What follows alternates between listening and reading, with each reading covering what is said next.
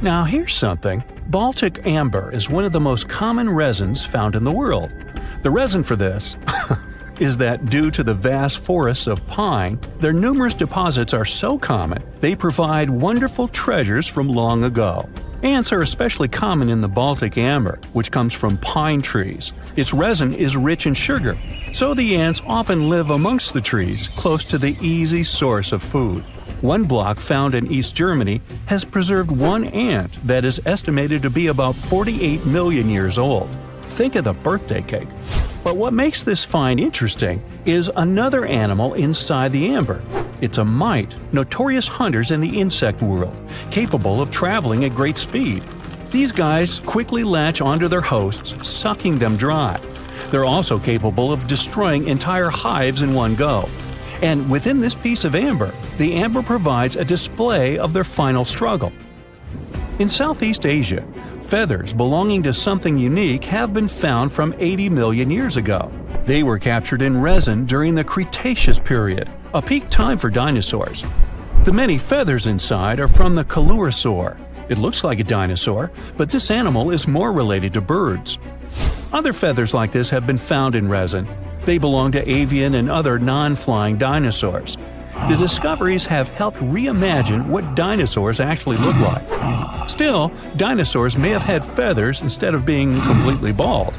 Of course, for most of them, the feathers weren't used for flying, but they helped the dinos stay warm. However, the feathers weren't all that was found, and a part of the coelurosaur's tail is also preserved. Still, it's so small and ancient that its DNA hasn't survived to map their entire genome. The enclosed tail is also very delicate, and it can't be removed from its protective amber shell. But although these findings can only be observed, they've still provided a great insight in the evolution of birds. But how does amber preserve things so effectively, even at the initial stages? The trees produce the resin to protect any small gaps in the bark against feeding insects. Its antiseptic nature and lack of water content ensures it doesn't degrade for a long time. This also makes it more resilient as it petrifies over long periods, eventually becoming a fossil. Some of the oldest amber ever found was from the Triassic period, showing how long it can last. The pieces from Italy are about 230 million years old. And inside one of these ancient droplets holds the oldest arthropod ever recorded. This mite found inside has provided a broader understanding to their evolution. Today, they're known to mainly annoy gardeners by feeding on the petals of flowering plants. However, at the time the mite was caught, flowers didn't have any petals, and it would be without this tasty meal for another 100 million years. Now, 100 million years ago, Myanmar was part of Gondwana, the great supercontinent. At that time, Myanmar wasn't part of Asia yet. But it was still lush with a great forest, which contained many species of lizards that lived amongst the undergrowth, hiding away from dinosaurs. Many of them have been stored within amber. This fact helped discover ancestors of geckos and chameleons. By using CT scans, scientists have analyzed them, providing a glimpse into the formation of their scales, teeth, feet, and claws. It also provided an understanding of how these archaic creatures once appeared. Although mostly pieces of lizards, by using modern technology, the scientists have been able to create 3D images of the lizard. These images can reveal how those guys appeared in their full form. The images show that they still retain some of their exact features to this day, like the chameleon's sticky pads used for climbing. A salamander fossil from around 20 million years ago is one of the most intact specimens ever found in amber. Details of its final moments show that it had been attacked before getting stuck in the resin. However, what's confusing about this find from the Miocene era is that the amber was found in the Caribbean, but it came from a tree that's closer related to those from East Africa. The lizard also has ancestry from the same area. Finds like this have opened a whole new understanding about how these small lizards migrated.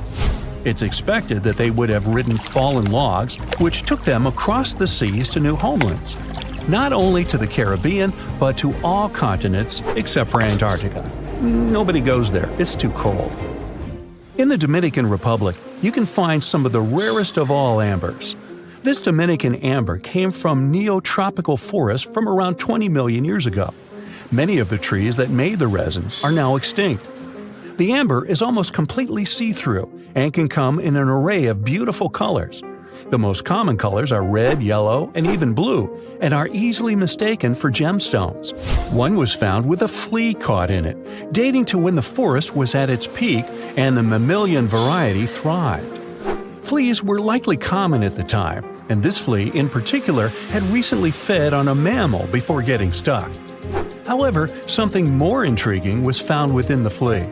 While scientists checked what mammal DNA was within the flea, they found that it was carrying an ancient bacterial blight. These blights have been constant throughout Earth's history, dramatically decreasing populations of animals and plants. This now extinct blight in the amber helped scientists determine how much the bacteria have evolved and how it spread. Now, most remnants of insects inside amber aren't much more than the exoskeleton bodies. But with some found in Myanmar, they were so well preserved that even the color of the insects is still intact.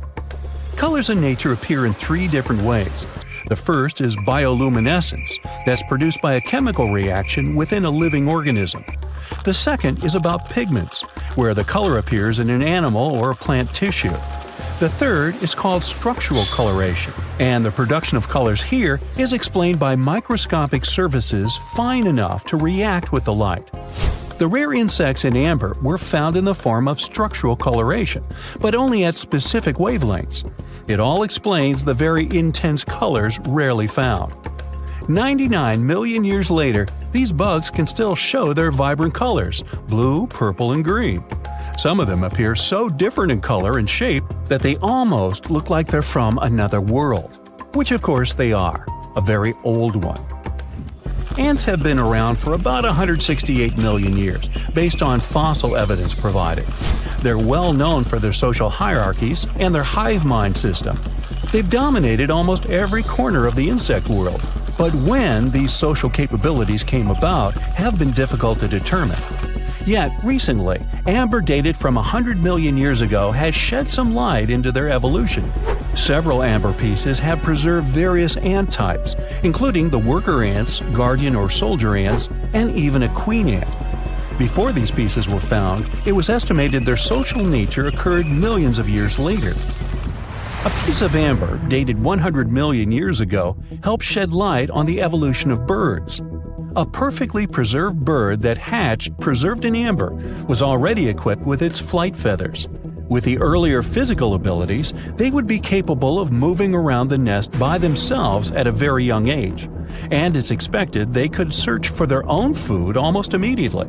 But as birds continue to evolve and spend more time in the skies, their brain developed larger for their cognitive abilities. After hatching, their early development was then more focused on the brain, and the chicks slowly became more reliant on their parents over time.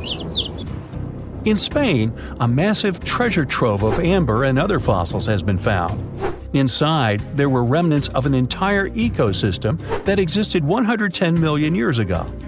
A bunch of individual fossils were found.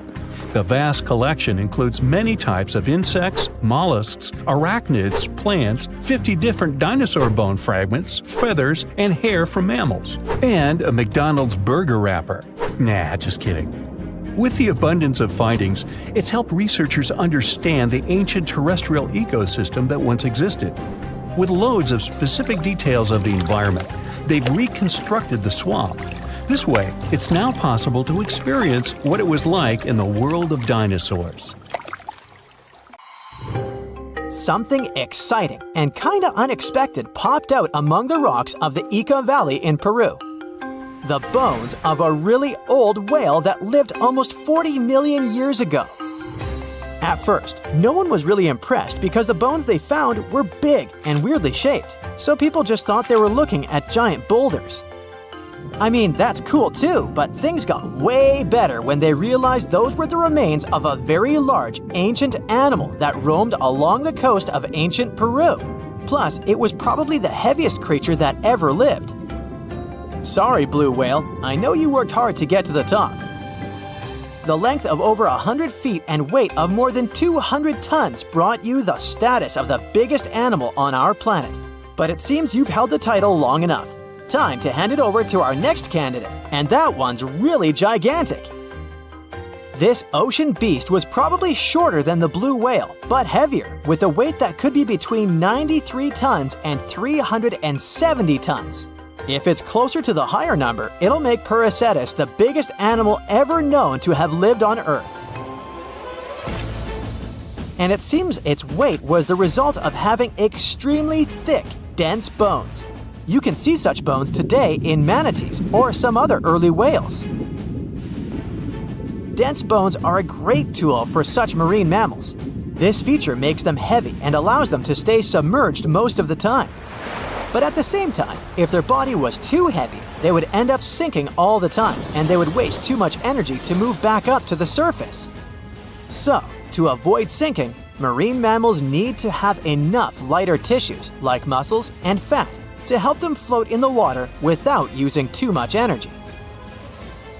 Now, scientists didn't have the whole skeleton, which makes it hard to tell how big the animal was. But they used the ratio of the heavy bones to the lighter tissues in other marine mammals to estimate the overall weight of this giant ancient whale. Experts found these fossils about 13 years ago and spent the next decade freeing the whale from the rock. Its anatomy and age showed this whale was a cousin of Basilosaurus, a whale that had a long snout full of sharp teeth, and a sleek body similar to that of an eel. Even if Paracetus wasn't bigger than the blue whale, it was still a giant that ruled the ocean depths. Unlike modern whales, there's a possibility that this ancient fellow was a predator that liked to go after bigger prey. And this also changes how we see the history of whales. Scientists used to think these magnificent creatures became really big about 5 million years ago when they started eating lots of small creatures. But here's the proof that giant whales existed even before that. But it's still unclear how this whale managed to find enough food to sustain its enormous body. Plus, it's still hard to tell what exactly this ancient creature had on its menu. It was pretty large and not such a fast swimmer, so it's possible it searched for food in shallow waters. Then it probably ate crustaceans, clams, or some other small animals hiding in the sand. One theory says it was a scavenger, which basically means it munched on remains of everything that would come its way. It's not so unusual to find marine animals in deserts. Many of these regions used to be covered with water anyway. The Sahara in Africa is a perfect example. About 50 to 100 million years ago, this was not a dry desert, but a shallow saltwater body called the Trans-Saharan Seaway.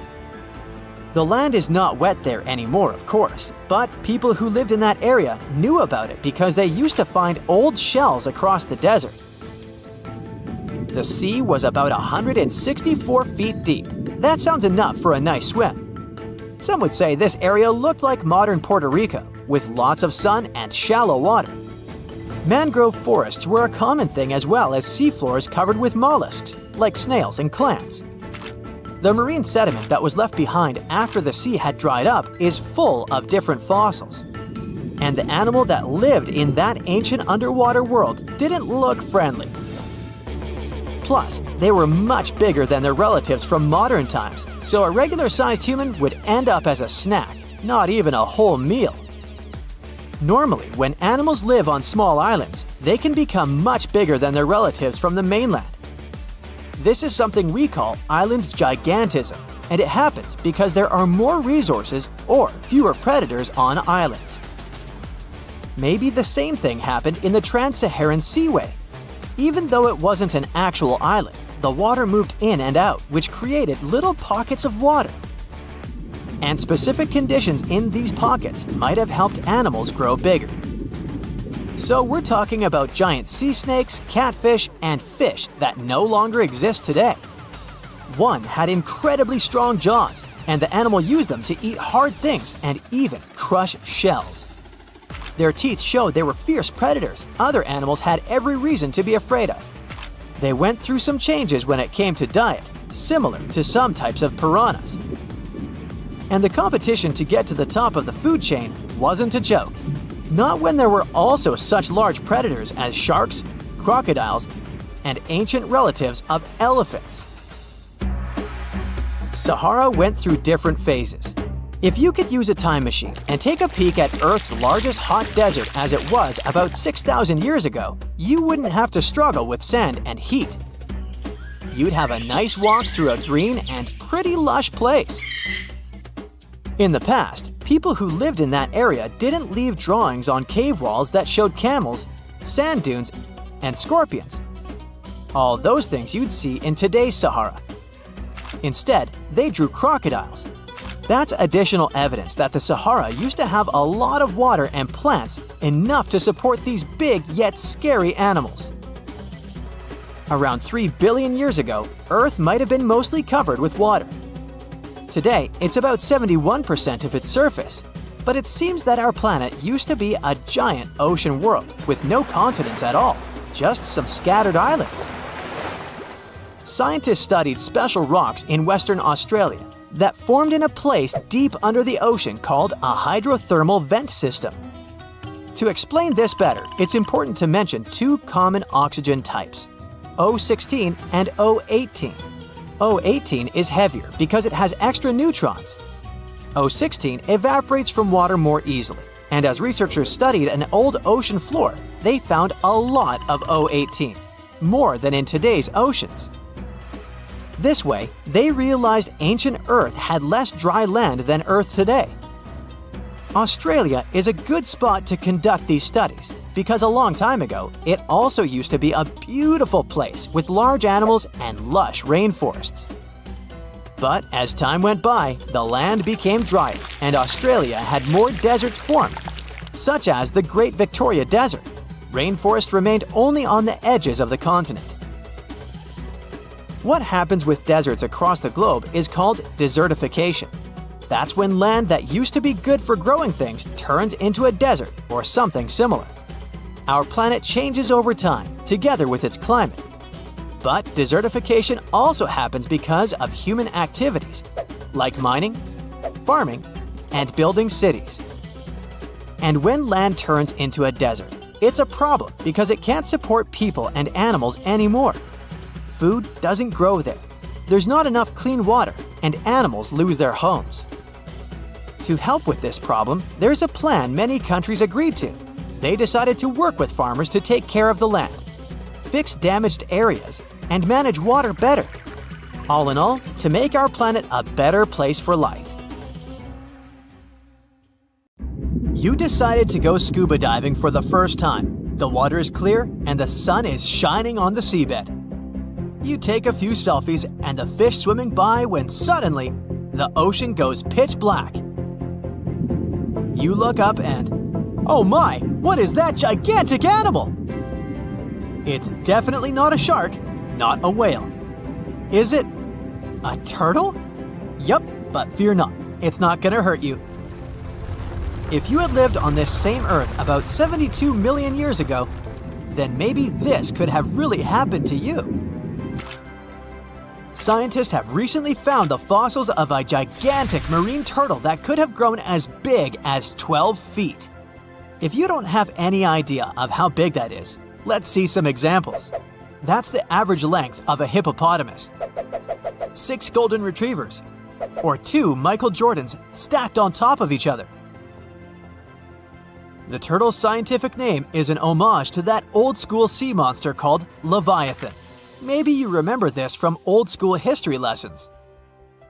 The Leviathan is supposedly a mythical creature that would swallow entire ships or people that were deemed too greedy by the creature.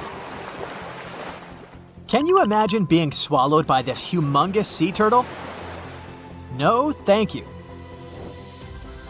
The fossils of this gigantic creature began to be excavated between 2016 and 2021, all the way in northeastern Spain.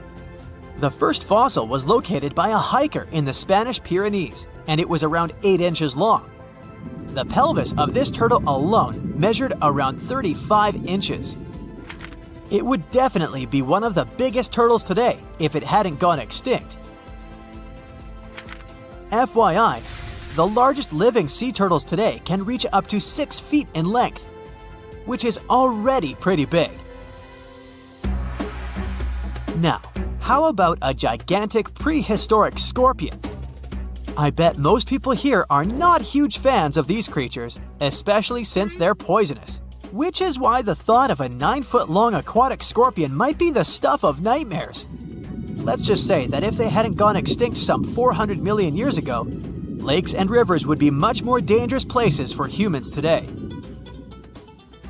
These gigantic insects were considered to be apex predators in their time, hunting everything from fish to other animals, even of their own kind. Yikes! I got goosebumps just imagining these creatures. Should we thank the asteroid that hit our planet now or later on in this video? Another prehistoric animal that would shock humans if it were still alive is the so-called Megatherium, a gigantic sloth. This huge sloth is believed to have grown up to 20 feet long, and its weight could be up to 8,000 pounds. It was found in the woodlands and grasslands of South America. The creature used to stand on its 2 feet in order to reach leaves on high branches. These giant sloths had huge claws. They helped them climb trees. I gotta say, I feel uncomfortable imagining these elephant-sized sloths climbing trees. Oh, of course, some dinosaurs will make our scientists have proven that birds are classified as theropod dinosaurs. Such infamous creatures as the T-Rex and Velociraptor belonged to this group. I'm sure you've heard these names even before you watched Jurassic Park. The Velociraptor is that scary dino that breaks into the kitchen. Well, they evolved, gained some feathers, and turned into various species of birds we know today. That means that any bird from chickens to those little blue ones is a direct descendant of dinosaurs. Now, does the name Spinosaurus ring a bell? You can see this huge dinosaur in some museums today. Its fossils, I mean. The Spinosaurus was one of the biggest land predators to walk Earth. Actually, to walk its land and water, since scientists believe that this dino was semi-aquatic.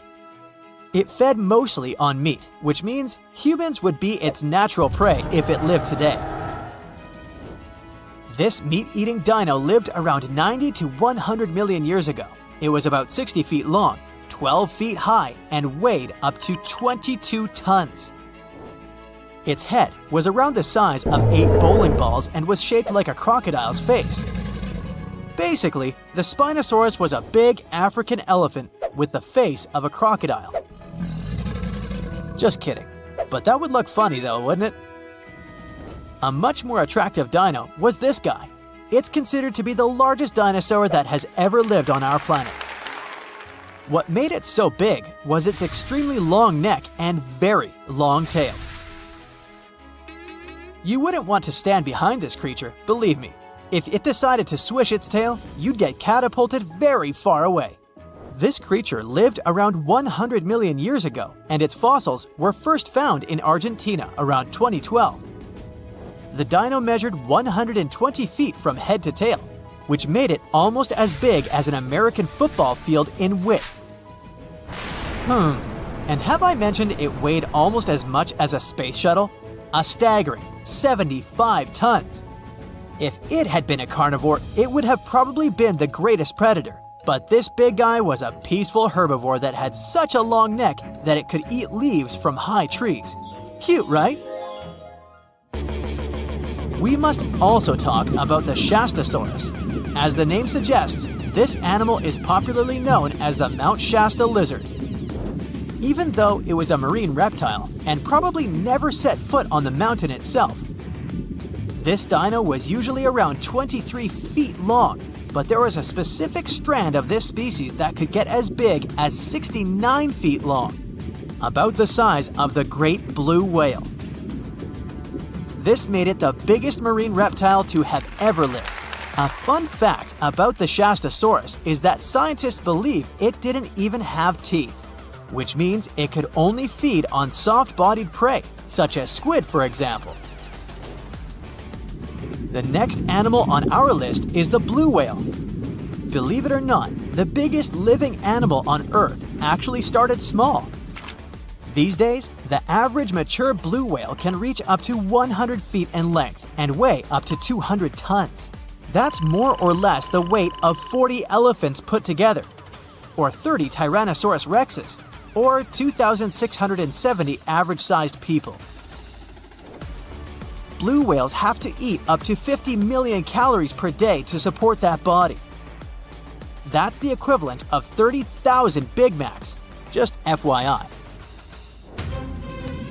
But blue whales weren't always this big.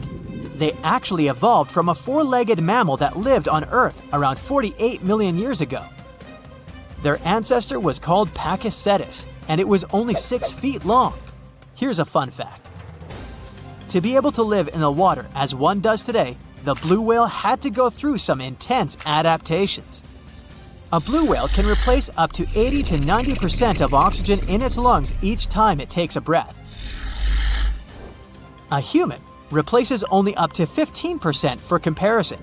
It allows these animals to dive for up to 1 hour at a time, down to a staggering depth of 330 feet. Elephants were bound to make the list. Elephants are currently the largest land animals on Earth. They can grow to be about 13 feet tall and weigh up to 7 tons. That's pretty small if we compare it to the other animals that once lived on Earth, right? But if we placed a 6-foot-tall human next to an elephant, we'll see it's not at all that small.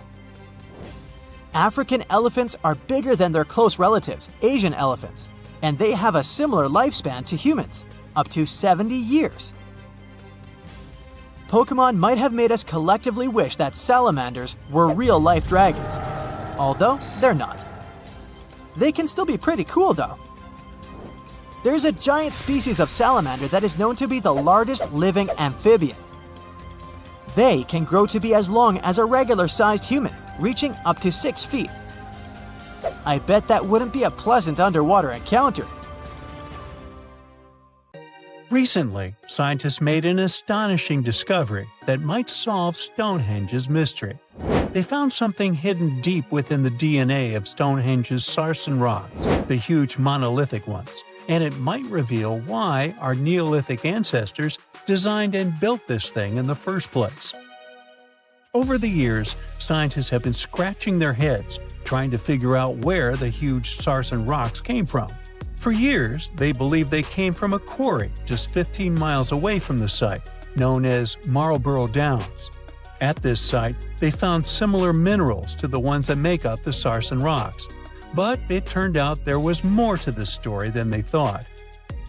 The understanding of how Stonehenge was built is always changing. Scientists need to really travel back in time to uncover its mysteries. Where did the rocks come from? How were they carried? Why was the site built?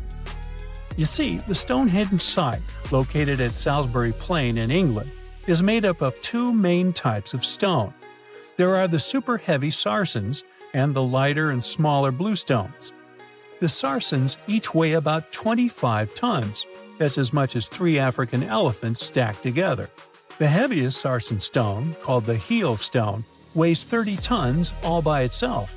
Together, the sarsens make that iconic outer ring circle. Inside that circle, that's where you'll find the bluestones. The naming might seem a bit misleading since they're not really blue. They have a bluish tinge to them when they are freshly broken, hence the name. These smaller rocks probably came from the Preseli Hills in southwest Wales, which is about 150 miles away from Stonehenge. They're a bit lighter than the sarsens, but still pretty heavy. The altar stone, which is classified as a bluestone, is the heaviest one, weighing around 6 tons. Its original location still isn't known for sure. To figure out where a rock came from, scientists first have to study their composition. This is like checking the rock's DNA. Then they cross-reference the structure of the rock with minerals in the soil to see if it's a match. Most of the sarsens we see around southern England are actually made of a type of sandstone known as silcrete. Think of silcrete as sand that's been hardened by underground water processes over millions of years. This process mostly happened during a period called the Paleogene, about 65 to 23 million years ago. These sarsen rocks didn't form in one big slab, but in patches, like nature leaving little rock gardens all over the place. Scientists reason the sarsen spread out randomly, forming in isolated pockets. Over time, many were buried under layers of clay and chalk, which helped preserve them. When ancient builders were on the lookout for materials, these sarsens must have looked perfect for something impressive like Stonehenge. Actually, sarsens have been used in everything, from Roman villas to medieval churches, and even in things like road curbs and old field walls. One could say these rocks were the it material for ancient builders, and continue to be popular even into more modern times. This fact made scientists start wondering that maybe not all sarsen stones that were used to build Stonehenge came from the same place. They've identified sarsen sites all over the UK, in places such as Oxfordshire and Kent. After hundreds of years of studying the sarsens, geologists finally had the right type of technology to determine the origin of the stones. Now, I wish I could tell you that it was some undisclosed location very far away from the site. But, as it turned out, the sarsens were originally from Westwoods, the forest near Stonehenge. A new factor came into play when excavations uncovered empty stone holes, showing that at least 6 blue stone pillars were removed from a Pressley Hills site called Wan Main in prehistory. They had a stone circle over there, and it's believed that some of Stonehenge's rocks were recycled rocks from this more ancient circle. If this is true, it might be that Stonehenge is part of a much larger landscape of ancient sites. If this is the case, then Stonehenge is just the cherry on top of a much larger scale project. Think of it as the sacred centerpiece of an entire landscape of monuments, mounds, stone circles, and things. This is why scientists want to find out where the rocks came from so badly. It could lead to why and how Stonehenge was built. Now, Stonehenge didn't just pop up overnight. It was built in several stages over hundreds of years. It's likely that it wasn't a single unified vision, but more like a big community project that evolved over time. With each generation, the builders brought in their own ideas, creating a stone structure that would last for ages. The first stage was around 3100 BCE. That's when people dug out a circular ditch and likely set up some bluestones as sort of a starter ring. Later, they added the sarsens and even topped some of them with horizontal stones to form those famous arches you see today, also known as the trilithons. These ancient builders had some challenges on their hands. How would they move the rocks? There's an old theory known as the ice road that suggests that the rocks were moved by natural icy pathways that formed during the winter. This way, they could slide the rocks down all the way to Stonehenge. But hey, if we're talking about a distance of over 100 miles, that's not too realistic. Anyways, this theory was debunked because it was warmer back then than it is today. There's also the river theory, which suggests that the rocks were floated along the river from the quarry to the site. But if we're talking about sarsen rocks, they're too heavy to float. So there goes that theory. What we're saying is, no one knows how the rocks were moved. Another interesting science tidbit came from all the research done in Stonehenge. A recent laser survey of the stones revealed the different stone working methods used, and has shown that some of the parts of the monument were more carefully finished than others. In particular, the northeast side and the inner faces of the central trilithons were finely dressed. FYI, a trilithon is one of Stonehenge's most famous shapes. It's when two huge monoliths receive a third one on top of them, connecting the two together. This fancy word is simply Greek for having 3 stones. But anyways, the bigger question, and the reason Stonehenge is so famous, is why it was built in the first place. Theories are all over the place, and some sound like they're straight out of a sci-fi show. So, here's a rundown of the most popular ideas. There's, of course, the solar calendar theory. This one supposes that the stones are aligned with the movements of the sun, especially during the summer and winter solstices. During the summer solstice, the sun rises to the left of the heel stone, that's the lone stone outside the main circle, lighting up the entire monument. Some say it's the ancient version of a calendar, marking the year's longest and shortest days. Some archaeologists think Stonehenge might have been an ancient healing center. Pieces of bluestone have been found chipped away, possibly by people who believed they had healing powers. The theory goes that people traveled from all over to come to Stonehenge in hopes of a cure for whatever was ailing them. There's also some speculation that Stonehenge was the place to be. Think of it as an ancient gathering spot. Some evidence suggests that communities from distant areas traveled to Stonehenge for gatherings, feasts, and ceremonies. Studies of bones found near the site show they came from all over Britain, making it a sort of prehistoric meetup location. You are lost deep within the jungle in the Yucatan Peninsula in Mexico. There are strange noises all around you, and to make it worse, the sun is setting. Soon, you'll be alone in the middle of an unknown rainforest. Guess it was a pretty bad idea to come looking for El Dorado on your own, wasn't it? You keep walking as fast as you can, when suddenly, wait! What's this you're seeing? It looks like large stairways made out of stone. This definitely doesn't look natural, so you take a picture. Maybe you didn't strike gold, but you might have just found something relevant. Congratulations! You found Akamtun, a long-lost Mayan city, hidden 37 miles into the jungle. The name literally translates to stone column.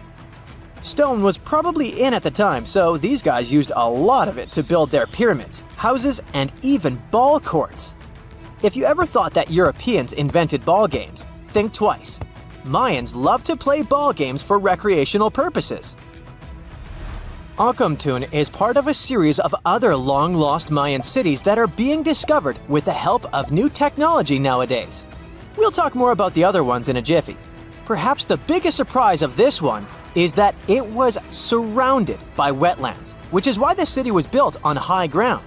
The city was monumental, covering an area of over 120 acres. That would be as big as 90 football fields right next to each other. Scientists have found proof that Akamtun had pyramids of up to 49 feet high, and that it was likely an important social hub between 250 and 1000 CE. This is definitely a game changer. But lost Mayan cities began to be unearthed in the 19th century. Modern technologies, such as LiDAR imaging, help archaeologists see through dense canopies of the forests.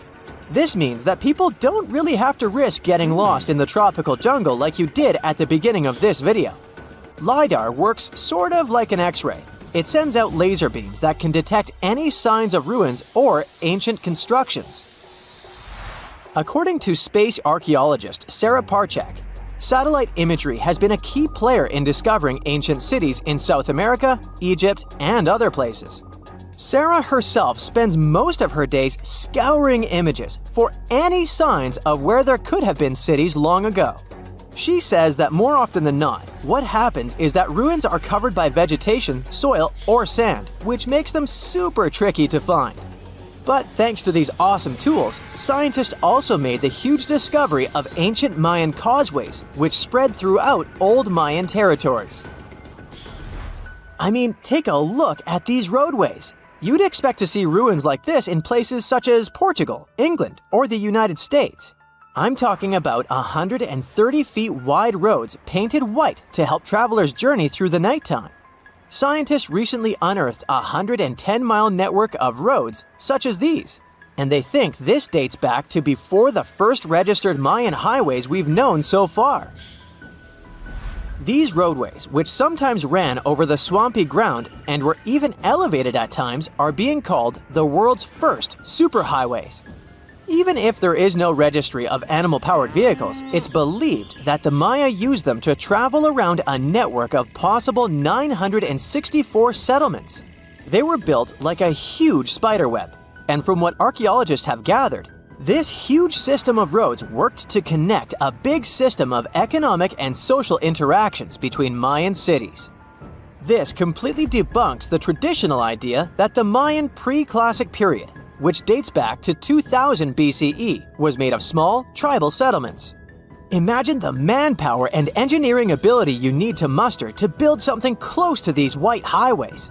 Scientists believe that these causeways were built pretty much the same way as the Mayans built their pyramids, with a mixture of mud and quarry stone. Oh, and using several layers of limestone to make them white. That's pretty cool, right? But let's take a few steps back for a moment to get some context. The Mayans were one of the biggest pre-Columbian civilizations living in the Americas.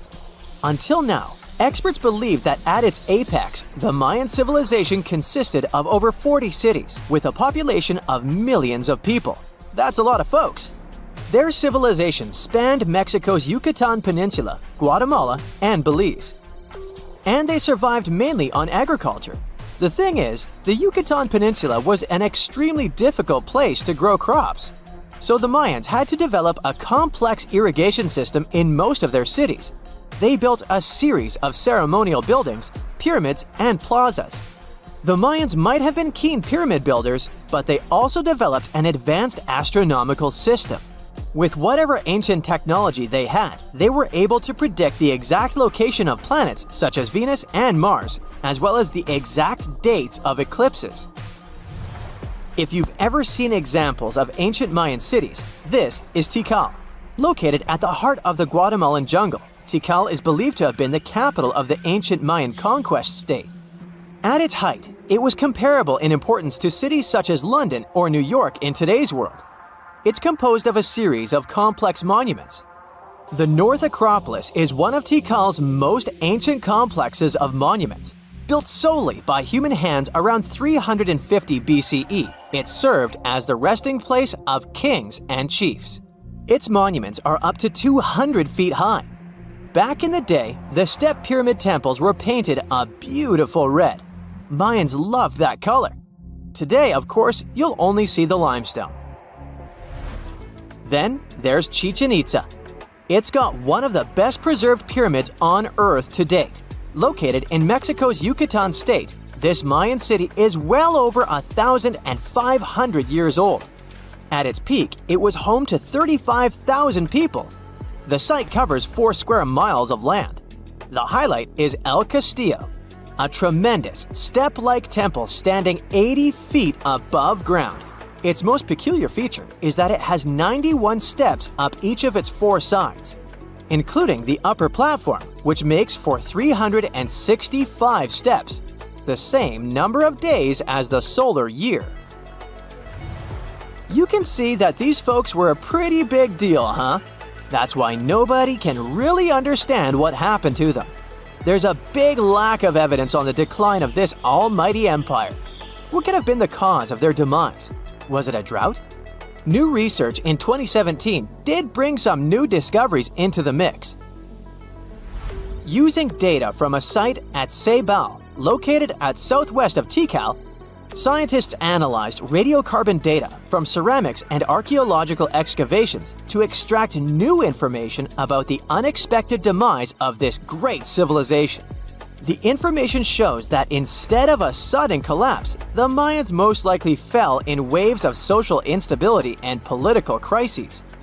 These events are believed to have deteriorated Mayan city centers and began causing the dispersion of the Mayan population. It's hard to pinpoint the exact causes, though. But hey, recent discoveries are shedding a big light on humanity's past. Not only about the Mayan Empire, but about other long-lost civilizations of South America. A major recent discovery in Brazil was done using satellite imaging technology and is also shocking scientists. Some images from near the Xingu River, also in the Amazon, suggest that cities of millions of people might have existed inside the jungle, way before our modern civilization ever existed. I mean, if this doesn't shock you, I don't know what will.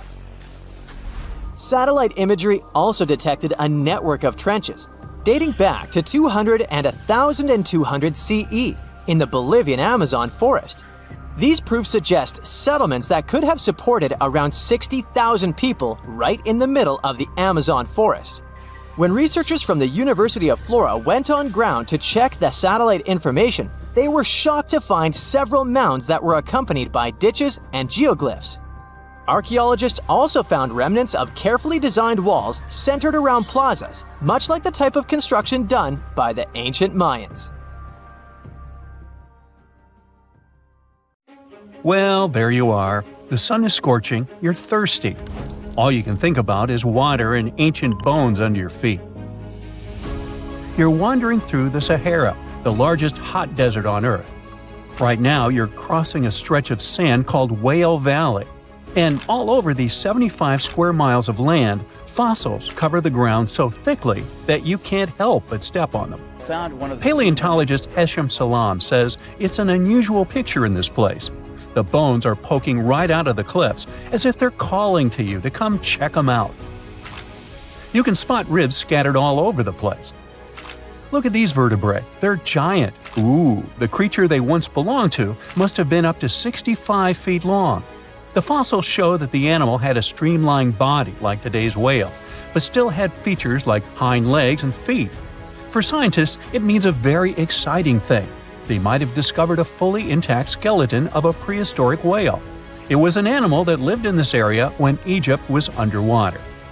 You see, today, the Valley of the Whales is the world's largest ancient whale graveyard. You're likely wondering what marine animals are doing in a desert more than 100 miles away from the nearest coast.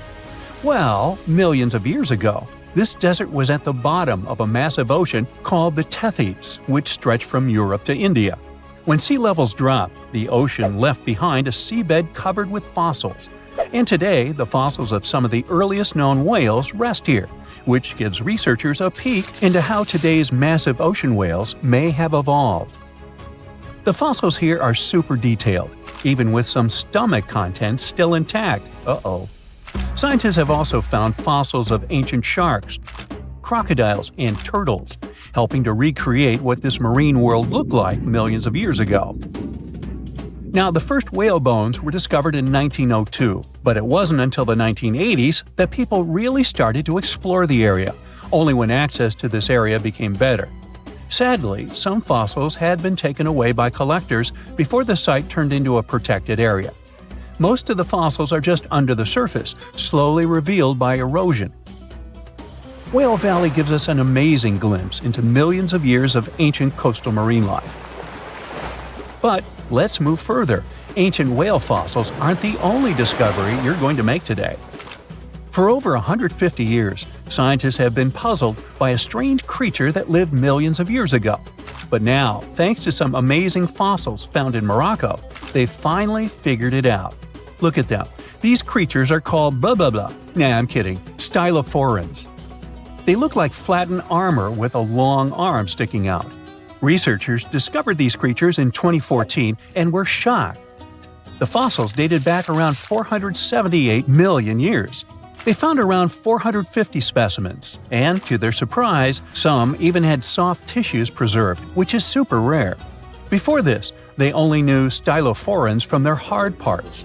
Originally, scientists thought these creatures were good old echinoderms, animals like sea urchins and starfish. But new discoveries prove that they had a core body and feeding arm similar to modern starfish, complete with a water vascular system to help them move and eat. This finding ends a long debate about where stylophorans fit in the animal family tree.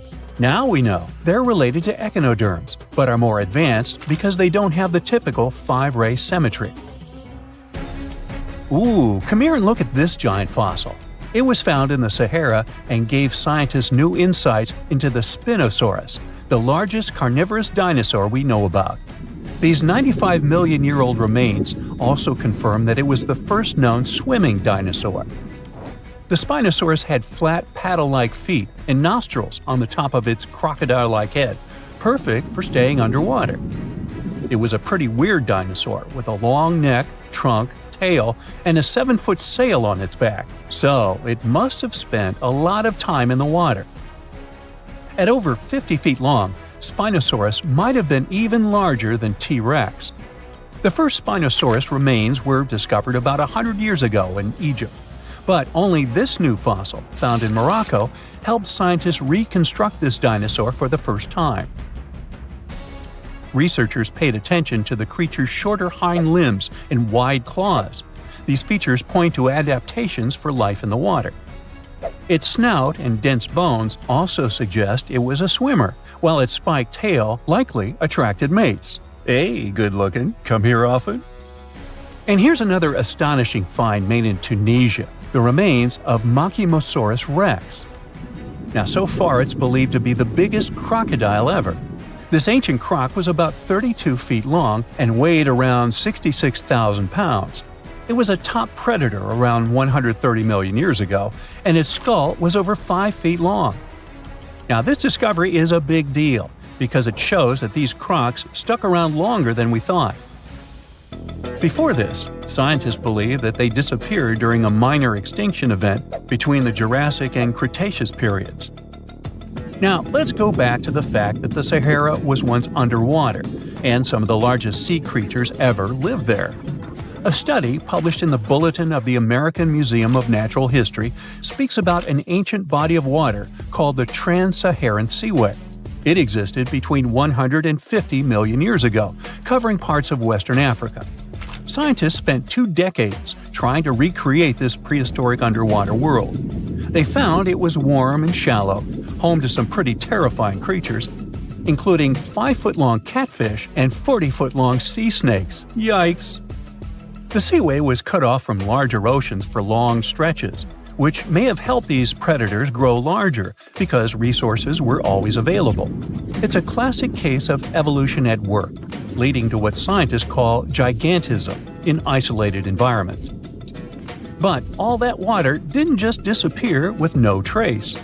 Under the sands of the Sahara, scientists have discovered a massive ancient lake, which they're calling a mega-lake. Makes sense? This lake formed around 250,000 years ago when the Nile River flooded the eastern Sahara. At its biggest, this lake covered over 42,000 square miles. It's about half as big as Kansas. They also found evidence of a smaller lake, 93 miles west of the Nile, at a slightly lower level and covering 18,600 square miles. All of this adds to growing evidence that once, North Africa had many lakes that might have created migration routes, helping early humans move across the continent. Now, in the Sahara, you can find not only fossils of bizarre animals. In May 2020, some weird rocks with greenish crystals were discovered in a sandy region in southern Algeria's Sahara Desert. When scientists checked them out, they found out these rocks weren't from Earth. They were actually pieces of a meteorite called Erg-Czech 002. This meteorite is super old, like the oldest volcanic rock ever found.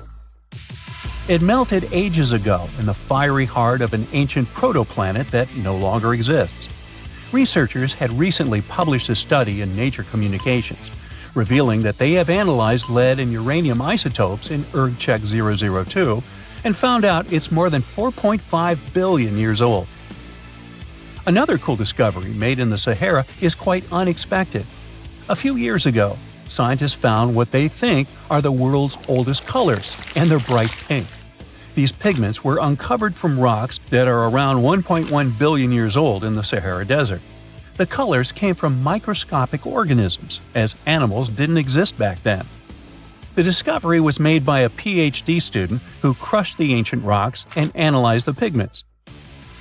These pink pigments are actually ancient chlorophyll from photosynthetic organisms that lived in an ocean that's long gone. Researchers are now sure that this finding could help explain why larger, complex creatures showed up much later in Earth's history.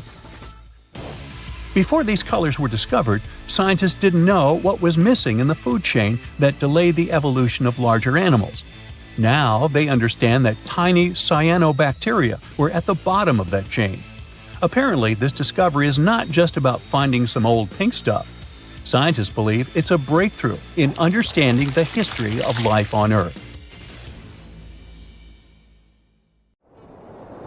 In November 1922, a boy walked through the desert mountains of Egypt and discovered some ancient steps carved into the rock. Subsequently, this find became one of the world's largest and most significant archaeological discoveries. This step was part of Tutankhamun's untouched tomb. Archaeologists found about 5,000 ancient objects, including jewelry, fabrics, painted vases, and funeral masks. You've probably seen one of them. It has become one of the most recognizable attributes of ancient Egypt. More than 100 years have passed since then, and now humanity has finally become close to another large-scale discovery, the tomb of Cleopatra. This queen was the last active ruler of the Ptolemaic Kingdom of Egypt, who sat on the throne from 51 to 30 BCE. There are many ancient records about Cleopatra, her reign, and her unusual personality, but until now, no one has discovered the secrets about her passing away in the burial place. So, one archaeologist, Dr. Kathleen Martinez, has been studying ancient records and temples around Alexandria for decades, and concluded that the tomb of the queen should be located under the ancient city of Taposiris Magna, founded in 280 BCE. It was a big city on the northern coast of Egypt, where tens of thousands of people were engaged in trade and industry, and it seems that Dr. Martinez's guesses turned out to be correct. She and a group of archaeologists have discovered a secret underground tunnel near Alexandria, with a length of about 0.8 miles. It was cut into the rock under Taposiris Magna's temple. During further excavations, they found many things that indicate Cleopatra's tomb lies in the tunnel's depths. It's also possible that she is buried there together with the Roman commander, Mark Antony.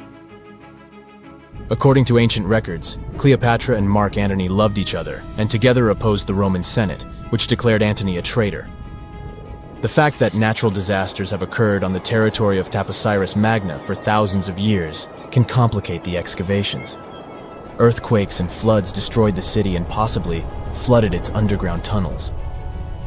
But archaeologists hope the ancient tomb remains untouched, and that it hides many treasures and records about the royal life of ancient Egypt during the reign of the last dynasty. There's a chance that excavations will go underwater and in the mud. This will require much time and funding, but archaeologists are sure it's worth it. Anyway, it's too early to say that Cleopatra is really buried there, but scientists have found many things in the tunnel that confirm this, including clay pots, dozens of coins with the image of Cleopatra and Alexander the Great, as well as a bust with the image of the Egyptian queen. Cleopatra is still one of the most popular personalities in Egypt, on an equal footing with Ramesses III and Tutankhamun. She inspired many films, paintings, and books, but what made her so popular? She became famous for her inconsistency. She was a beautiful, intelligent ruler who pulled Egypt out of the crisis and made it a prosperous power. Medieval Arabic texts say she knew chemistry, mathematics, and philosophy, and may have written several scientific books. She knew several languages and had excellent diplomatic skills. At the same time, there are many legends that she was a femme fatale who drove many men crazy. However, there's no evidence that her beauty was incomparable. The image of a stunning model was created by Hollywood when it made several films where famous actresses performed the role of Cleopatra. And the Roman Emperor Octavian, the adopted son of Julius Caesar, specially created the image of Cleopatra as an insidious seductress because he was her enemy. Even though she was born in Egypt, Cleopatra wasn't an Egyptian. Her ancestors were Greeks, among whom was one of the generals of Alexander the Great. However, the people of Egypt loved her.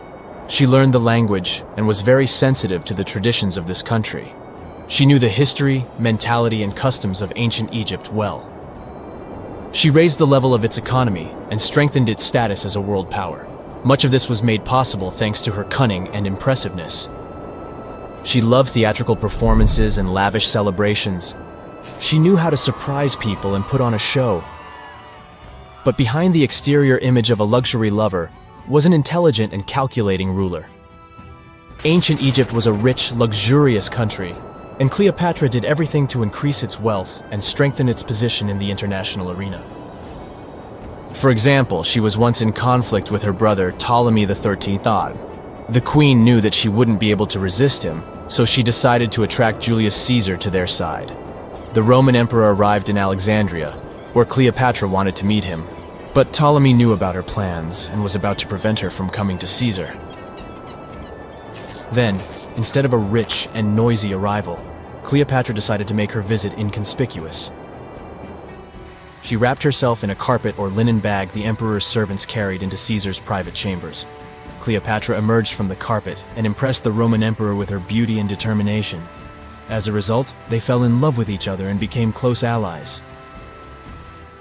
After some time, she impressed another influential Roman for diplomatic purposes. She arrived to meet Mark Antony on a golden barge with purple sails and silver oars. Cleopatra was dressed in the image of Aphrodite and sat under a magnificent canopy. Her servants dressed like cupids and were blowing her fan and burning incense. But Cleopatra created such a show for a reason. She knew that Antony revered Greek mythology and considered himself the embodiment of Dionysus.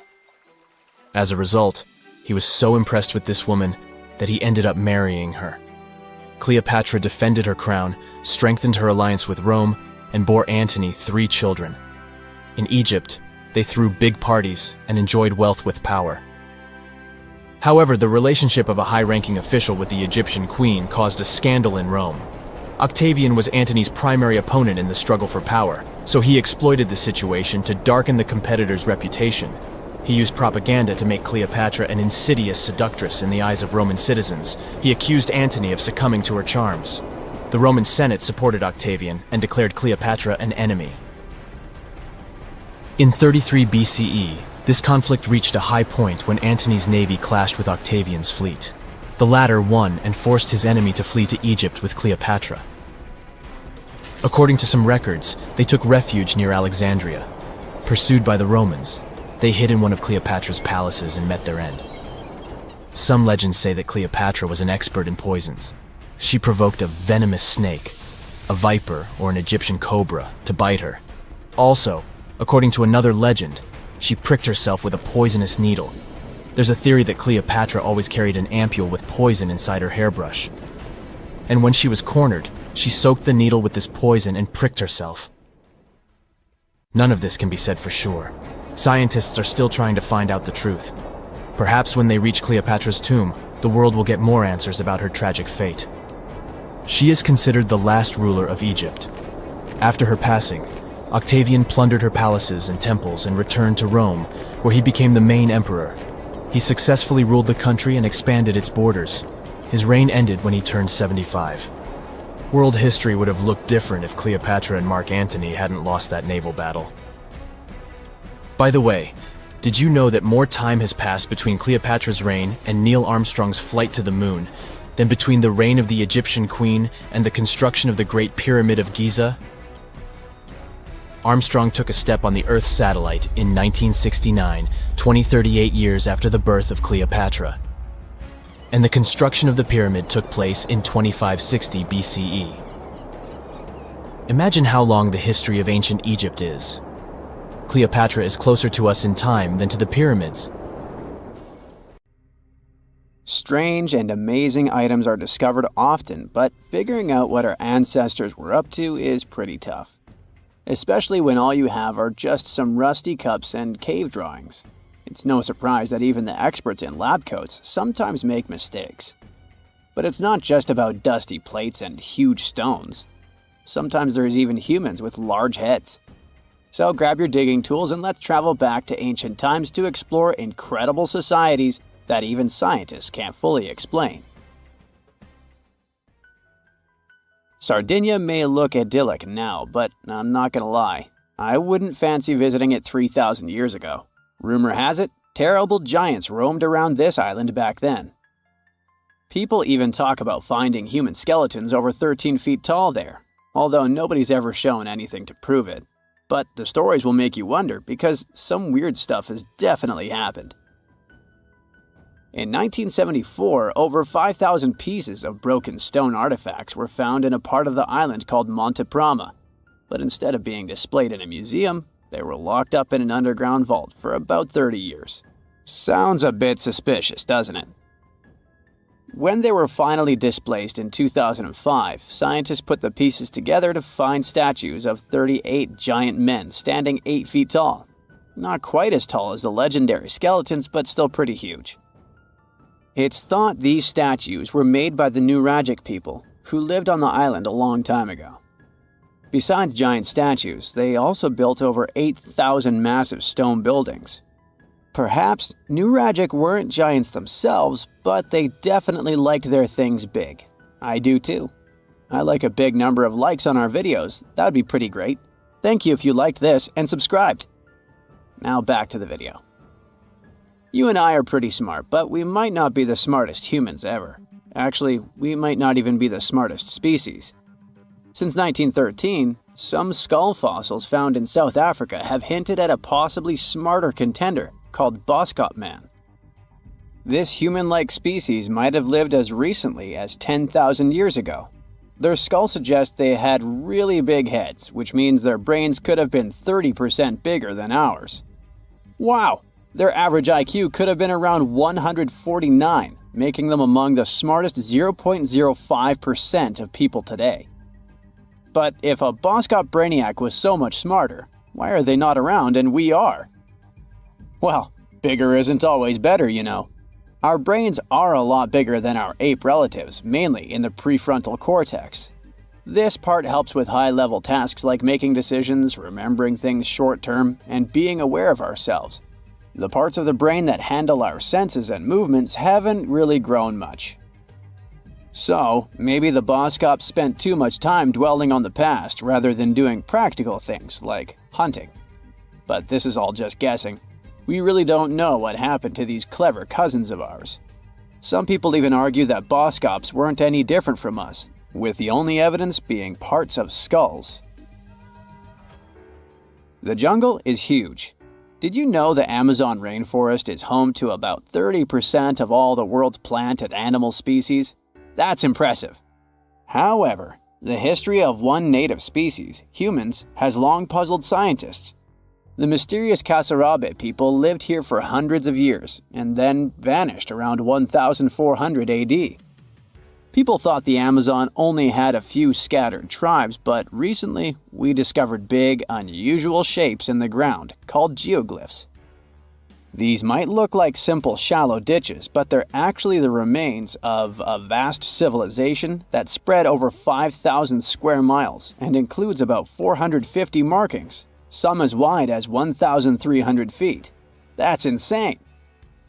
They likely contained ceremonial buildings and could have hosted up to 1 million people as recently as 550 years ago. Thanks to new technology like LiDAR, which uses a safe laser to map the forest without harming it, we can explore deeper. In 2019, some scans showed miles of raised roads and pathways and even pyramids over 70 feet tall. They found 26 separate settlements, 2 of which were at least 250 acres each. Damn, that's like 330 soccer fields. It's not certain what happened to the Kasarabe people. Maybe European conquistadors drove them out. Maybe the most baffling ancient civilization is one we've never actually found a trace of. Yep, I'm talking about Atlantis, the grand city that supposedly sank into the ocean. The first mentions of Atlantis come from the ancient Greek philosopher Plato, who talked about a great city near the Strait of Gibraltar. But for ages, everyone just thought Plato made up Atlantis as a perfect version of his own Athens. So why, about 12,000 years after it supposedly vanished, do we still wonder if it might be real? Well, in the 19th century, U.S. Congressman Ignatius Donnelly wrote a book giving 13 reasons why he thought Atlantis was more than just a myth. Then, in 1965, some folks thought they actually found Atlantis when they discovered the Richat structure, a massive 25-mile-wide dome in Mauritania, Africa. It's so big that you can see the whole thing from space. Two astronauts flying over the Sahara Desert spotted this giant eye staring back at them and thought they'd made the discovery of a lifetime. Unfortunately, there's no solid evidence linking this structure to Atlantis. It's believed to have formed from volcanic activity about 100 million years ago. But it does look suspicious, doesn't it? Still, we're no closer to knowing the truth. Imagine going back to about 3,300 BCE and finding yourself in South Asia. Welcome to the Harappan civilization. These people were way ahead of their time. They had cities like Harappa and Mohenjo-Daro, complete with baked brick houses, sophisticated drainage systems, and even public baths. This place might have had over 5 million people, making it one of the densest regions at the time.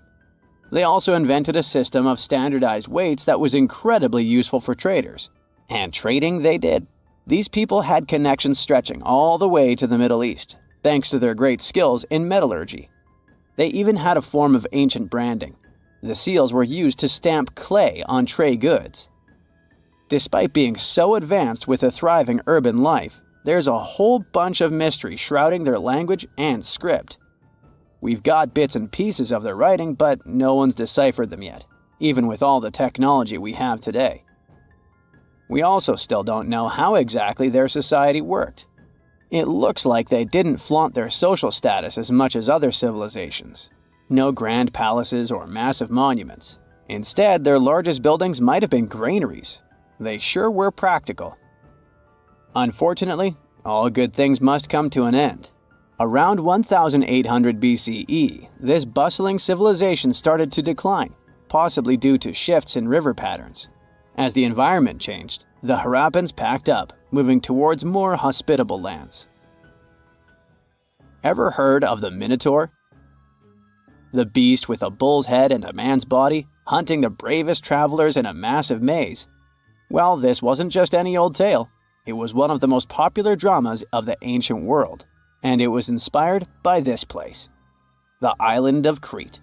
The Minoans lived here during the Bronze Age. They had stunning palaces, amazing frescoes, and a culture so rich it still fascinates historians to this day. They built places like Knossos, which was so complex with its multi-story buildings and elaborate hallways that it might have inspired the whole labyrinth myth. Their engineering was so ahead of its time that even their drainage systems were more advanced than what many of us have today. Let me know in the comments which of these stories you find the most fascinating, and thanks for watching. Hey, how do you feel about taking a trip back in time? We're diving into the history of the Amazon forest to unravel the mystery of its lost cities. Grab your bug spray and hop on. The Amazon forest is the world's largest rainforest. The environment there can be extremely challenging for human life. Yet, the legend goes that the Amazon has been home to sprawling settlements rich in unmeasurable wealth. Could that really be true? Or is that none other than a figment of our collective imagination? The legend of El Dorado might be the myth that started this whole thing. As European explorers began their excavations in American lands back in the 1500s, word got out of an Amazonian civilization that used to paint their leader in gold as an offering to higher powers. The legend of El Hombre Dorado, aka the Golden Man, began to quickly spread around Europe. Explorers got excited at the possibility of finding an infinite amount of gold somewhere deep within the Latin American jungle. And as you can imagine, expeditions to the continent began to multiply with each passing year. It didn't take long before explorers found this civilization. They were known as the Muisca people and were located in Colombia, near Lake Gudavia. The Muisca people had a tradition of painting their leader, aka the Zipa, from head to toe in gold. In a ceremonial gesture, the Zipa would swim into the river, spreading gold dust all over the lake. For the Muisca, this was their way of acknowledging and thanking the higher powers of the universe they believed in. When European explorers heard and witnessed this practice, they were amazed. For them, gold was used solely for commercial purposes as their main currency for trade. This made them think that the Muisca people must have stacks and stacks of gold hidden somewhere in the jungle for them to use it so abundantly. Well, that's how the legend of El Dorado was born. What was once the practice of El Hombre Dorado traveled on word of mouth until it became El Dorado, a fictional city that was most likely to hide piles of gold. The hunt for this city led Europeans to spend large amounts of money to scour the Amazon forest. Unfortunately, all of their expeditions came back empty-handed. That is, if they ever came back at all. Now, jump to the beginning of the 1900s. In England, the Royal Geographic Society, a prestigious British institution, was looking for somebody willing to travel down to Latin America to trace the border between Brazil and Bolivia. More specifically, the part of the border that is nestled deep within the Amazon rainforest. One Sir Percy Fawcett was a Latin American aficionado, and he gladly volunteered to do the job.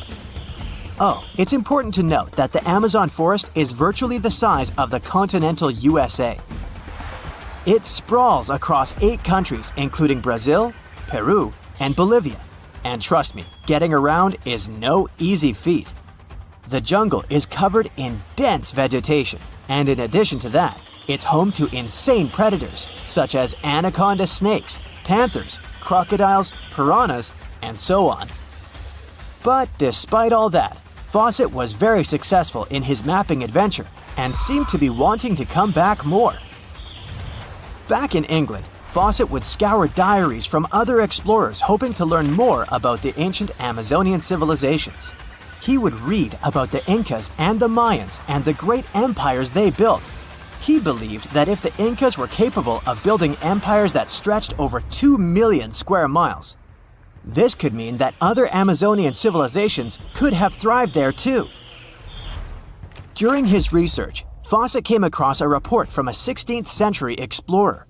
The report told of a city deep within the Amazon forest that held unimaginable quantities of minerals, a town that stretched for 15 miles without any space from a house to house. This report fueled Fawcett's imagination to a new extreme. From then on, he became obsessed with finding what he called the lost city of Z. Over years, Fawcett searched the Amazon forest, usually looking for stone ruins that could possibly indicate human settlements. On his later expeditions, he focused on exploring the state of Mato Grosso in central Brazil. He would travel from Europe and into the lower region of the Xingu River. The trip to the Xingu would take him around 14 days on foot. Then, he would set sail in small wooden boats accompanied by local indigenous leaders that knew the region better than anyone. How he communicated with the indigenous population is still a mystery, since they only spoke in local dialects. Some scientists believe that this could have been the real reason why he never found the city. They believed he wasn't able to communicate what exactly he was looking for. And this was not his greatest difficulty. As we've said before, Amazon is not a kind place for its visitors. In his diaries, Fawcett tells of encounters with a 60-foot-long anaconda, which he bravely survived. He writes of endless sleepless nights and waking up with his hands and feet swollen from mosquito bites. Some of his peers said he was invincible and tireless, but the day came during his 8th expedition when he didn't make it back home. Fawcett disappeared without leaving any trace behind. Some even suspect that he was close to reaching his lifelong goal. On the day of his disappearance, he sent an optimistic letter to his wife saying there was nothing to fear, and that he was setting out on a certain final search. Fawcett's failed attempt to find ruins seemed to support what had become a consensus among experts at the time, that this rainforest was too inhospitable to support large, complex societies, let alone cities. Experts were convinced that the Amazon's lost cities were nothing more than fiction. That is, until the 1960s, when modern research began to find evidence that suggested otherwise. Scientists discovered patches of extremely fertile soil. They called it Black Earth. And apparently, they found lots of it in the Amazon, especially alongside rivers.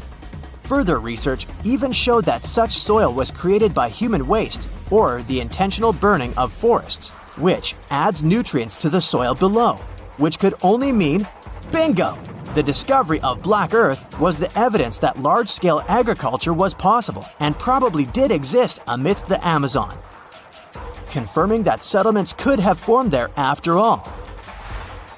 In the 1990s, along the Xingsu River in Brazil, a team of archaeologists from the University of Florida made a remarkable discovery. Working alongside local indigenous people, they found very long ditches. After mapping them, they realized that these ditches were a sign of a big settlement. They were remnants of carefully designed walls centered around a plaza. Some were roads that led to more settlements. In fact, just this part of the Amazon, about the size of New Jersey, was once a network of dozens of settlements that experts believe could have been home to at least 50,000 people between 1250 and 1650 CE. Other discoveries were possible thanks to LiDAR imaging, a type of technology that allows researchers to take satellite pictures of the forest's ground without having to step inside of it. A network of trenches in Acre, Brazil, dates back to 200 to 1200 CE. These suggest settlements that could have supported 60,000 people. Other images from near the Xingu River suggest cities that could have housed about 50 million people. These were the lost cities of the Amazon. Believe it or not, these images suggest that Fawcett was very close to a major discovery. He was looking for the ruins in the right place, but he was looking for the wrong thing.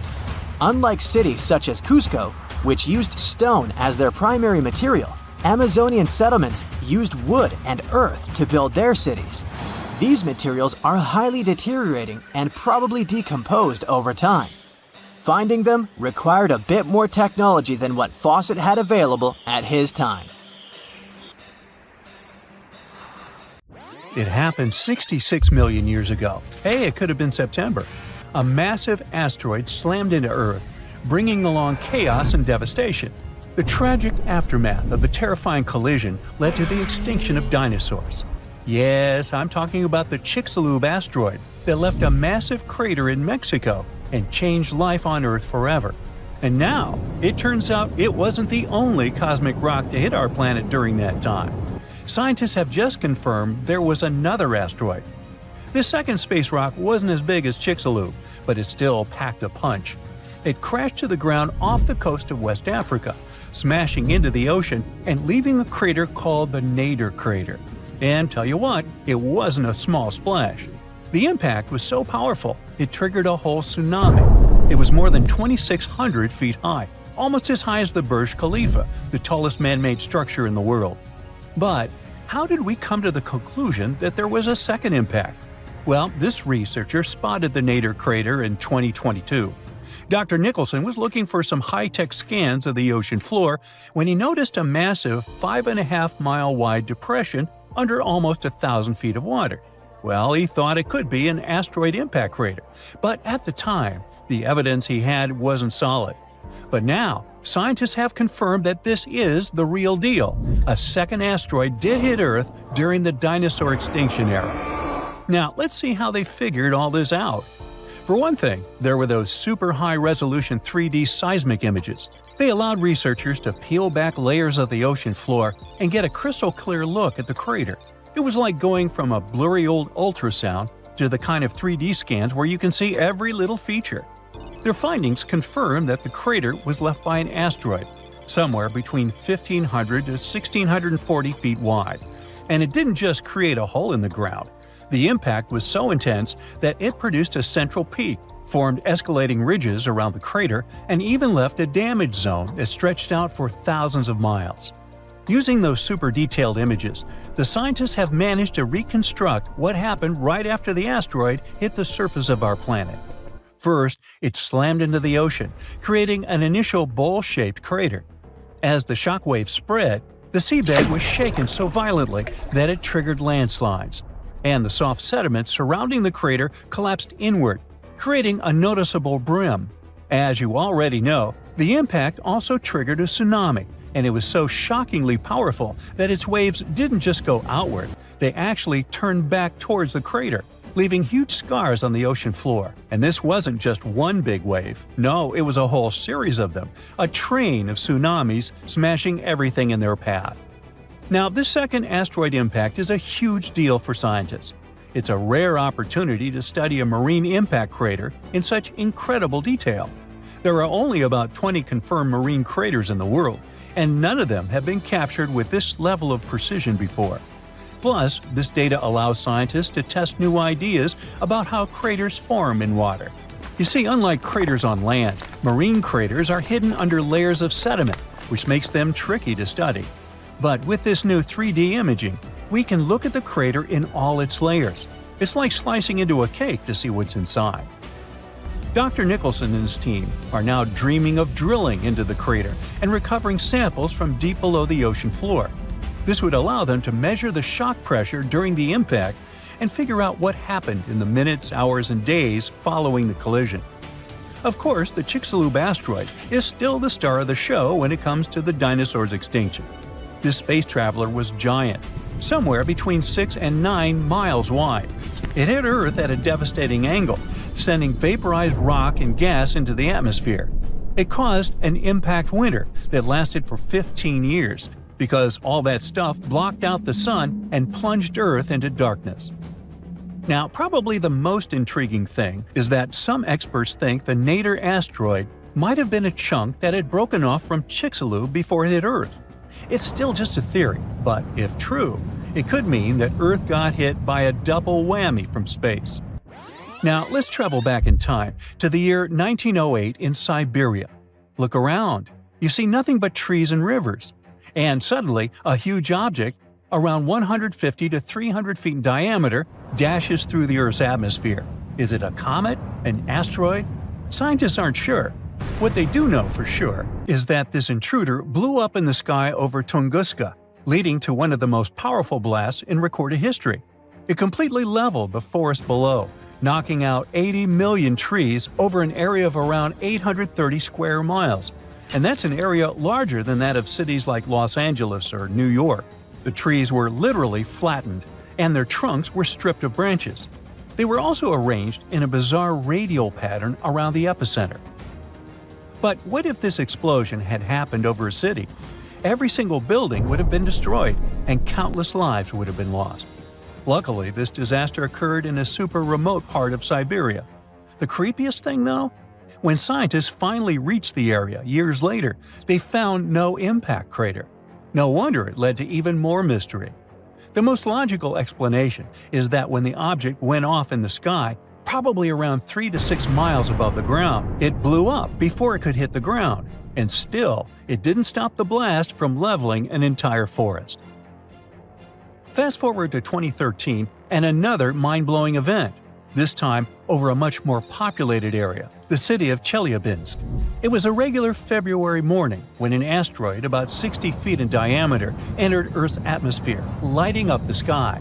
It was moving at a staggering speed of around 43,000 miles per hour. It blew up in midair, about 18 miles above the city. It was a horrific view, but luckily, the asteroid disintegrated high enough in the atmosphere without hitting the ground. If it had touched down, the city would have been in big trouble, because even though there was no direct impact, the explosion still created a shockwave that tore through the atmosphere, hitting the ground with enough force to shatter windows all over the place. The blast damaged around 7,200 buildings, but fortunately, there were no direct fatalities. Still, it was a major wake-up call. This wasn't just some far-off cosmic event like Tunguska. This asteroid exploded over a modern populated area, and the damage was very real.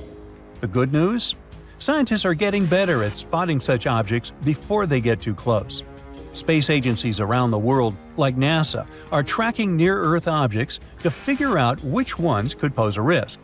But as we can see from these two events, sometimes space rocks can still sneak up on us. And while the chances of a major impact are low, the stakes are really high. At the moment, there's one asteroid that NASA's keeping an eye on. It's called Bennu, and it's about the same size as the Nader impactor. Bennu is considered one of the most hazardous objects in near-Earth orbit. According to NASA, there's a small chance it could hit the Earth between the years 2178 and 2290, and the biggest risk date is September 24, 2182.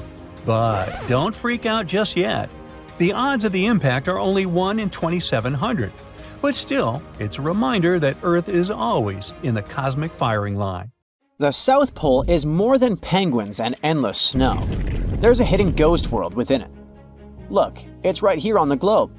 Don't confuse Antarctica with the Arctic, which is at the top of our maps. Much smaller in size, and, let's face it, way less mysterious. The ice sheet covering Antarctica is about 1 to 3 miles thick, which is up to 16 Eiffel Towers stacked on each other. This massive blanket hides the true features and contours of Antarctica's land. We still don't know much about this mysterious continent, and it is ice and snow that are to blame. We still don't even know the true shape and size of this continent. Mapping Antarctica without some huge shovels is an incredibly hard task. But satellites learned to penetrate the ice with their cameras. And now we know there's actually an enormous, dramatic ancient landscape beneath the snow. The ghost of the past. About 90 million years ago, Antarctica was a much warmer place. It was actually a lush rainforest with tons of plants and probably teeming with life. It even had rivers flowing through it. Then the ice came. This happened about 34 million years ago, during the transition from the Eocene to the Oligocene, when our planet cooled significantly. It was the beginning of one of our several ice ages. The land remained, but now was hidden under ice and snow that got thicker and thicker. To a regular eye, Antarctica turned into a white desert, vast, flat, and featureless. Time went on. This massive ice sheet moved around, smoothing and shifting the ground beneath it. Over the millions of years, it changed what the land looked like. Now, if we looked under the ice, it wouldn't hold any signs of the original South Pole, except for one place. In areas where the ice is especially thick and doesn't move much, like in East Antarctica, it has actually worked the other way around. It became like a super thick blanket that protects the land. Normally, things like wind or rain slowly wear away the ground over time, changing its shape. But since we have this protective ice blanket, it prevents these natural processes from reaching the stuff underneath. So, the ground stayed almost the same for millions of years, like it's been frozen in time. This special area near the Aurora and Schmidt subglacial basins has become the ghost of Antarctica's landscape. This place was barely touched even since it was first covered in snow 34 million years ago. This is a historical footprint, a place that can tell us what Antarctica's ground looked like before it became a freezing nightmare. As scientists peered under East Antarctica, they saw an amazing ghost. The traces of the rivers that were flowing there millions of years ago, various valleys, and some weird little islands, as well as 3 big chunks of land shaped like the letter U. Hey, what's that all about? You see, the continents on our planet are moving constantly, sliding along the red-hot lava mantle like cereal on milk. Over history, they came together and broke apart several times. Hundreds of millions of years ago, several continents were a part of one enormous Gondwana. Antarctica was one of them. It used to be one huge landmass. But when Gondwana broke apart, the poor continent got stretched by tectonic forces. Parts of land were pulled away from each other. Whoosh! And they got torn apart. And that's how we got these big chunks or blocks of land under thick layers of ice. In any case, scientists now want to explore this ghost a bit more. But to study it deeply, they need to actually drill down through the ice, like using a straw to get to the bottom of a thick shake. This will help them pick up some rocks and dirt from way below to learn more about the Earth's history and climate. Antarctica is the 5th largest continent in the world, approximately bigger than the entirety of Europe or Australia, competing with the entire South America in size. Aside from East Antarctica, we discussed there are several more regions: Antarctica Peninsula, South Pole, West Antarctica, and the Ross Sea. The continent is basically a frozen sandbox, and all its hidden, mysterious landscape is actually less explored than Mars's terrain. We only know for sure that without ice, it wouldn't just be flat and empty, but an entire world full of big mountains, huge canyons, and even fiery volcanoes. Some of these volcanoes are so huge that they peak above the layers of snow. In West Antarctica alone, there are at least 138 volcanoes, though only about 8 or 9 are active today. One of the craziest ones is Mount Erebus, the southernmost volcano and the tallest one on the continent, about 12,500 feet high. And deep beneath the ice sheet, this guy hosts incredible, beautiful subvolcanic caves. The temperatures there are warm enough for t-shirts. The Antarctic Peninsula, or Lesser Antarctica, looks like a bunch of mountainous islands deeply underground. It has newer volcanic rocks that are part of the Pacific Ring of Fire, which is like a giant circle of volcanoes and earthquake zones around the Pacific Ocean. The Greater Antarctica is a huge part, almost as big as Australia. It consists of East Antarctica and the South Pole. Beneath the ice, it's a place of rocks that have been around for a very, very long time, including the special zone we mentioned. You probably know that Antarctica is nearly devoid of humans. No wonder, with a mean temperature of about -46 degrees Fahrenheit. But even though this place is horrifyingly cold and deserted, life still clings on. You guessed it, in the underworld. In 2017, scientists found DNA traces of algae, moss, and even possibly unknown small animals in the deep caves. That means that even in such crazy conditions, there are still unique ecosystems thriving in little isolated warm pockets beneath the snow. There was another incredible find beneath Antarctica's Ross Ice Shelf, a lively ecosystem vibing within an underground river. Scientists have long suspected that Antarctica's underworld should have some freshwater lakes and rivers. One day, a satellite spotted a groove there. They decided to explore it and used a hot water drill to melt their way through the ice. As they reached the underworld, they dropped a camera into one of those hidden fresh rivers. And at first, they thought they'd find just some rocks or something. But instead, they stumbled upon hundreds of amphipods, tiny shrimp-like creatures. Little ones instantly swarmed around the lens. Shrimps blocked the camera and scientists couldn't check out what they wanted to. Pretty funny, but at least that means that there really is an important ecosystem deep within Antarctica. Now, they're gonna explore it. And all this is just the beginning of the mysterious underworld.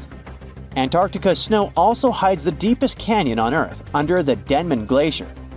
Well, Mariana Trench is still the deepest point on Earth, but it's a part of the oceanic crust, geologically speaking. Also, in 1958, explorers found a huge mountain range under the ice, as big and tall as the famous Alps Mountains. The range stretched for about 745 miles with peaks as high as 1.7 miles. And all this magnificence is buried under tons of ice. Who knows what else we might find there? Antarctica holds about 60% of our entire planet's fresh water, which means it would be pretty bad if it melted. For example, there's this Doomsday Glacier, officially known as Thwaites Glacier. It's a huge ice formation, about the size of Florida, and it's melting right now. Every year, the sea levels rise by 4% because of it. If this guy melts away completely, the sea levels all around the world will increase by 2 feet, which might not sound like a lot, but it would be catastrophic for coastal areas. Luckily, researchers have found that even if its ice shelf were to collapse in the next 50 years, the glacier itself wouldn't retreat as quickly as they feared. It's still losing ice rapidly, but it would be quite a slow process. Tunnels, metro, underground systems, and even secret passageways to the houses of the rich and famous. Why else do we need tunnels, you may wonder? To hide. Many cities have underground tunnels and even underground doppelgangers. Now let's make it clear. Those passages are normally not connected, contrary to the popular rumor claiming that it was possible to get from Scotland to Turkey using underground passageways built around 5,000 years ago. I mean, it sounds insane even today. Imagine building it back in the day. These tunnels have an official name, the Erdstall Tunnels, and they were most likely built in the Middle Ages. However, we still don't have the exact information about the date. The highest concentration of those tunnels are in Bavaria, Germany, but there are many of them in Great Britain and France too. Erdstall tunnels, a unique type of earthen passage found globally, are characterized by their narrow, oval-shaped corridors and tight choke points, known as schlups, or slip-outs. Despite speculation, their purpose remains a mystery. However, some of those tunnels have fireplaces and even vents, which might mean those were used primarily for shelter. Dating back to the Middle Ages, possibly as early as the 12th century, Erdstall tunnels lack archaeological signs and historical records, so it's not a surprise that there are many rumors about their use. Some scientists are sure those were storage spaces, though their narrowness makes this impractical. Another idea is that they provided hiding spots for farmers during tribal raids. However, their single entry point raises doubts about their effectiveness in evading threats. Now, if you're feeling like Indiana Jones and want to venture into those tunnels, you're in luck. A few structures, like the Erdstall Radkobluken in Austria, welcome visitors to explore these enigmatic structures. Most of them are closed to the public eye, though. The origins of Erdstall tunnels remain largely unknown, just like their real functions. And if you think, hey, it's the 21st century here, we can study pretty much everything, well, you're wrong. What makes these tunnels hard to study are the tight confines. Traditional surveying methods often prove inadequate in such spaces.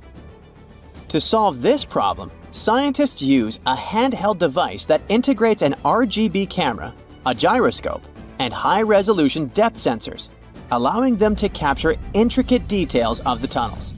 They also use modern techniques like 3D surveying in hopes of uncovering the true origins and purposes of those tunnels. One hypothesis even suggests they may have been poorly conceived dwellings, abandoned when their inadequacies became apparent. Still, not everyone quite agrees with this idea. Other theories suggest they served spiritual purposes, while the most intriguing idea speculates that those tunnels may be remnants of extraterrestrial civilizations. Experts believe they may have been used for practical matters, such as granaries or hiding spots from looters. As we don't have exact info on who built it and when, it may be pretty much anyone, even a sloth. Nope, I'm not a lunatic. Sloths can build giant tunnels. Check this out. In 2009, a farmer in southern Brazil was driving his tractor through a cornfield when it suddenly sank into the ground. He quickly discovered he had broken through the top of an underground tunnel. When researchers came to investigate, they found a tunnel around 6.5 feet high and the same 6.5 feet wide, extending about 50 feet long right beneath the farmer's house. When they looked closer, they instantly saw deep claw marks on the walls. That was the proof the tunnel wasn't human-made. So that thing the farmer uncovered was a megafauna paleoburrow, a prehistoric tunnel dug by ancient creatures like giant ground sloths or giant armadillos from over 10,000 years ago. I know, it's hard to imagine those beasts, but let me help you. Take a hamster. Now, increase it to the size of an elephant. Don't forget, this 13-foot-tall hamster could also walk on two legs. During their time, around 15 million to 10,000 years ago, many species of sloths and giant armadillos roamed the Americas, some even digging similar tunnels. Today, many of these tunnels are filled with sediment, though some remain clear, similar to the one the farmer discovered. This 2009 find sparked significant interest, leading to the discovery of over 1,500 paleoburrows across southern Brazil, making it the era with the highest concentration of such sites worldwide. But no one knows exactly why there are so many of them in southern Brazil. While some paleoburrows exist throughout South America, none have been found in North America, which is weird since those huge sloths roamed the entire continent. The exact purpose of these large tunnels remains a mystery, but scientists believe they may have served as nursing spaces, temperature regulation, or hibernation areas. Tunnels likely developed over centuries as successive generations of sloths and armadillos expanded them. Now, let's take a look at fugus. No, not the Japanese fatal delicacy, and no, not a town in New Guinea. To see them, we gotta travel to the UK. So fugus are underground structures too, but they don't look exactly like tunnels. They are dry stone structures. They look as if a cave had been decorated with stones from the inside. There are only around 15 of them found so far, and most of them are located in Cornwall. According to the estimates, those tunnels were built about 2,400 years ago, and they're still in pristine condition, which is truly fascinating. I mean, back in the day, people had no cool machinery whatsoever, yet their structures still last. And if you dare to buy an apartment today, well, chances are you won't be too happy about the quality. Going back to our fugus, there's nothing extraordinary about their supposed purpose. They could be used for spiritual purposes, as a place to hide, or a food storage. The latest application, though, is a bit weird. I guess it's not a secret for anyone that England is famous for its excessive humidity. And if you want to store your food properly, you gotta avoid the humidity at all costs. Otherwise, say welcome to mold and fungi. But ancient people weren't dull-witted at all, or they wouldn't have survived, and you and I wouldn't be around now. So they might have adapted those fugus to store just some products, those that already had natural molds in them, assisting in the preservation of perishable food, like milk, butter, and cheese. But hey, those are just speculations. The true reason why they were built remains unknown. What makes fugus unique is that they are intentionally built tunnels, not just excavated mines like those in Wales. They were crafted by digging deep trenches, lining them with stone slabs, covering them with capstones, and then filling over them, all of which took significant time and effort.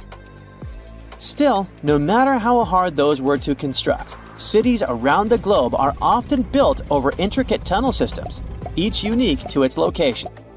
For instance, Paris is famous for its extensive underground quarries, which were abandoned years ago, but still pose a risk of collapse in certain areas above. London boasts one of the largest tunnel networks in the world, including many that were specifically created for military purposes. In New York City, there are rumors of secret tunnels, while Los Angeles has old tunnels from the Prohibition era used for speakeasies. Many other cities also have their share of enigmatic tunnels, and surprisingly, Florida is no exception. It happened in the year 2011 in Ybor City. Near a former post office, flooding uncovered something weird, a section of an unknown structure. Back then, people didn't pay much attention to that, so it took another 7 years to discover something truly fascinating. This historic neighborhood was founded in the 1880s, but it remained unknown until 2018 that it also has a hidden tunnel network. We only learned of it because of renovation work.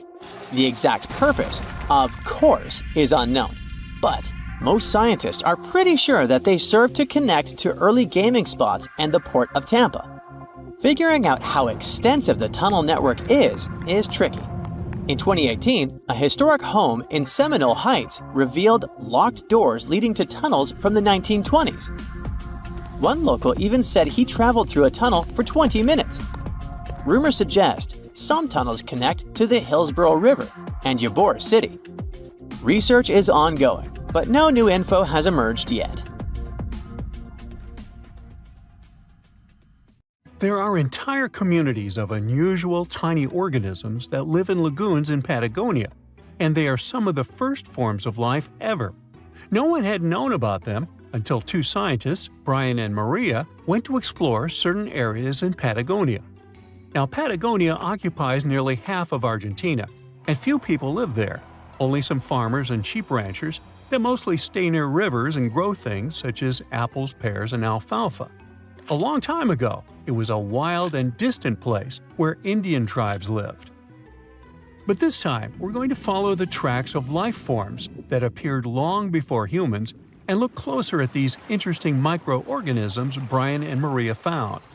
Those two had to drive for 9 hours on some rough roads to reach their destination. They stayed in a small village. Only 35 people live there. These people depend on just one spring because it almost never rains there. On the last night in the village, Brian realized that satellite images he had taken had shown a set of lagoons that were only 10 miles away. The next day, the small team jumped into a car and went up the road as far as they could until it became too difficult to drive. They continued hiking the rest of the way. It was hard because they had to carry water to deal with the intense sunlight. In some spots, they ended up sinking up to their knees in a slush made of salt. Up there were 12 lagoons with perfectly clear waters. The place itself didn't offer much except for very acidic and salty water and intense direct sunlight.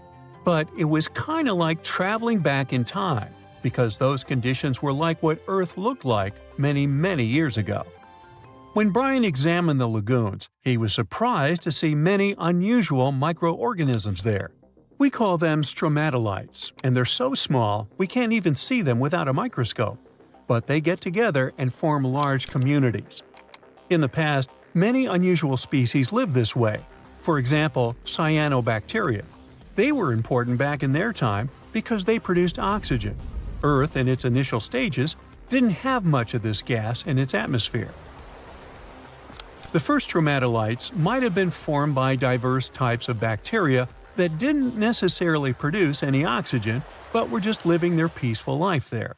They formed layers, piling on top of one another, so that at least some of them could get a bit of sunlight.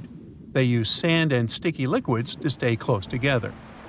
Brian was also incredibly surprised because those were the biggest living stromatolites he had ever seen. Living stromatolites usually grow to be over 3.3 feet high, but the newly found ones were 15 feet wide and a few feet tall, which is giant compared to those living in other places. And fossilized ones were even larger. A long time ago, they could grow bigger than today because there weren't many other species that could eat or harm them. Also, there are many other organisms today that can grow faster and more massive than them and take up their space. That's why stromatolites can only survive in rare places where hardly anything else can live, like in these very salty lagoons located high above sea level in Punta de Atacama. The stromatolites found there are the most famous ones because they might be some of the best examples of the earliest life on our planet. But they're not actually the first form of life on Earth. The oldest of their fossils are 3.5 billion years old, while some other evidence we have tells us that life on our planet appeared around 4.1 billion years ago. Maybe some stromatolites lived back then as well. But Earth has changed a lot since then, and the places where they might have lived haven't survived. Now, all this may not seem like a lot at first glance, because no one has found an exotic and weird beast our world has never seen.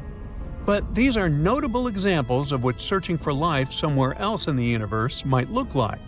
Scientists who are interested in studying Mars often come to this place, since it might be similar to what the red planet looked like an exceptionally long time ago. If there were fossils hidden in the ancient rocks on Mars, they might look like these stromatolites. Another faraway land has revealed some of its secrets. It's Antarctica, with an ancient lost world found under its ice. Antarctica hasn't always been this frosty, isolated land of snow and ice sheets. Once it used to be part of the Gondwana supercontinent, together with what is now South America, Africa, Australia, the Arabian Peninsula, and the Indian subcontinent. But at some point, it split off and went to build a life on its own. It formed as other landmasses started to move away, which created its coastline. But Antarctica was different in many other ways back then too. It used to be a land covered in magnificent forests and rivers full of life. Scientists use radar and satellites to explore a mysterious world hidden under the ice there. This ancient land, which is close to the Indian Ocean, is as big as the U.S. state of Maryland or Belgium. It's more than 14 million years old. Some studies say that this area formed over 34 million years ago, which was way before Antarctica got into its deep freeze. At first, temperatures there were higher, possibly like the weather in Patagonia or the cold, temperate rainforests of Tasmania, New Zealand, or maybe even more tropical than that. But as the climate became cooler, small glaciers started forming on hills close to the rivers. Valleys sunk deeper because of all that ice covering them. And then, temperatures dropped even lower, and a giant layer of ice covered the entire continent, hiding those old glaciers. Rivers shaped this lost world a long time ago, way before it ended up covered in ice that's almost 2 miles thick in some spots. Scientific studies of this area showed that those landscapes had been full of highlands and mountains. The ice that formed over Antarctica made the whole area very cold, so the landscape couldn't erode anymore. This means everything has remained basically the same and untouched under the ice for millions and millions of years. What's interesting is that we know less about this land hidden under the ice than about the surface of Mars. One way to explore it would be to drill through these ice sheets to check for samples of sediments below. They could tell us more about the ancient flora and fauna frozen underneath. It's not a new method. A similar method was used to collect 2-million-year-old samples in Greenland. Australia has a secret world too. Ancient organisms were found hidden in rocks in the northern parts of the continent that are about 1.6 billion years old. These microscopic things are part of a family called eukaryotes. The members of this family that exist today include plants, fungi, animals, and even those tiny organisms with just one cell, such as amoeba. All living things with nuclei in their cells, including us, can trace their family tree back to one of the oldest members of this family. That one is called the last eukaryotic common ancestor, and it lived more than 1.2 billion years ago. Those ancient organisms were more complex and bigger than bacteria. Maybe they were the first predators on Earth, hunting bacteria. Archaeologists have been studying Petra in Jordan for 200 years, and in 2024, they found something they had never seen before. It's a tomb with at least 12 complete human skeletons and artifacts that are over 2,000 years old right in front of the treasury. Bronze, iron, and ceramic items were placed with the deceased, which shows how people honored their loved ones when they passed away. It's a rare chance for scientists to learn more about the Nabateans, an ancient group of Arabian nomads who built Petra. The objects found in the tomb under Petra's treasury are in amazing condition, but the skeletons became fragile because it's damp inside the tomb. They plan to study the remains and extract DNA to see if the people in the tomb were related. While some scientists are solving tomb mysteries, others have trained AI to find new ancient sites for them. They've created an algorithm that works with a special type of satellite imagery. This technique uses radio waves that can peek under things like sand, soil, and even ice to find hidden objects. AI will help search a huge desert on the Arabian Peninsula called the Empty Quarter for archaeological treasures. The lead scientists of the experiment trained the algorithm to recognize hidden locations using data from a site they had found before. The new tech can discover buried structures within 20 inches, which is very precise. Another groundbreaking tech, LiDAR, which means light detection and ranging, helped archaeologists reveal new hidden cities all around the world. LiDAR can see big structures beneath layers of vegetation and map even subtle changes in ancient landscapes.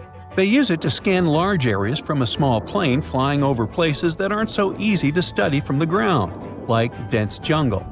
In 2024 alone, they found new Maya settlements in southern Mexico, gardens, roads, and rivers in Ecuador's Amazon rainforest, ancient ruins on the Pacific island of Tonga, and the remains of 2 medieval cities along the Silk Road route in Uzbekistan. Maybe some smart technology can also explain what Marge Simpson is doing on Earth in an ancient Egyptian tomb from 3,000 years ago. The drawing, featuring a woman with yellow-colored skin, a blue crown, and a green outfit, is alarmingly like the famous cartoon character. If you don't see a resemblance here, I hope you'll at least enjoy an amazingly well-preserved necklace with amethyst and agate beads. It's from another recent find from Egypt, an ancient tomb with 11 sealed burials near Luxor. Archaeologists also found 2 copper mirrors, one with a lotus-shaped handle and the second with a unique design of the deity of the sky, women, fertility, and love in ancient Egypt. The hair of the figurine was originally made from almost 4,000 mud beads. Another awesome find from 2024 is an ancient Greek shrine with intact burials, a sarcophagus, and plenty of gold inside. They think it was built before the year 300 before the Common Era, and the marble lions, also found inside, were made from the same marble as the Parthenon in Athens.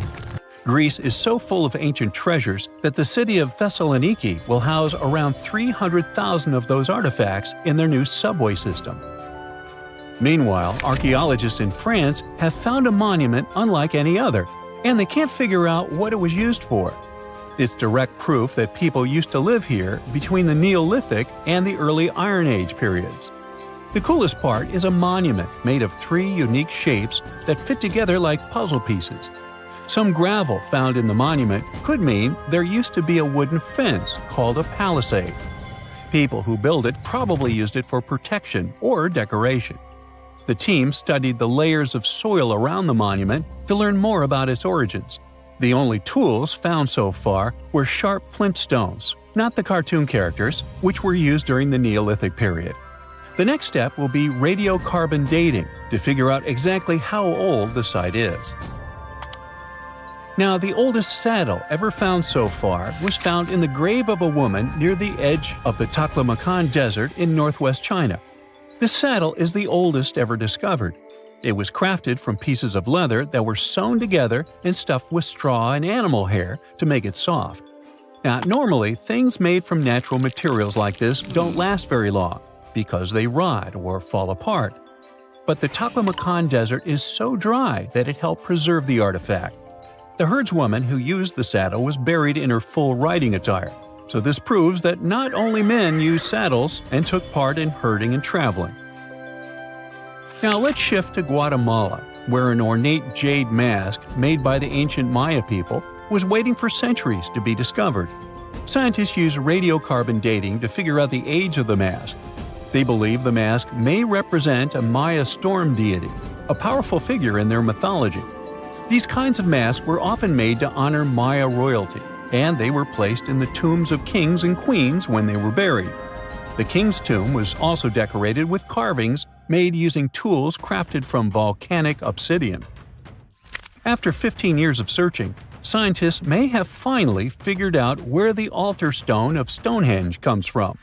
They compared the tiny minerals inside the altar stone with rocks from many places in Wales and England and ruled out lots of spots. Then they found the perfect match with a place in Scotland, more than 466 miles away from Stonehenge. This area might even be Orkney, a group of islands in the far northeast of Scotland where a lot was going on during the Neolithic period. The big question now is how ancient people moved such a massive stone so far. The altar stone is over 16 feet long and weighs more than 6 tons. The new theory is that they might have used boats to carry it across the coastline and rivers. Once it was close to Stonehenge, they theoretically dragged it across the land using wooden sleds, ropes, and a lot of teamwork. Meanwhile, in the north of France, an ancient home popped to the surface during the construction of a new house. It turned out to be a luxury urban house for the elite from the 2nd century of the Common Era. The inside of the house was destroyed by a fire, but under the destroyed layer, there are beautiful, real-size fresco paintings. Turkish archaeologists unearthed the arm and foot bones of elephants that lived around 9 million years ago. They also found fossils of early horses, giraffes, and even saber-toothed cats. They've already identified 43 distinct types of animals from this site and collected more than 4,000 fossils. One more cool find from Turkey is a 64,000-year-old workshop inside Incaja Cave. It looks like people used it for 24,000 years non-stop. There are some tools inside, like flakes and blades, which were made inside the workshop. In eastern Turkey, a farmer accidentally found a 1,000 square foot mosaic from the late Roman or early Byzantine period just beneath the dirt.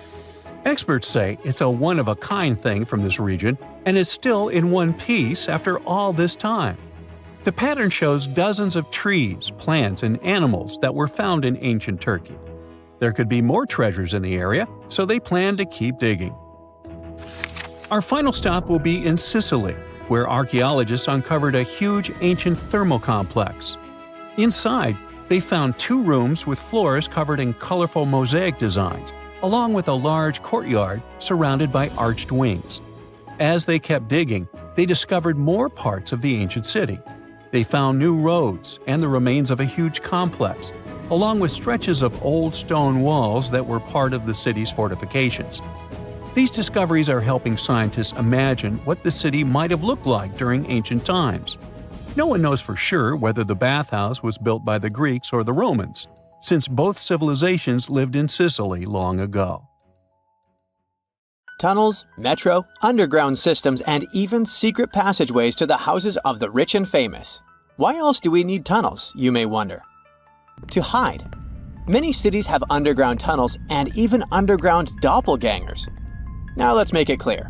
Those passages are normally not connected, contrary to the popular rumor claiming that it was possible to get from Scotland to Turkey using underground passageways built around 5,000 years ago. I mean, it sounds insane even today. Imagine building it back in the day. These tunnels have an official name, the Erdstall Tunnels, and they were most likely built in the Middle Ages. However, we still don't have the exact information about the date. The highest concentration of those tunnels are in Bavaria, Germany, but there are many of them in Great Britain and France too.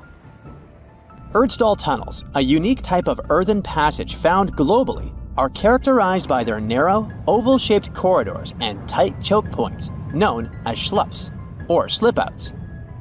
Despite speculation, their purpose remains a mystery. However, some of those tunnels have fireplaces and even vents, which might mean those were used primarily for shelter.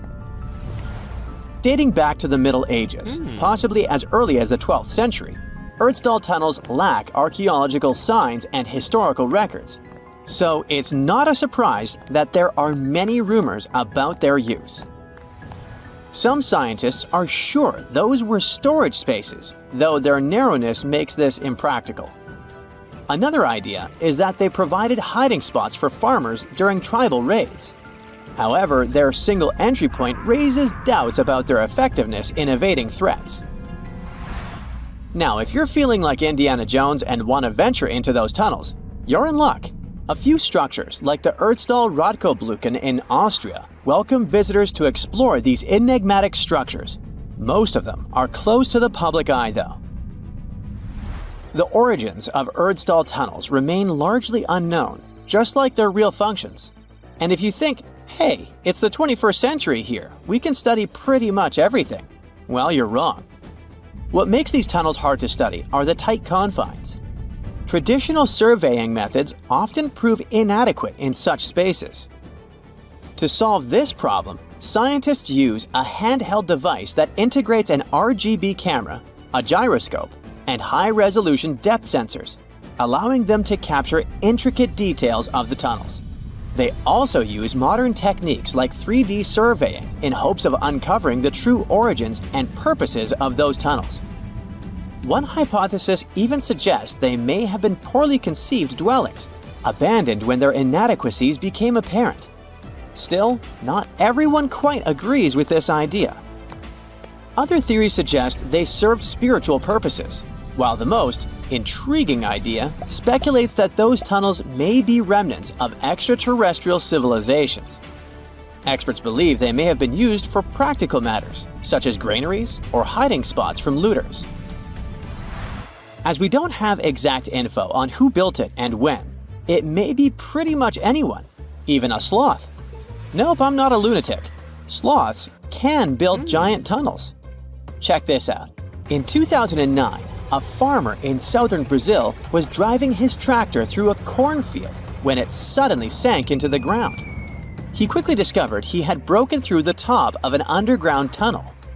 When researchers came to investigate, they found a tunnel around 6.5 feet high and the same 6.5 feet wide, extending about 50 feet long right beneath the farmer's house.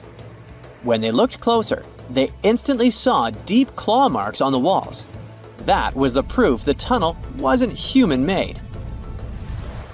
So that thing the farmer uncovered was a megafauna paleoburrow, a prehistoric tunnel dug by ancient creatures like giant ground sloths or giant armadillos from over 10,000 years ago. I know, it's hard to imagine those beasts, but let me help you. Take a hamster. Now, increase it to the size of an elephant. Don't forget, this 13-foot tall hamster could also walk on two legs. During their time, around 15 million to 10,000 years ago, many species of sloths and giant armadillos roamed the Americas, some even digging similar tunnels. Today, many of these tunnels are filled with sediment, though some remain clear, similar to the one the farmer discovered. This 2009 find sparked significant interest, leading to the discovery of over 1,500 paleoburrows across southern Brazil, making it the era with the highest concentration of such sites worldwide. But no one knows exactly why there are so many of them in southern Brazil.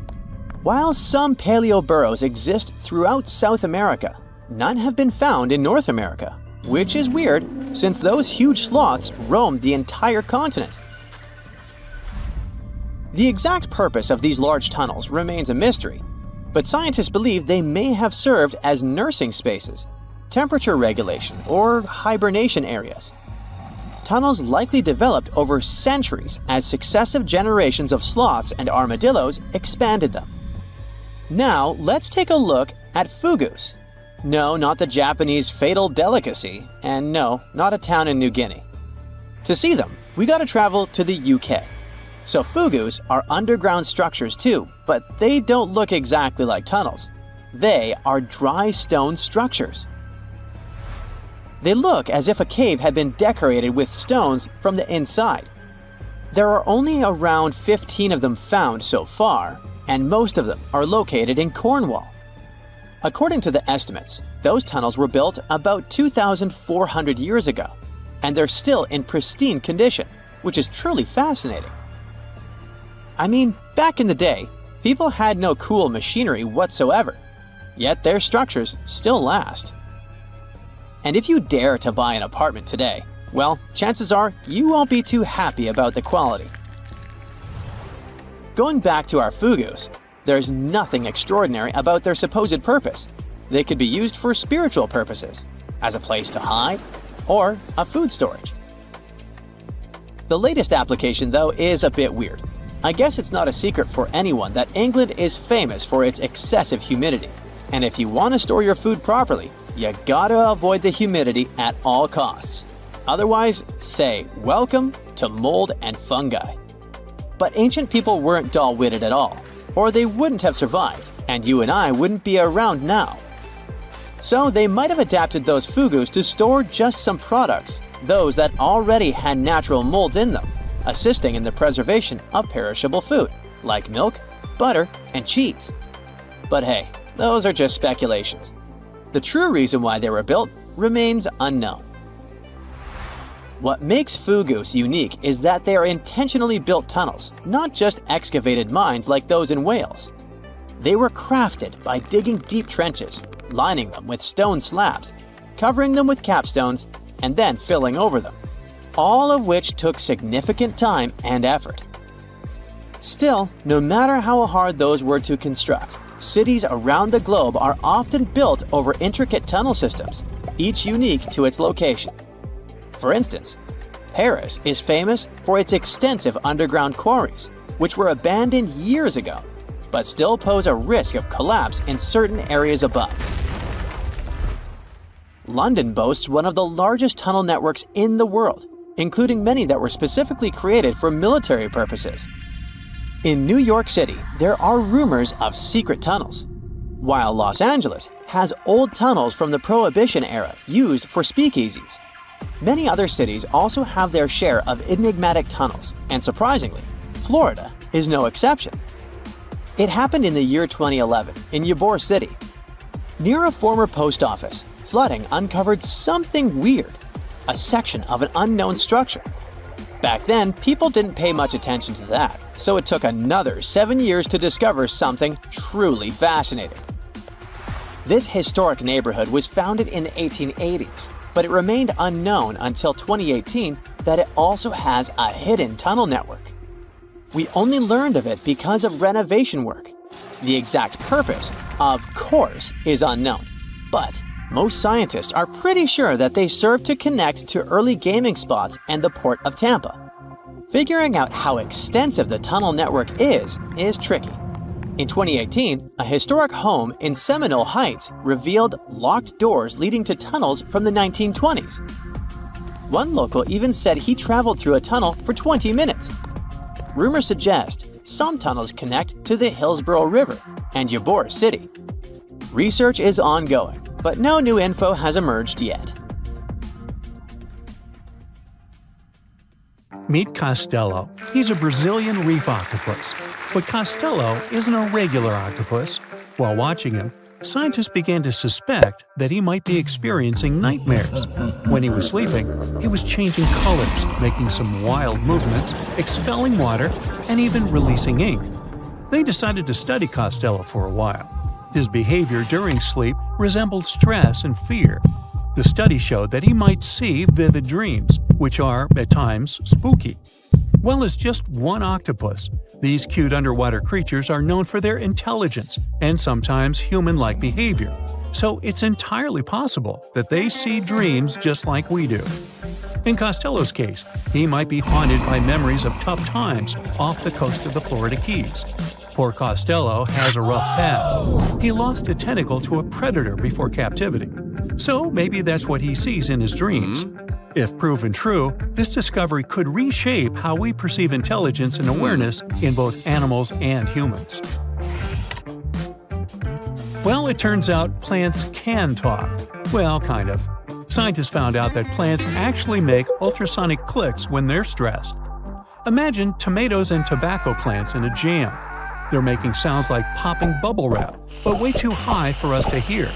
These are called ultrasonic signals, and they might be their way of indicating stress. That would mean that plants can communicate with each other, and stressed plants prefer to be drama queens and let everybody know about their troubles. They make around 30 to 50 pops and clicks per hour.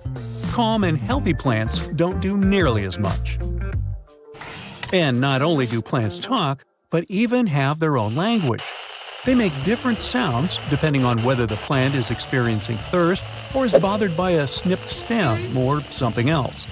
Moreover, some of them are so dramatic that they start ringing alarms even before they show signs of dehydration, when they know they're getting close to it.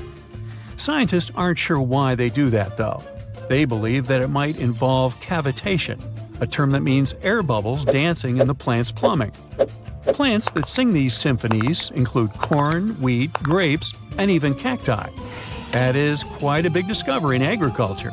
We could use it to check if our crops are thirsty and stuff like that. So now, we'll be eavesdropping on plants and deciphering their secret language. Okay, time for some universal news. Recent studies are shaking up what we thought we knew about the universe's age. Our findings during the last decades showed that the universe must be around 13.7 billion years old.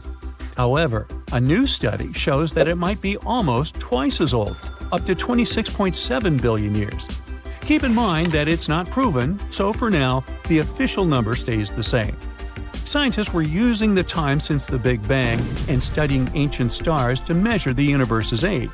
But some stars were playing hard to get, looking older than the universe itself. For example, the ancient star Methuselah, which is estimated to be around 14 billion years old, which would be older than our universe. Also, the James Webb Space Telescope caught galaxies looking super mature just a few 100 million years after the Big Bang. All this poses some hard puzzles for astronomers. But this new hypothesis combines the expanding universe theory with something called the tired light theory. It suggests that light loses energy as it zips across cosmic distances. Combine this with the expanding universe theory, and bam! As the universe expands, the light loses energy, so we simply can't see all the super ancient stars that are very far away from us, which is why we could make a mistake in calculating our universe's age. The new model also pushes back when galaxies started forming. It suggests that those early galaxies spotted by the Webb telescope took way longer to form than we originally thought. This study is a serious shakeup in the scientific community. If we made such a huge mistake in calculations, we'd have to rethink the very fundamental astrophysics principles. That would be a giant leap, and we'd have to make a huge makeover of almost everything. Which is why we need to be very cautious about it. So while scientists test this new theory, we just have to wait for the results.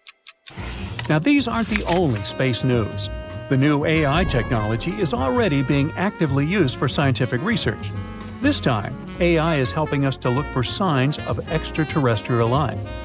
Researchers in SETI created machine learning algorithms that would help us sift through the cosmic noise faster and more efficiently.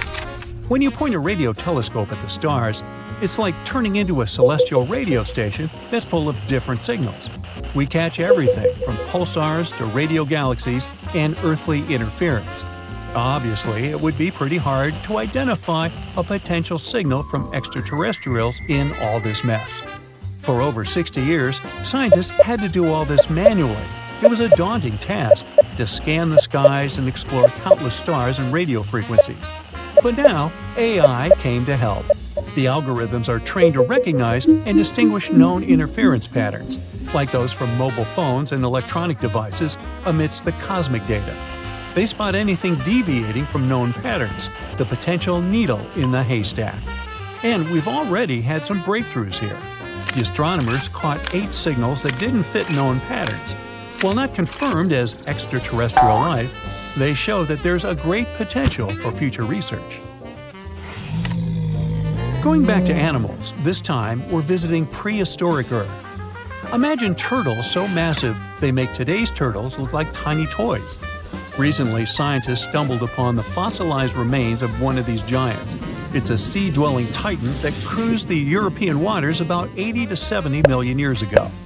The discovery was accidental. A hiker in northern Spain stumbled upon fragments of this creature near the Pyrenees Mountains. This turtle was roughly the size of a rhino, around 30 feet in length. Just to give you an idea, this creature would be about the size of an average car. It shows that extreme sizes were more common before an extinction event. The turtles we know now, of smaller, still substantial sizes, dominated afterward.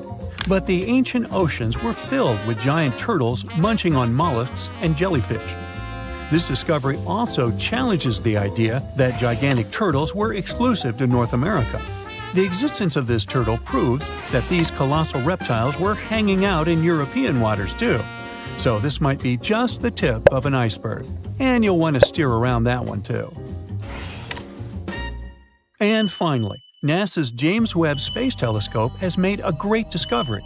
It detected a crucial carbon compound in space. It's called methycation, and this tiny molecule, even if it might seem insignificant, could help us unlock the secrets of interstellar organic chemistry. Carbon is incredibly important. Carbon molecules are building blocks that construct everything from stars to planets to, well, us. It's the key ingredient for life, and scientists are eager to understand how it shaped our existence on Earth, and if it could do the same elsewhere in the universe. And methycation plays a very important role in the creation of complex carbon-based molecules. That's why it's very cool that we discovered methycation, even if it's very far away. NASA scientists found it in a young star system.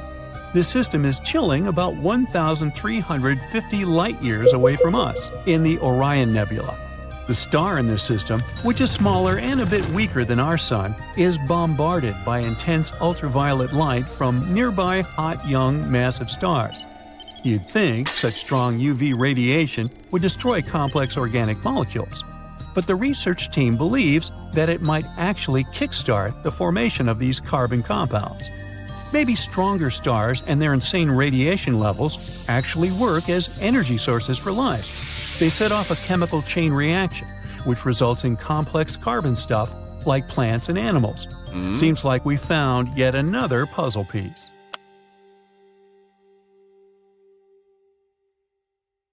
In 1952, an Air Force plane called C-124 Globemaster II crashed into a big mountain while flying from Washington to Alaska. Sadly, everyone on board, 52 people in total, didn't make it. The bad weather at the time made it hard to find the crash site, and even later, any attempts to locate it failed. But in 2012, a helicopter crew doing a training mission spotted the pieces of the crashed plane on a glacier called Colony Glacier in Alaska. They started looking for more pieces and confirmed it was indeed the missing plane. Since then, every summer for about a decade, different military groups have been helping in an operation called Colony Glacier. They've managed to identify 40 out of the 52 people whose lives were lost in the crash. The soldiers taking part in this mission take their promise seriously to never leave a fallen comrade behind. They believe it's their duty to bring back those who didn't make it. Another discovery comes from the Alps. In 1991, some hikers exploring the picturesque Alps stumbled upon a human body. It was half frozen in ice at the top of a mountain pass between Italy and Austria. At first, the local police thought it might be a mountaineering accident. But in a few weeks, archaeologists started claiming that this guy might have lived more than 5,000 years ago. They eventually gave the frozen fellow the nickname Ötzi. He was named after the nearby Ötztal Valley. He's become quite famous as the oldest ice mummy on record. Ötzi's frozen state might not be as unique as we thought, and that's where things get really cool. Archaeologists have another theory. See, at first, everyone was convinced that Ötzi marked the start of a cooler period because he had been frozen in the ice without any interruptions since he had lost his life. Yet, over the past few decades, glaciers and ice patches worldwide have been melting away like ice cream on a hot summer day. Not just Ötzi, but other ancient relics like bodies, hunting gear, horse droppings, and even ancient skis started to appear. So, archaeologists say there are similar sites. They found quite a few, and they all fit perfectly into this growing field of glacial archaeology. It seems like as the world warms up, it will show even more ancient secrets from the deep freeze. Moving on to another amazing discovery. In 2018, William Taylor and Nick Jarman were exploring the snowy slopes of Mongolia's Altai Mountains. They found an ancient treasure trove hidden in the ice. Inside the trove, they found a well-preserved 3,000-year-old arrow shaft adorned with ochre markings. It was in pristine condition, a rarity for organic items that old. They found other items too, like a bronze arrowhead with bits of animal sinew still attached. All of these relics had been untouched for hundreds of years, since they had been locked in the ice. In Mongolia, rising temperatures have melted ice patches that remained frozen for centuries. Similar discoveries have been made in the Yukon, US, Italy, Siberia, and Norway. Thousands of sites have been identified. Yet, scientists are racing against time to document and preserve these artifacts before they're lost forever. The study of these artifacts challenges the definition of these environments as wildernesses and shows how indigenous people coexisted with nature there. Sometimes people find simple items too, as simple as a sandal. This one, discovered on one of central Norway's mountain passes, indicates that people used this route roughly 1,700 years ago. This suggests that there was less snow and ice in that area back then. The sandal, dating back to around 300 BCE, resembles Roman sandals of that era. Again, in Norway, hunters found an iron sword high up on a mountain, more than 5,250 feet above sea level. There's no nearby burial site, and it's puzzling why someone would have a sword in such a remote location. Archaeologists speculate that the owner might have become lost. Then, in 2011, unusual objects resembling giant slingshots began to emerge as the ice melted. Radiocarbon dating suggests that this particular object was crafted around 400 BCE. It measures over 3 feet long and has knife cuts. Those puzzled archaeologists until one team member recognized them as tang, or pliers, used to secure loads on sleds when transporting hay or leaving for animal food. People in the area used hay sleds with pliers until the 1950s, when tractors became more common. Now, let's get back in time to thousands of years ago. We can easily do that by looking at this woolly mammoth. This creature looks a bit like a cherished but slightly worn-out toy. This ancient giant, whose heyday was 39,000 years ago, is the best preserved mammoth ever found. Even its signature shaggy hair is surprisingly well preserved, having been trapped in glacial ice until its recent discovery in Siberia. This remarkable animal is stepping into the limelight in Yokohama, Japan. Scientists are running tests that might bring this extinct species back to life. When they stumbled upon this female mammoth, they uncovered a hidden treasure, a sample of her blood preserved beneath the ice. So they believe this ancient blood could hold the key to resurrecting the mammoth. They also found well-preserved muscle tissue. She was between 50 and 60 years old when she met her icy fate. The discovery of mammoth blood has reignited debates about the ethics of bringing back extinct creatures, like in Jurassic Park. Their ambitious plan is to implant an egg into a living elephant for a 22-month pregnancy, hoping that at least one living mammoth cell might survive. Hop on, we're going to the French Alps. We are at a spot not far from where an Air India plane tragically crashed 46 years ago. We're accompanied by a diligent mountain rescuer and his neighbor. They went to this area after a bunch of tourists had noticed a strange-looking thingy on a glacier. It was a bag. The Indian embassy in Paris got wind of it, and it was all set on getting that bag. What makes it kinda cool is that it had diplomatic mail and Ministry of External Affairs written on it.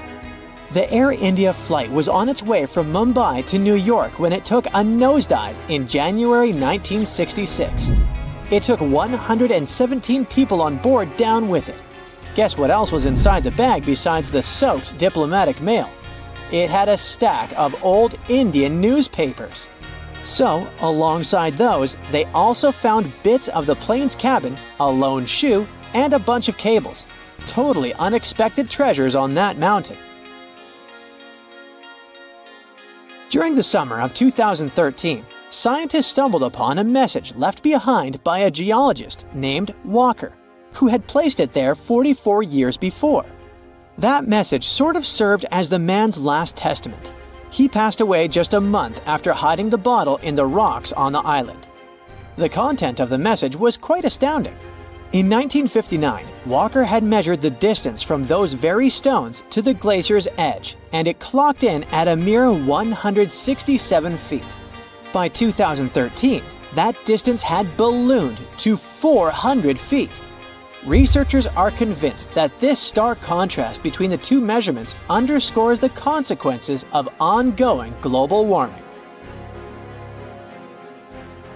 Imagine the melting ice in Norway's mountains as a time machine revealing a treasure trove.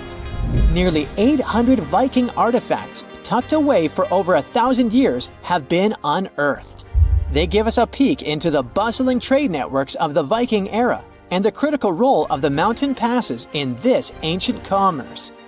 Among the finds are leather shoes, cozy woolen mittens, stylish tunics, feathered arrowheads, horseshoes, walking sticks, and kitchen gadgets from the Viking chef's toolkit.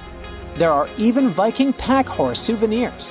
These artifacts provide us with insights into ancient travel habits and the peak times when those paths were bustling with activity, and give us a glimpse into the lives of adventurers. The first photograph was taken in 1826. Yeah, there I am, way in the background. I'm waving. From then on, we've had countless images taken all over the world.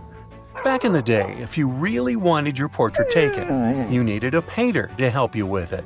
You would have had to stand still for long periods of time, making sure the light was just right.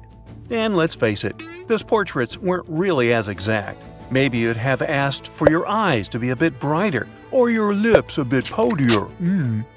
When it comes to famous people in ancient history, there's not much we can do in terms of photography. It's simple, there aren't any pictures or famous ancient people. We can try to imagine what they look like based on their paintings or on texts written about them by highly regarded scholars. Fortunately, more and more as years go by, this lack of knowledge will become a thing of the past. Enter forensic facial reconstruction. With the help of this amazing science branch, we can now have a better understanding of what ancient celebrities look like. But how are scientists able to do that, you might ask? Go ahead, ask. Turns out that a person's skull can tell a lot about their appearance. Everything from the brow bone to the distance between the eye sockets can showcase a realistic profile. Even the nasal chamber or the shape of one's chin can influence how your face will end up looking like. It's like the skull is a blueprint for the face. Using these bones, artists and forensic anthropologists can work together to reconstruct your appearance through the magic of forensic facial reconstruction. It's like real-life detective work, but with more clay and less drama. Now, I guess you're thinking, how correct can these reconstructions really be? Well, the finished product may not reflect all the details, sure. You can't tell a person's eye color or skin tone just by studying the skull. Facial hair is equally hard to tell. And if you have plump cheeks that make you look so cute, your skull will never tell the secret. But even with those limitations, facial reconstruction can still show us what someone in history may have looked like. The process itself is pretty cool. A trained sculptor works with a forensic anthropologist to figure out the skeletal features and build up the facial traits using clay. Anthropologists have to consider things like age, gender, ancestry, and any injuries or tooth loss. Scientists can also do such tasks digitally these days with the help of computers and design software. With all these amazing scientific advancements in mind, did you hear the latest news about King Tut's family tree? Well, apparently his possible father, an ancient Egyptian pharaoh, just got a new face makeover. And let me tell you, he's looking regal and serene due to some digital reconstruction magic. But even though this is the most correct representation of him so far, we still don't know for sure who he really is. This fellow was found in 1907 in the Valley of the Kings, just a few feet away from King Tut's tomb. Scientists have been studying him for over a century and think he might be Akhenaten, King Tut's daddy, and a very important Egyptian ruler for that matter. Still, some experts remain skeptical and say we need more evidence to confirm his true identity. The reconstruction of this ancient pharaoh's face was a months-long project by a group of brilliant scientists in Sicily. They even brought in a 3D forensic artist from Brazil to help out. The new model is different from earlier ones because they wanted to focus on his facial features and not get distracted by his hair, jewelry, or other bling. On the same note, make way for this latest fashion icon. No, it's not some famous model. It's a hunter-gatherer woman who lived in Sweden 7,000 years ago. And boy, is she fierce-looking in her new reconstruction. She's rocking a feather cape, a slate necklace, and a belt made from 130 animal teeth. Talk about being fashion-forward or backward. Plus, her dark skin is painted with white patterns, making her look like a true work of art. But don't be fooled by her stunning appearance. This woman was more than just a pretty face. She was buried upright in a location dating back to 5500 BCE to 4600 BCE, and her rich jewelry tells us that she was important in her local community. Thanks to the work of an archaeologist and sculptor, we can now see what this ancient woman looked like. They used a CT scan of her skull to piece together her face muscle by muscle, creating a unique expression. It's like making eye contact with the past. While we may never know for sure what her role was in her community, her intricate surroundings suggest that she held a special place for her people. Now, Otzi, the 5,300-year-old mummy from the Alps, also got a new makeover thanks to this amazing technology. He didn't go to a plastic surgeon if that's what you're thinking. Two Dutch brothers used their skills in forensic science and artistry to recreate his face for a new exhibit in Italy. Otzi was found in 1991 by hikers who stumbled across his mummified and frozen remains in the mountains near the Italian-Austrian border. He's been around longer than Stonehenge or the Pyramids of Giza. And now, thanks to the two skillful brothers, we finally know what he looked like. They used 3D images of his skull to recreate his face. A photographer also documented the whole process for half a year. Earlier research shows he passed away from a wound caused by an arrow. He was left in a protected area high up in a cold glacier region, so his body was preserved in the snow. He is now safely kept in a refrigerated cell at the museum, which mimics the wet, cold glacial conditions that kept him preserved. They even have a unique cooling system that makes it possible for the mummy to be displayed. Otzi's last birthday was his 46th, which was a pretty ripe old age for his time. He was about 5 feet 3 inches tall and weighed around 110 pounds, so he was on the smaller side. But hey, size doesn't matter when you've been around for over 5,000 years. King Henry VII got a digital makeover as well, and boy does he look good. A graphic artist used a mask of Henry VII's dating from 1509 to create an impressive and realistic reconstruction. Why a mask, you might wonder? Well, before photography, people used wax masks to preserve someone's likeness more accurately than paintings or illustrations. And let me tell you, the restoration of this Henry was a game changer. Henry VII was the King of England from 1485 to 1509. A depiction of him, which can be found at Westminster Abbey, was already lifelike, but the new digital reconstruction takes it a step further. It took the team behind it about 2 months to complete, using a combination of software, custom algorithms, and really tedious image adjustments that were done manually. The project started with a high-resolution image of the mask, which was then used to create a 3D model of the subject's face. From there, the lighting was designed. Lastly, facial markings and hair were added.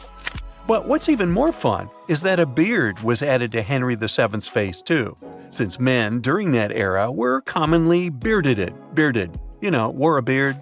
We'll never know for sure if he was bearded or not, but it's a hilarious touch that adds to the character of the reconstruction. The same team has also created facial reconstructions of other historical figures, like Mary, Queen of Scots, or Oliver Cromwell. These masks are like secret passages to another time, if you think about it. It's amazing how technology can take us back thousands of years to see faces we've only imagined. And who knows, maybe in a few hundred years, someone will recreate our faces from a selfie we took. Ever wondered what Earth would look like if it was split evenly between land and water? I mean like 50% land and 50% ocean. Like a cosmic pizza with just 2 toppings split equally. First things first, we all know that water is essential for life. That's why scientists search for water on other planets to find potential life. On our own planet, water covers about 71% of its surface, with most of it found in the oceans. What if we took away almost a quarter of that water and replaced it with land? If we did balance out the land-to-water ratio, we would see some pretty drastic changes. Due to the sea level drop, regions around the North and South Poles would dry up completely. Meanwhile, every continent on the planet would expand to reveal an enormous amount of new territory. This would be equivalent to the current surface areas of Asia, Europe, Africa, and North America combined. Imagine all those new vacation spots you could explore with all that land. This shift in the ratio of land and water wouldn't be all sunshine and rainbows though. With much less water covering the surface, our ocean currents would get messed up, leading to a destabilized climate. This would mean colder temperatures around the poles and even hotter temperatures in the already scorching equatorial regions. Rain levels would drop, creating dangerous droughts and new deserts in many inland areas. Let's not forget about the creatures living on Earth. Plants, animals, and humans would all need to adapt to being less dependent on water. Some animals may even evolve to be smaller or switch to a strictly carnivorous diet due to water scarcity. And sadly, lots of life forms in our current oceans would struggle to survive, which would be a huge bummer for all the fish lovers out there. Let's try to imagine a totally different scenario for our planet next. Back in 1884, the press reported on an astronomer who claimed to have discovered a cubic planet beyond Neptune. We've sure come a long way since then. We've come to know that in our universe, there's no possibility of planets being square, at least based on the information we have today. Let's travel back in time to 4.5 billion years ago, when our own planet was just a hot mess of gas and dust. As this chaotic cloud collapsed, a hot star formed and began to attract all nearby matter with its gravitational pull. Eventually, a rotating disk formed around the star, and collisions between particles led to the formation of massive bodies, planets.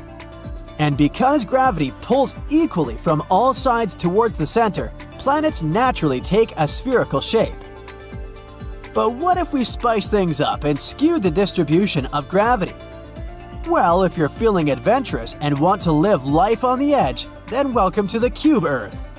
Yay! We'd have 6 sides now, but don't get too excited. None of them would be any fun. You'd constantly feel like you're climbing up a steep hill, no matter where you go. That's because gravity is strongest at the center of each face. So the further away you were from the center, the stronger pull you'd feel. Say goodbye to taking standing tall for granted. If you found yourself on the edges of the cube Earth, you'd find no lush and vibrant landscapes. All the water would pool at the center of each face, leaving the edges rocky and barren. And forget about breathing easily. The atmosphere along the edges and corners would be too thin or non-existent to support life. But we'll come back to that later. The climate on the cube Earth would depend on how it would rotate. If it spun on an axis through 2 faces, then the climate would be similar to what we have on Earth now, but more extreme. The top and bottom of climate. However, if the cube Earth rotated through its corners, each side would have a climate with more moderate temperatures and precipitation. Say goodbye to extreme weather, but also wave goodbye to your equatorial paradise. On the bright side, you would probably be able to walk into outer space. Since the atmosphere is held down by gravity, and gravity would now be pulling towards the center of each face, the atmosphere would be thicker there and thinner towards the edges. If the cubic Earth had the same volume as our round world today, its sharp corners would poke out beyond our atmosphere, creating unprotected and uninhabitable areas. But who says you wouldn't be able to rent a spacesuit and stand on top of the world and outside of it at the same time? Talk about taking your vacation to new heights. How about if our planet was completely covered with water? Well, it turns out that ancient Earth might have been just that, a water world. According to some researchers, our planet was mostly covered with oceans about 3 billion years ago, with only a few scattered islands popping up here and there. The scientists who made this discovery have been studying rock samples found in Western Australia. By analyzing these rocks, they were able to determine that they formed in a hydrothermal vent system on the seafloor over 3 billion years ago. This information could have some major implications for how we understand the origin and evolution of life. See, scientists still have a lot of questions about where Earth's water came from and when it appeared. But by studying these ancient rocks, they're hoping to get some answers. One way they're doing this is by looking at the oxygen found in the rocks. You see, Water with different values of oxygen can tell us a lot about the environment in which it formed. And the researchers found that the rocks from 3 billion years ago had heavier oxygen content than we see in our modern oceans. This suggests that at that time, dry land hadn't emerged yet, which means that Earth was mostly covered in water. Now, this might not seem like a big deal, but it could actually help us understand how life first formed on Earth. If our planet was completely covered with water when the first single-celled organism emerged, then they probably didn't form on land. And if that's the case, it could mean that other water-covered planets might be ideal places to search for life.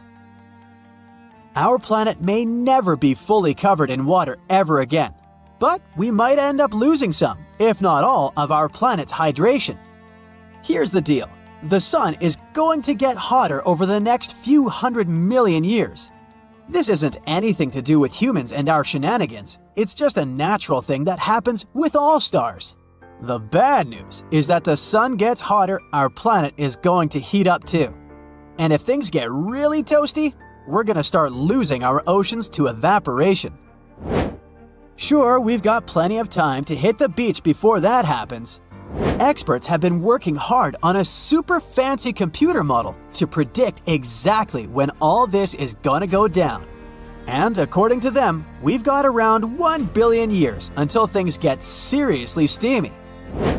You might be wondering how they came up with that number.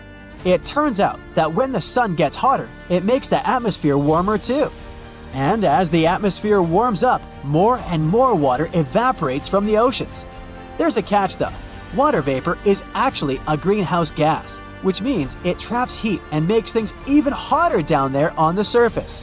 As we lose more and more water, we're going to end up in a loop where the planet just keeps getting hotter and hotter until there's no water left at all. But hey, it's not all about us. This research could actually help us find other planets with liquid water. By figuring out what kinds of conditions are needed to keep water on a planet, we might be able to identify some other hospitable worlds out there. And who knows, maybe in 1 billion years, we'll have colonized one of those planets.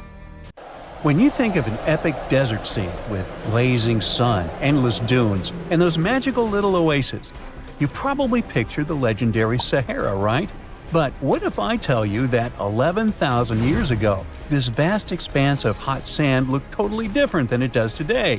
Yeah, I don't know, I wasn't around then. But I'm told that back then, what we now call a desert was a lush paradise, brimming with lakes, rivers, grassy plains, and even woodsy forests. So, where did all this water go?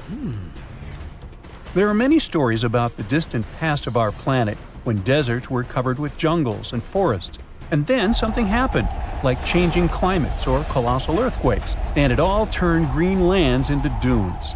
But how about a theory that Sahara became a desert because of humans and goats? The Sahara has seen its fair share of wet and dry drama throughout the ages, mostly thanks to little shifts in Earth's orbital tilt, causing variations in how much solar radiation hits the atmosphere. There were even times called the African humid periods, when the rain would pour in and transform the dry landscape into a bright green haven. But between 8,000 and 4,500 years ago, something really funky happened to this region. Certain areas went from humid to dry, way too fast to explain it by just orbital changes. In the blink of an eye, the lush Sahara turned into the Sahara we know today.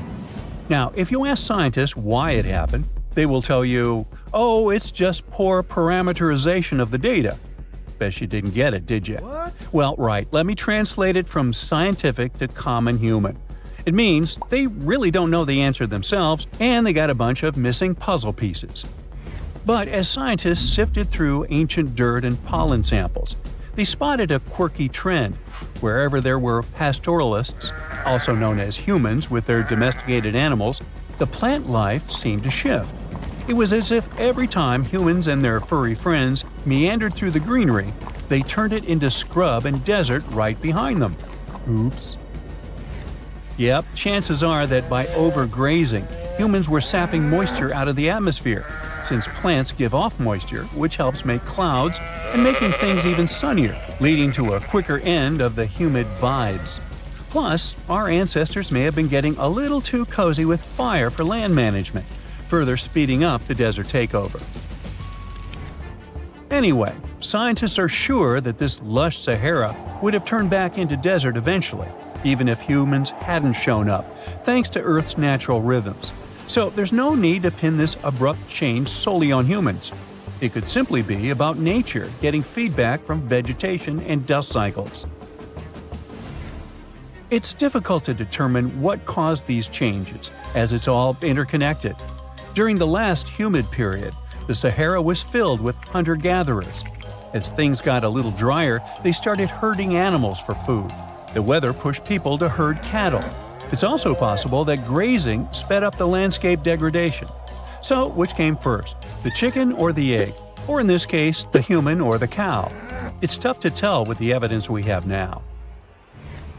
Now today, it's safe to say that water is no longer that big of a problem in the Sahara, even though it's a huge desert and the times of lush forests there are long gone.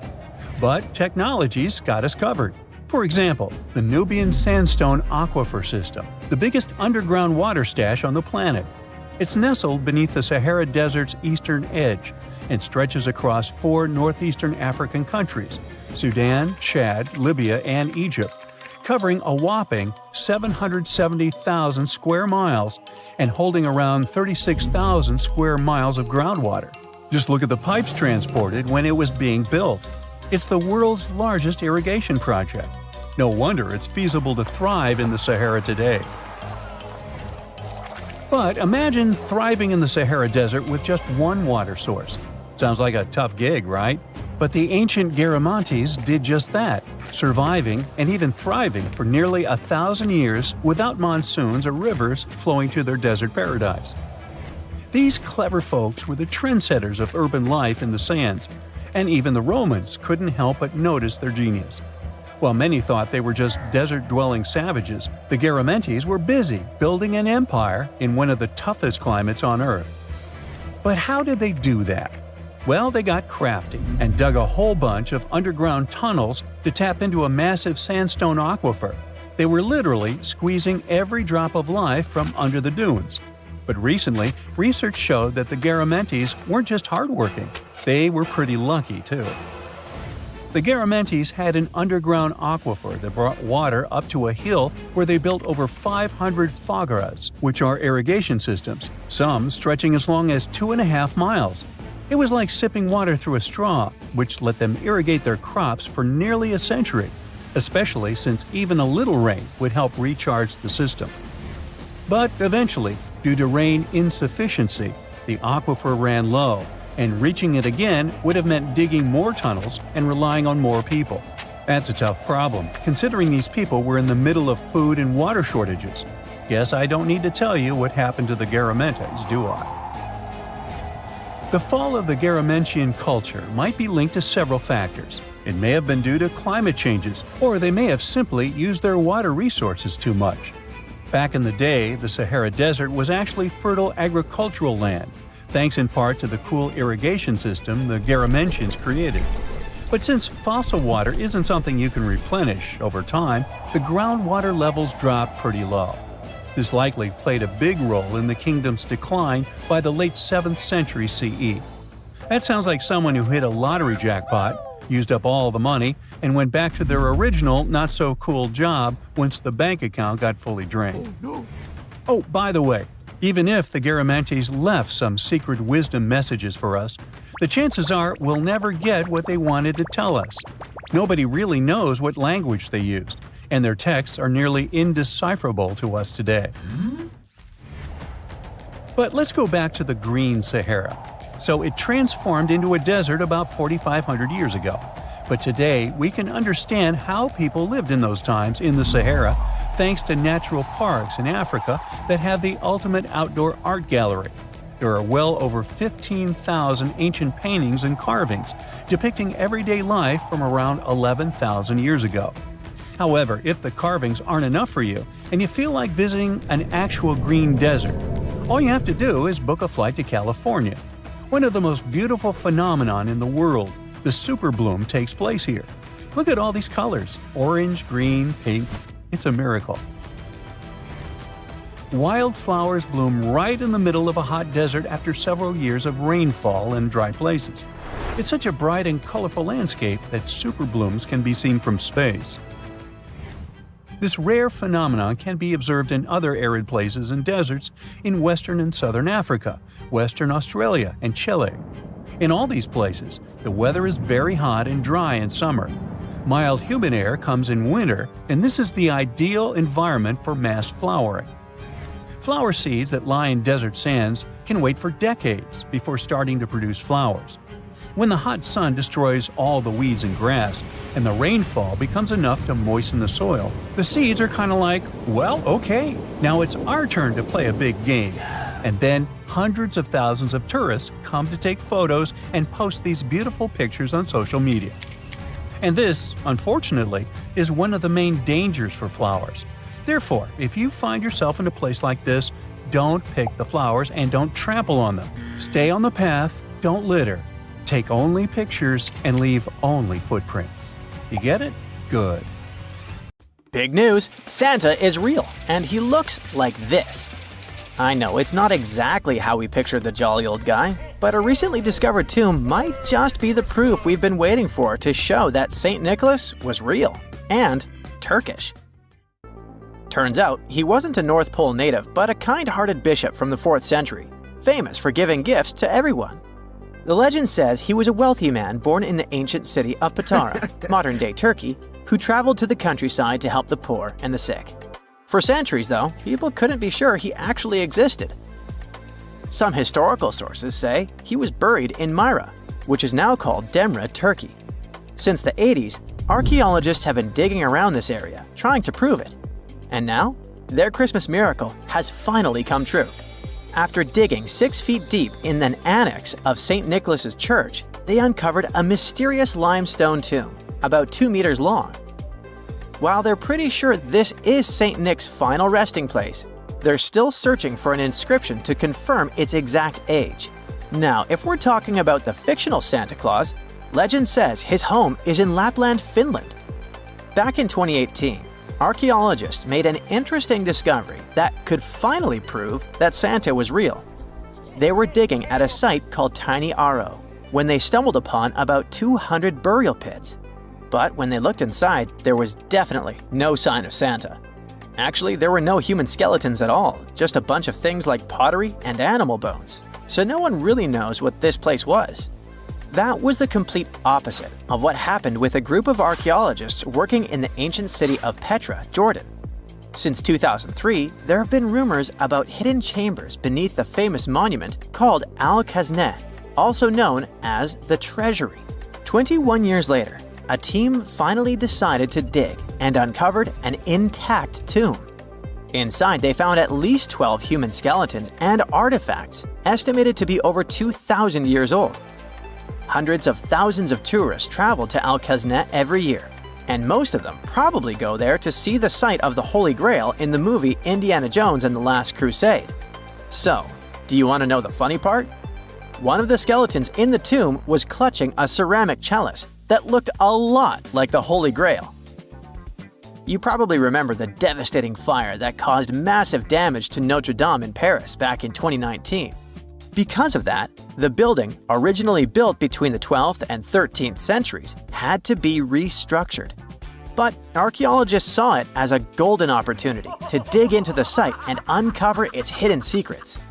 The team was only allowed to dig about 16 inches beneath the floor, but that was enough. As soon as they removed the floor tiles and cleared away a thin layer of dirt, they spotted the top of a lead coffin. Then, they found some limestone sculptures, including life-sized heads and torsos. Altogether, they uncovered over 1,000 fragments of different works of art. Ancient statues have been found in the most random places, including a sewer. In July 2024, Bulgarian archaeologists were checking a Roman sewer in the ancient city of Heraclea Sintica when they found a nearly 7-foot-tall marble statue of Hermes, the Greek messenger deity. This town was completely devastated and abandoned after 2 earthquakes, one in the year 388 and the other in the year 425. But somehow, it didn't destroy this statue.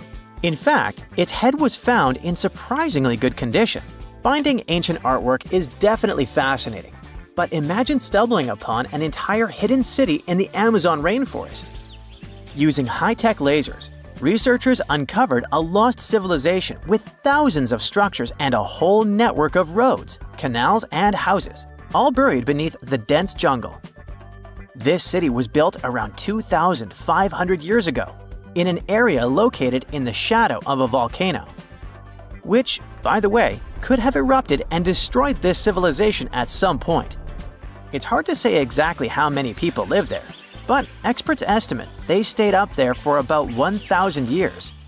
This discovery proves ancient people also had huge, organized cities in the middle of the Amazon. A similar thing happened in Campeche in southern Mexico. An archaeologist was doing some research on the internet when he accidentally discovered a hidden Maya city. This area, now called Valeriana, was huge, about the size of Edinburgh, the capital of Scotland. It had pyramids, sports fields, amphitheaters, and paths connecting different districts. Thanks to satellite images, archaeologists uncovered an entire unknown civilization from the Bronze Age. They were checking out aerial images when they discovered 100 prehistoric settlements in the Pannonian Plain, a region that includes parts of what's now Serbia and Hungary. The people who lived there are now known as the Titsa Site Group, and it looks like they were a pretty well-organized society, skilled at growing food, hunting, and fishing. Google Earth helped a team to uncover a mysterious set of 400 ancient gates in Saudi Arabia. These gates, scattered across the desert, are thought to be from thousands of years ago. They're made of stone and arranged in weird formations that have left archaeologists scratching their heads. I mean, they don't look like they were meant for funerals, and they don't seem like structures where people lived. So, we still have no idea what they are. Technology is really changing archaeology. Thanks to artificial intelligence and, well, a $1 million prize, we've finally been able to decipher part of an unreadable and super damaged ancient scroll. The Herculaneum scrolls were discovered by workers digging up the ancient town of Herculaneum near Pompeii in 1752. But their condition was so bad that, for years, they were considered indecipherable. Thankfully, AI has helped unveil their secrets. Based on the studies so far, experts believe that one of these scrolls was written by a philosopher who valued pleasures, like music and food, above all else. No doubt, Stonehenge in England is one of the most mysterious places on Earth. Some theories even suggest it was built by extraterrestrials. After more than a century of research, archaeologists are still figuring out how it came together. See that big altar in the middle? Turns out it came all the way from Scotland. And that's pretty wild, considering this massive sandstone block weighs over 6 tons, and the people who built Stonehenge more than 4,000 years ago didn't have the luxury of wheels or modern tools. We can find some pretty amazing stuff in the oceans too. In 2013, a mysterious shipwreck was found about 20 feet underwater off the coast of Kenya. At the time, no one knew where it came from, but now, researchers are pretty sure this could be a ship from Vasco da Gama's fleet. You know, the famous Portuguese navigator, best known for being the first to sail from Europe to India by rounding Africa's Cape of Good Hope. If it's confirmed, this shipwreck could be one of the earliest European shipwrecks in the Indian Ocean. Ancient treasures can take many forms, including a bottle. Recently, archaeologists in Norway uncovered a 150-year-old message in a bottle during an excavation of a Viking burial mound. The bottle contained a letter written by Anders Lorange, an archaeologist who worked on the site back in the 1800s, along with his business card and a few coins wrapped in paper. The letter gave some details about the excavation, though it seems Lorange got a few things wrong, like the exact number of Viking shields discovered. At the end of the letter, he wrote a personal note in runic script, "Emma Gade, my girlfriend." So it gave us not only insights into history, but also a peek into his love life. In 1850, French scientist Auguste Mariette went to Egypt looking for manuscripts, but accidentally found a head of a sphinx sticking out of the dunes. He cleared the sand and figured out the sphinx was guiding the entrance to some underground construction. Several months later, he finally entered the Serapeum of Saqqara. Inside, he found an enormous granite sarcophagi with remnants of 64 bulls. Scientists are still amazed by the tech that the ancient Egyptians used to transport those enormous boxes. The Serapeum was built around the year 3000 before the Common Era. It was an underground tomb built to honor the sacred Apis bulls of ancient Egypt. It had a long hallway, almost 500 feet long, with giant stone rooms on both sides. Some of the sarcophagi weighed as much as 50 average cars, and all of them were made with super precision, with exact 90-degree angles. These sarcophagi were beautifully decorated with hieroglyphs and carvings that told stories about the lives and importance of the Apis bulls. Now, there are 24 sarcophagi left. In ancient Egypt, Apis bulls were very special animals connected to the deity Ptah. They thought the bulls carried Ptah's spirit and wisdom, helped the pharaoh, and protected the Egyptians. Priests looked for special markings on young bulls to find Apis bulls. It could be a white triangle on its forehead, which symbolized divine light, a shape on its back like a vulture's wing, and a scarab shape under its tongue, which stood for rebirth. If a bull had these signs, they believed it was chosen by Ptah and treated it like royalty. The chosen bulls lived in a special temple in Memphis, the city where they worshipped Ptah. They received the best care and offerings from visitors who wanted their blessings. When an Apis bull passed away, it was treated with great honor and mummified. When Mariette entered the Serapeum, he noticed traces of rollers on the gallery's floor and found 2 wooden horizontal winches. Each had 8 levers.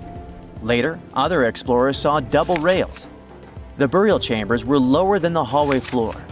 To get the boxes into place, workers filled the chambers with sand so the sarcophagi could be rolled in straight. Then they slowly removed the sand to gently lower the boxes into perfectly cut spaces in the bedrock. A carved stone sign found in the Serapeum said it took 28 days to move just one sarcophagus and its lid into its spot during the time of Ptolemy II. The extreme precision of the sarcophagi with 90-degree angles also has an explanation. Ancient Egyptians wrote texts, or rather, papyrus, on geometry a long time ago. It shows that they knew the approximate number pi and could calculate the volume of a pyramid with its top cut off. If they could figure out complicated math like that back then, it makes sense that they could also carve perfectly flat surfaces 500 years later. All this sounds pretty legit, but some people think certain things don't add up here. The size of boxes is way larger than the size of bulls, yet they buried pharaohs in tiny coffins that barely fit their bodies. The sarcophagi are made out of granite with crazy precision, and they could have just used limestone, which would have made things way easier. The transportation of the boxes seems pretty simple, but only in theory. If one person could pull about 440 pounds, then at least 250 people would be needed to pull just one box. The tunnels in the Serapeum are really narrow, only about 2 feet wider than the boxes themselves. There's no way hundreds of people could have squeezed into those tight spaces to pull the boxes. And even if they did, how would they turn the box in the cramped corridor, lower it into its niche, and place it perfectly in the middle? Somehow, they did this 24 times, and every box is centered perfectly. Plus, the chambers were dusty, and there were no signs of soot from lamps. This means they must have worked in almost complete darkness. The real use of the boxes could also be different. A long time ago, even before the Egyptian pharaohs ruled, the local people already knew how to use fermentation. It happens when tiny organisms called yeast eat certain ingredients like starch and turn them into gas and ethanol. So someone in ancient Egypt probably put food like barley, bread, and even meat inside a giant stone box, then closed it tight with a heavy lid. These stone boxes, carved from granite, were so precisely made that they were almost completely sealed, so nothing could escape from it. As the yeast inside the box started working, it created more and more CO2 gas. It built up pressure inside the box. The granite boxes were incredibly strong. They could handle more pressure than a car tire can hold.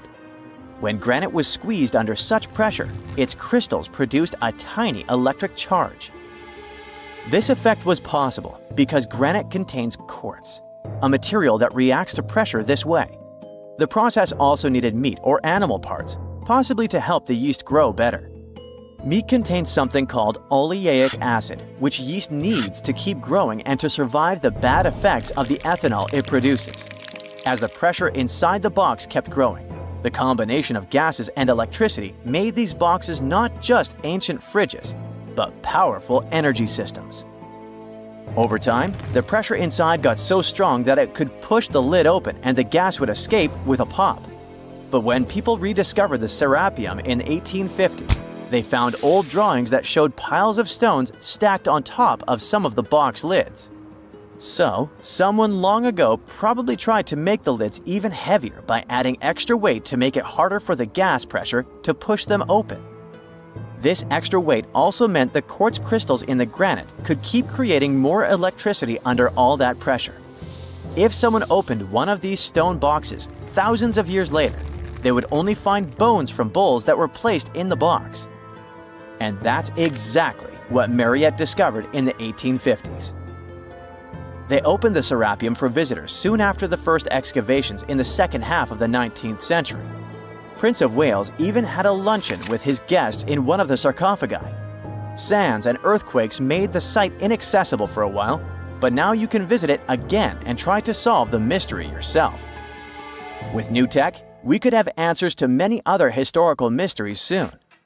A team of scientists at Chicago's Field Museum of Natural History recently used a special CT scanner to learn more about ancient Egyptian mummies without unwrapping them. They gently rolled 26 mummies on custom carts out to the parking lot, where the scanner was waiting. It took thousands of detailed X-ray pictures of each mummy and their coffins. When all the pictures were put together, they created 3D images that showed what was inside, the skeletons, and some artifacts. The scientists hope these images will help them understand ancient Egyptian burial practices from over 3,000 years ago. Even though the scanning process only took 4 days, it might take 3 years to study all the data. But scientists were able to learn some personal details about the mummies. One of the most popular mummified individuals at the museum, Lady Chineta, was a woman who lived in ancient Egypt about 3,000 years ago. It looks like she passed away in her late 30s or early 40s. To make sure her body looked complete for the afterlife, embalmers put stuffing in her neck to keep it from collapsing. They also placed artificial eyes in her sockets, so she would have eyes in the next world. She was wrapped in fancy linen and placed in a beautifully decorated coffin. The scans revealed that it had been carefully crafted with a slit at the back, which embalmers used to fit the body. There were also some artistic details on the surface, like markings for her knees. It looks like her burial was on the scale of a high-end luxury car. So, imagine you're 15 and you get bored of playing video games. Instead, to pass the time, you decide to give some attention to an old hobby of yours, tracking down lost Mayan cities. You've heard that some ancient civilizations are said to have built entire cities based on constellations, so you decide to check out whether that was true for the Mayans. You find a book containing all the constellations the Mayan civilization believed to exist.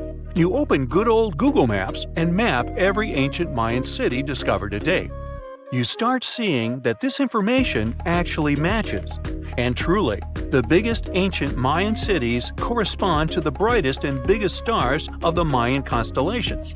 Okay, this is getting interesting. You manage to map out over 100 ancient cities when you suddenly notice something strange. There's an area in the Yucatan Peninsula in Mexico where archaeologists have unearthed 2 Mayan cities. But on the constellation map, there are 3 stars.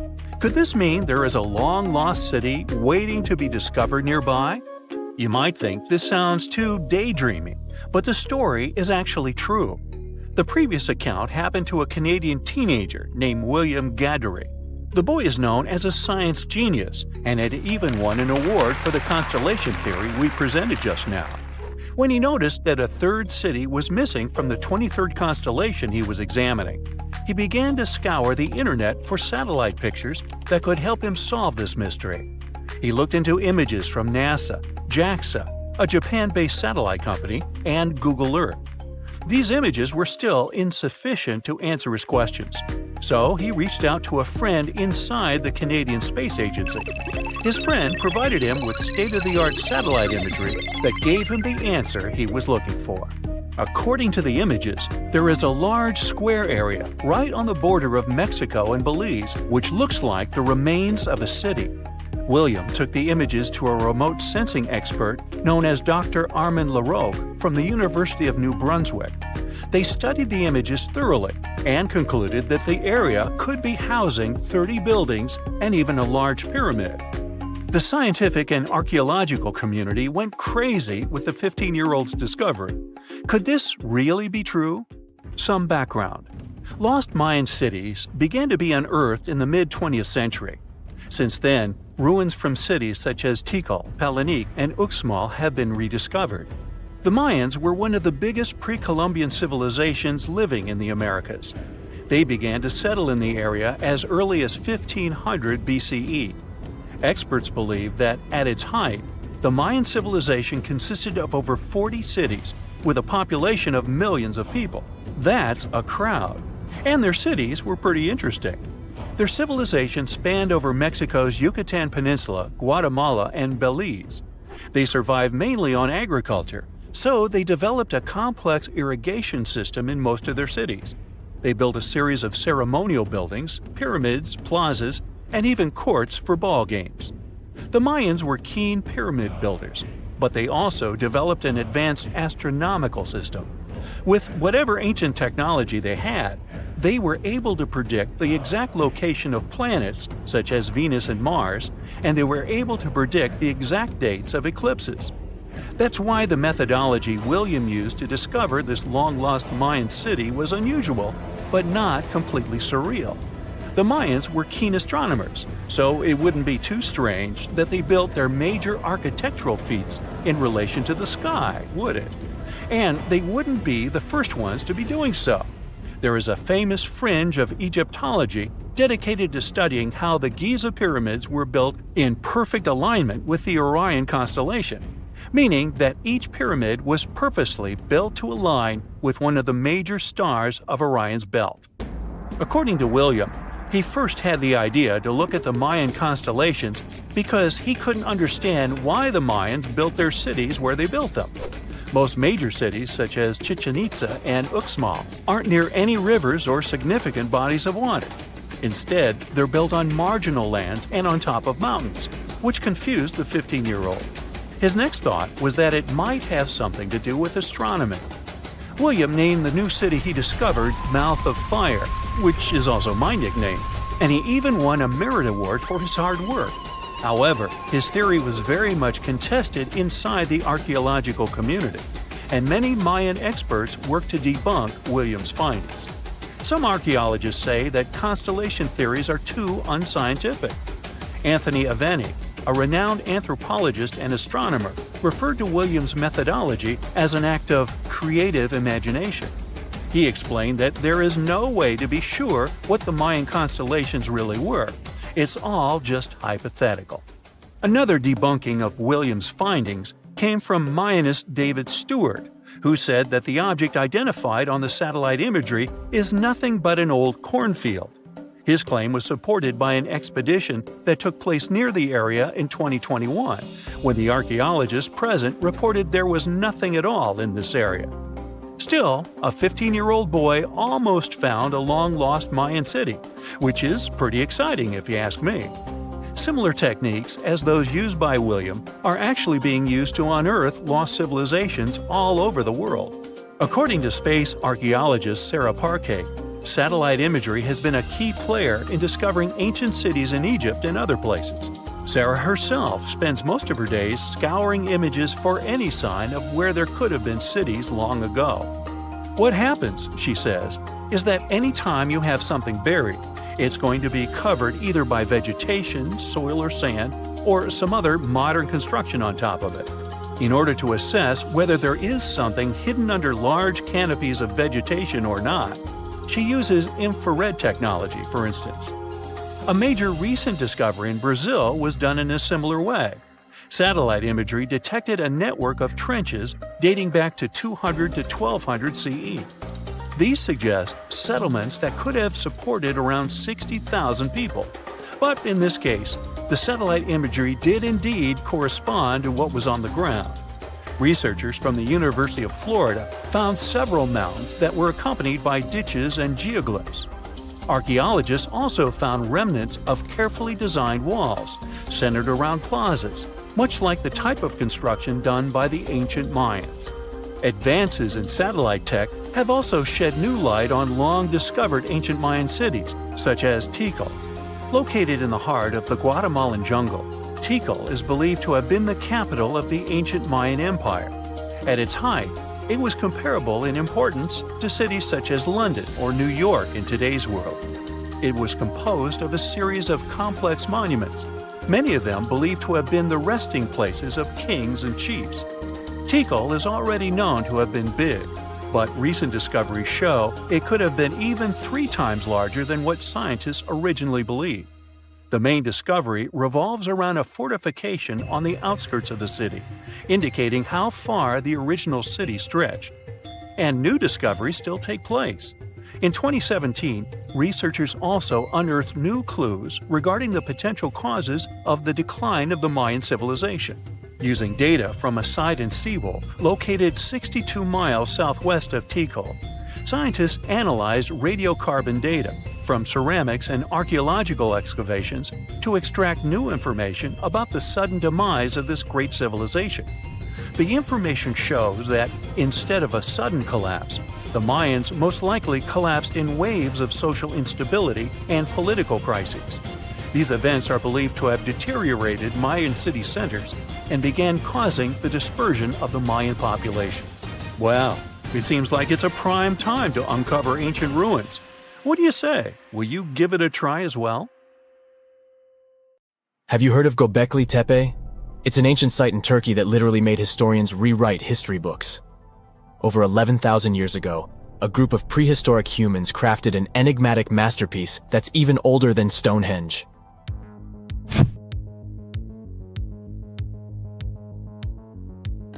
Before its discovery, archaeologists believed that people didn't know about iron and weren't good at making pottery. They were sure that settled life only emerged with the need for agriculture. But Göbekli Tepe changed this belief.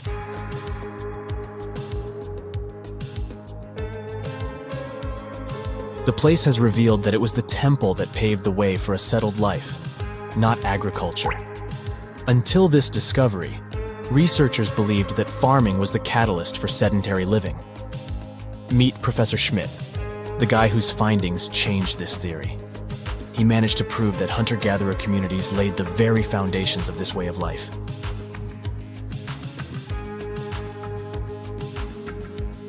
Back in the 1960s, other archaeologists visited the area, but they totally missed the mark. While surveying the region, they stumbled upon a hill with scattered limestone slabs and concluded it was just an old burial ground from medieval times. Little did they know that there was so much more to uncover.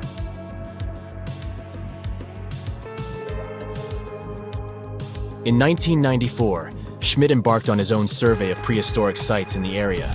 Surprise! He instantly realized he had discovered something truly extraordinary. Unlike the nearby flat and barren plateaus, Göbekli Tepe had a gently rounded top, rising 50 feet above the surrounding landscape. Funny enough, the translation of this place's name is Potbelly Hill. Schmidt was sure only humans could have made something like this.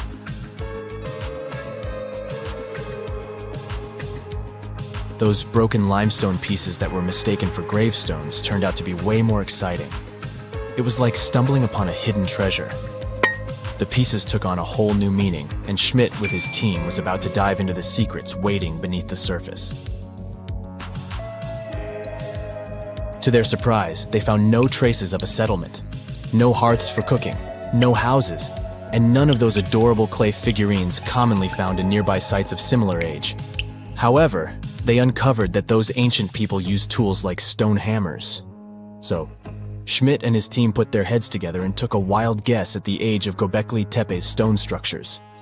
Their estimation got backed up by some limited carbon dating done right at the site. The ancient vibes of this place were finally starting to make sense. It was like a puzzle slowly coming together.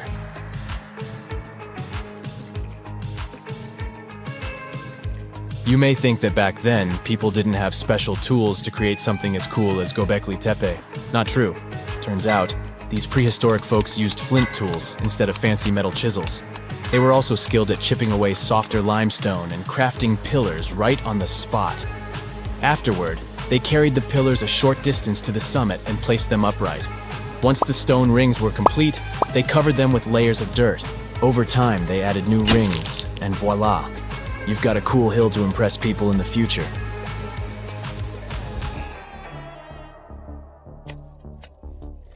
During their first year of excavation, the team went through 15,000 pieces of animal bones from wild creatures. These people didn't have pet animals or grow their own food.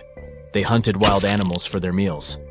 But things were about to change, because the place had everything they needed to start farming. Scientists say they had wild sheep and wild grains that could be domesticated. And guess what? Just 20 miles away, geneticists found evidence of the world's oldest domesticated strains of wheat at a prehistoric village.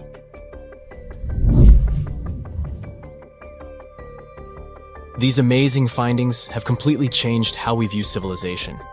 In the past, experts believed that people needed to learn how to farm and settle in one place before they could build temples and develop complex societies. But guess what? Schmidt's research flips that idea on its head. He claims that the incredible effort put into constructing these astonishing structures actually set the stage for the development of advanced societies. It means that societal and cultural changes happened before agriculture. Schmidt has this fascinating hypothesis about Göbekli Tepe. He thinks it could have been a special burial site where people left their loved ones. And here's the twist. The burial site was adorned with fancy statues and symbols representing deities from the spiritual realm. The idea that Göbekli Tepe could have served as a sacred place adds another layer of complexity to the whole story. While the site's true purpose may remain elusive, Schmidt's insights invite us to consider the profound interplay between life and the afterlife, and the deep reverence ancient hunter-gatherer societies may have had for their departed ancestors. Now let's talk about the stars of the show, the mesmerizing T-shaped columns that dominate Göbekli Tepe. These mysterious structures range from 10 to 20 feet tall and most likely represent stylized human figures. But one figure stands out from the rest, the three-dimensional lion relief. This depiction really fires up our imagination. Why? Because it hints at the possibility that lions roamed Anatolia during the Neolithic period.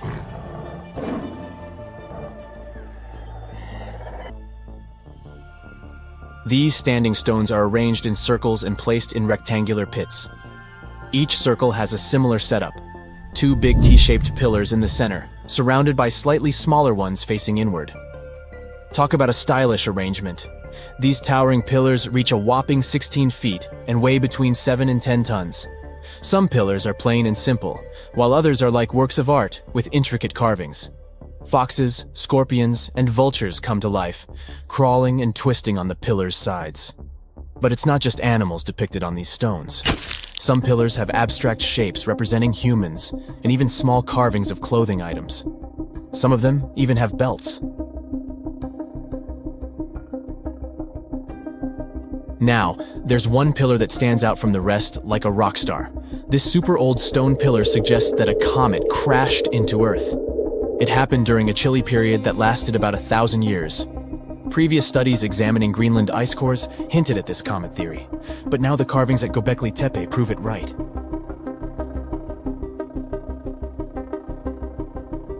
The carvings on the pillars are like a historical comic strip. They even show a headless human figure. Researchers fed the images into a computer, and discovered their connections to constellations, indicating that this temple might have been an ancient observatory. It's like our ancestors were trying to document this cataclysmic event in their own unique way. Archaeologists have been excavating and researching Göbekli Tepe since the mid-1990s, peeling back layers of history and providing us with a deeper understanding of the intricate relationship between various elements. They have no plans to stop the whole process for another 150 years. Who knows what else they'll find? You see, Göbekli Tepe has been labeled purely as a ritual site with no signs of domestic activities. We were led to believe that the absence of water meant it couldn't support semi-sedentary communities. But scientists believe it's time to shake things up and approach Göbekli Tepe with fresh eyes. It's time to question what we believed before and use new evidence and different ways of thinking. Like, there might have been a group of people living in the area who didn't stay in one place all the time. They moved around a bit but still had their own civilization, living in the area semi-sedentarily. Göbekli Tepe is not just home to a single temple, but an astounding collection of over 20 ancient structures. As archaeologists delve into the depths of this wonder, they are unraveling its unique layout, featuring two prominent focal points at the heart of each establishment, complemented by smaller structures and dividing walls. What's even crazier is that in this area, there are over 200 obelisks, which are narrow tapering monuments. Before we get into the reason why and how there are pyramids all around the world, let's talk about some of the examples. I'll start with the Pyramid of the Sun in Mexico. These folks really knew how to build a city. Their well-planned urban center spanned over 7 square miles and boasted several pyramids. But the Pyramid of the Sun is the most impressive. This giant pyramid was built way back in 100 CE and is one of the biggest structures of its kind in the whole Western Hemisphere. It's so big that it's 216 feet high above the ground. If you ever find yourself in this ancient city, you won't be able to miss the Pyramid of the Sun. It's right there on the east side of the Avenue of the Dead, the city's main north-south street. To build this incredible pyramid, around 1 million cubic yards of material were used, including a special kind of red volcanic rock called hued tizontle. Impressive, huh? We don't know too much about the people who built the Pyramid of the Sun or its purpose. But archaeologists believe there was once a temple on top of it. When explorers went below the pyramid in the 1970s, they found a bunch of cool tunnels and chambers. In 2011, they even found a secret stash of clay pots, obsidian pieces, animal bones, human figurines, and a mask. Who knows what other secrets the pyramid is hiding? If you decide to see this one, you must climb the pyramid using the 248 uneven steps on the west side. Watch your step. Sudan got some pyramids too. Nubian pyramids aren't as big as the ones in Egypt, but they still got around 200 of them. These ancient pyramids have been home to the tombs of the pharaohs of the Meroitic Kingdom for almost 1,000 years, who ruled Egypt from Nubia to the Mediterranean Sea. The pyramids at Meroe were constructed using granite and reddish sandstone. Oh, and did you know that Sudan has more ancient pyramids than Egypt? The Kushite pyramids depict the indigenous architecture and burial traditions of Nubia's Napata and Meroe kingdoms, which ancient Egypt influenced. Meroe, the burial site of over 40 queens and kings, is the most extensive Nubian pyramid site. The tomb walls depict mummified royals bedecked in jewelry, their wooden caskets containing bows, quivers of arrows, and other artifacts pointing to the Meroitic relationship and trade with Egyptian and Greek civilizations. So if you're looking for some ancient tombs to explore, you may consider skipping the crowds in Egypt and heading on down to Sudan. Let's fly to Iraq to see some more pyramids. Ziggurats have fancy receding layers and tiered temples. Instead of a smooth exterior, it has tiers like a cake. perfect for all the important work and rituals that went on inside. You can find these towering structures scattered throughout Iraq and Iran, and they're a real testament to the power and skills of the people who built them. One of the biggest and most impressive ziggurats is the ziggurat at Ur. It's basically a giant rectangular pyramid that stands a whopping 70 to 100 feet tall, with 3 levels of terraces and a temple on top. Can you imagine how many baked bricks it took to build that thing? Try 720,000 for just the lower portion. This particular ziggurat was built for Sumerian king Ur-Nammu. Similar to other ones, this pyramid has been around for thousands of years, so it got a little rough around the edges. Thankfully, the Babylonian king Nebuchadnezzar II and some archaeologists came to the rescue in the 6th and 20th centuries respectively, and now you can find this near Talil Air Base.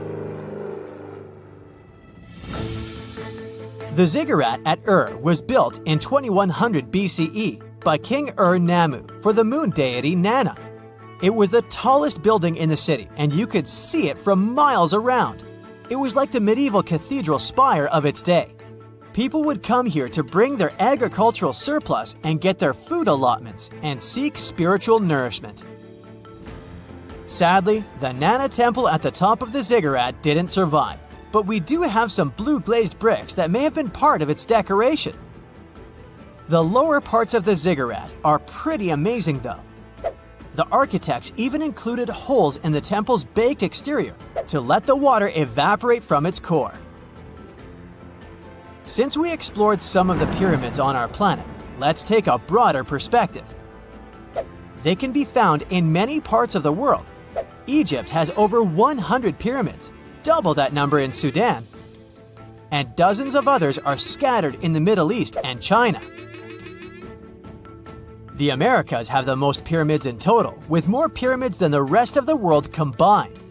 These pyramids are located in Mexico, Guatemala, Honduras, and El Salvador.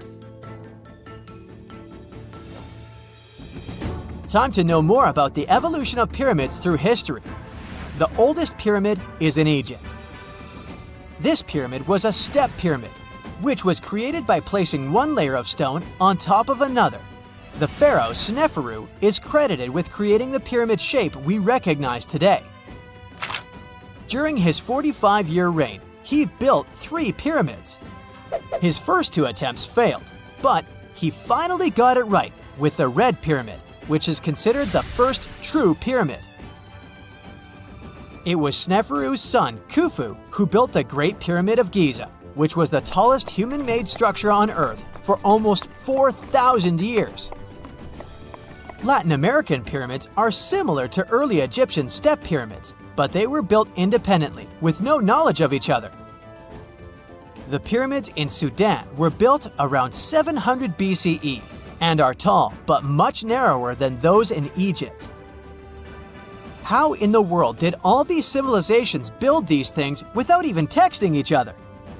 After all, the Aztecs, Mayans, and ancient Egyptians were about as different as possible. But despite their cultural differences, they all seem to agree on one thing. Pyramids were pretty cool. Step pyramids are all around the world because they were the most feasible and stable way to build large and tall structures without access to lighter building materials like wood and metal. The triangular form with a square base is the best way to build a sturdy structure, and having a cube structure would require more material for less height. Now, when it comes to pyramid design, the Egyptian pyramids were like giant triangles with a square base, smooth sides, and a pointy top. On the other hand, the Aztecs and Mayans went for a tiered cake look, with steps leading up to a flat platform on top. So, while all these pyramids share the same basic shape, they have their own unique flair. Each group built its pyramids using different materials, techniques, and slope angles. So while they may have been inspired by each other's work occasionally, they were just doing their own thing. Egyptian pyramids had smooth, angled sides that were designed to help the pharaoh's soul ascend to heaven. The Pyramid of the Sun was built over a series of caves that served as a passageway for the deities. The Maya built the temple of Kukulkan in Chichen Itza to honor the deity Kukulkan, usually represented by a serpent. Nicknamed El Castillo, it has 91 steps on each side, plus a platform. That's 365 steps, one for each day of the Mayan calendar. Tell me, Brightsiders, how were pyramids built? To begin with, humans made them, not a foreign race from space that landed on Earth.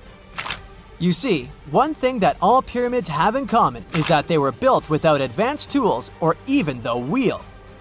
It took a lot of people to build them, including skilled laborers and architects.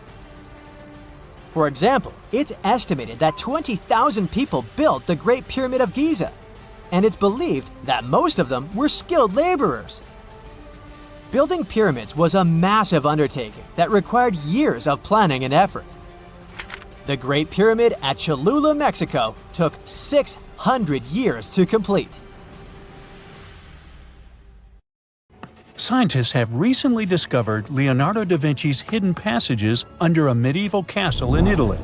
They followed a newly found 15th century sketch by the creator of the Mona Lisa and found one of the unexplored architectural wonders from the age of the Renaissance. Construction of the Sforza Castle started back in 1358, but it was destroyed about a century later during a local crisis. Then, in 1450, Francesco Sforza, the Duke of Milan, decided to rebuild it on the old ruins. After he passed away, his son Ludovico took over and kept improving the castle. He brought in some of the best artists of the time, including Leonardo da Vinci, to decorate its walls. We can still see Leonardo's frescoes today in the Room of Wooden Boards. While he was working at the castle, da Vinci also recorded some historical underground passages hidden beneath the outer wall. The drawing, dated between 1487 and 1490, was found at the Institut de France in Paris. The sketch is highly precise, and it proves that Leonardo was really interested in fortification design and was great at documenting existing structures. Historical records show that Ludovico ordered the building of an underground passageway that led straight to a basilica, where his wife was buried. Ludovico married Beatrice in 1491, and they had a happy but tragically short marriage, as Beatrice passed away while giving birth in 1497. The Duke locked himself away for weeks, grew a beard, and wore only black clothes while he was mourning his beloved wife. The secret tunnel may have stretched over a half a mile and would let Ludovico visit her grave in private. It could have served as an escape route if the castle was ever under siege. The existence of the tunnels remained one of the mysteries of the Renaissance for years, as no one knew for sure they were there. But now, scientists finally uncovered the secret history. They used a combination of ground-penetrating radar and laser scanning to build up an accurate 3D model of all the structures under the castle. They found the tunnels da Vinci alluded to in his drawings, and it looks like they may have only been a small part of a whole system of historical underground passages. The goal is to create a complete digital twin of the castle that will not only show all the preserved constructions, but also the ancient ones that are no longer visible. They also plan to add augmented reality to the virtual paths to let visitors discover Leonardo da Vinci's hidden passages. Now, we don't know if the genius actually took part in constructing the hidden passages that scientists recently discovered, but we do know about some other Leonardo da Vinci inventions. He created the first satellite-like map in 1502, long before photography or satellites were even a concept. A famous figure in Italy, Cesare Borgia, invited Leonardo to a small town called Imola, near Bologna, to create a highly detailed map for him. Back then, maps were not very precise, as no one had figured out how to show exact distances on a smaller scale. Instead, people spent a lot of time decorating them with dragons, roses, fancy castles, mountain ranges, flowers, and other artistic details. These maps look more like beautiful paintings meant to be displayed, rather than practical tools for navigation. But Cesare Borgia wanted something truly functional, and Leonardo managed to create something revolutionary in the field of cartography. If you compare satellite images of Imola today with Leonardo's map, the similarities are striking. He captured every alley, curve of the streets, roadways, and even the exact sizes of the buildings. And he did it all by hand, using just a pencil, ruler, compass, and several of his own clever inventions. To gather all the necessary data, the genius walked through the streets for weeks using a large wheel that spun as he moved, recording the distance with a cable. Using the magnetic compass, he determined precise directions. He also developed a tool called the boussole, which measured angles inside a circle. With this, he could track the exact turns of each street and the size of the intersections.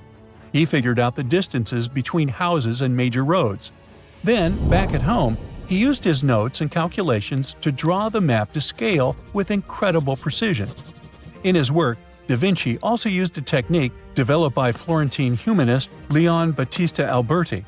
He created a mapping method where you could place an entire city inside a circle using polar coordinates. At the center of the city, 8 straight lines met, representing the main directions of a compass. Leonardo used this system to divide the town into 8 sections. He didn't overlook even the smallest buildings, which made his map one of the most advanced of its time. The Italian genius had a big dream to build a machine that could let people fly. He studied how birds, bats, and kites move through the air and designed a special flying machine. He believed that if he could copy their movements, humans might be able to soar like them. Da Vinci's design looked a lot like a bat, with 2 large pointed wings that stretched over 33 feet wide. He planned to build the frame from lightweight pine wood and cover it with raw silk to make it strong but not too heavy. The person flying it would lie on their stomach on a wooden board in the center. To make the wings flap, the pilot had to pedal a crank with their feet, which was connected to a system of rods and pulleys. There was also a hand crank for extra power and even a headpiece to help steer. As the person moved their hands and feet, the wings would flap and twist, just like a bird's. But there was one big problem. Humans aren't strong enough to make the machine lift off the ground. Even though it might have worked once in the air, there was no way for a person to get it flying on their own. Leonardo probably realized this, but his amazing idea still inspired flying machines that came centuries later. Da Vinci was way ahead of his time with many of his inventions, but his idea for a humanoid robot was especially futuristic. He was working under the patronage of the Sforza family, the one that had those ancient tunnels of Italy built. The genius designed a mechanical knight that could move its arms, turn its neck, and even open and close its mouth. Da Vinci had good knowledge of anatomy and the mechanics of body movements that helped him. His unusual creation used an external system of cables. A hand crank set it in motion, and there was also an internal gear-driven mechanism. About 450 years later, Da Vinci's detailed sketches of the robotic knight were rediscovered in the 1950s. Several researchers tried to recreate the robot from those sketches. In 2002, a roboticist who developed systems for NASA and Lockheed Martin took inspiration from the old notes and built a functioning model of Da Vinci's robotic knight. Another design Leonardo created for Duke Sforza was a special kind of bridge that could be taken apart and carried easily. It was made for defense forces who needed to cross rivers or moats while traveling. This bridge would swing across the water and land on the other side. It had wheels and used a rope and pulley system, so it could be set up quickly and packed away just as fast. To keep it steady, it even had a special weight to help balance it. Leonardo wrote in his notes that the bridge was light yet strong, and he designed several bridges like this for the Duke. One of his other designs was a bridge that could be built very quickly, and the defense forces would move across multiple rivers. As scientists continue to study Leonardo da Vinci's hidden passages, they reveal new chapters in human history. Who knows what other unexplored architectural structures they will find? The conditions on this mysterious island might teach us how we can live on Mars one day. Devon Island is, to this day, the largest uninhabited island on our planet. It's located in the Canadian Arctic archipelago, and it's easy to see why people find it impossible to make a home here. The soil stays frozen throughout the seasons. The eastern part of the island is covered by a thick ice cap all year round. Summers here last for less than 50 days. And by summer, I mean that the ground is snow-free. and the temperatures are slightly over 46 degrees Fahrenheit. Since almost no plants are growing here, there are no animals that could have adapted to these conditions. That's why scientists compare this island to what it would be like to live on Mars. In 2001, a project started here on Devon Island looking to discover how people might live and work on other planets, particularly on Mars. It's called the Houghton Mars Project and offered NASA scientists some unique studying opportunities. There are few options here in terms of logistics and transportation, and communicating with people living outside the island is also a bit more difficult. Specialists believe that if we can find solutions to live here, we might be able to do it on Mars too. Think of it as a home-based outer space boot camp. The Pitcairn Islands can be found in the middle of the Pacific Ocean. If you're a fan of adventures and remote places, this is the place to be. But you'll need to buckle up for quite the ride, since no plane has ever reached this place. The only way to reach the Pitcairn Islands is to take a 32-hour yacht ride. No wonder only 50 people are known to live here. Its history is really interesting too. A group of people settled here in the 18th century after a failed marine mission. To this day, all the residents of the island are descending from that initial group. Life's not easy here though. If they need to see a doctor, for example, they need to travel either to the island of Fiji or to New Zealand. Now let's head over to Mexico, where recent technology has allowed scientists to explore some fascinating cenotes, which were previously unknown. Cenotes are also called sinkholes and allow us to see subterranean water bodies. A team of archaeologists, cave divers, underwater photographers, and biologists came together to explore and document the extensive network of sinkholes located in the Yucatan Peninsula. One of the hotspots is located under the main pyramid at the Chichen Itza archaeological site. In total, scientists are looking to explore about 6,000 cenotes stretched across this whole region. The whole project is important not only because of the geological discoveries, but also because of its connection to the Mayan people and their culture. These recent discoveries revealed that for the Mayans, these cenotes weren't simple water sources. They dictated the way they built their constructions and had a huge impact on their spiritual lives too.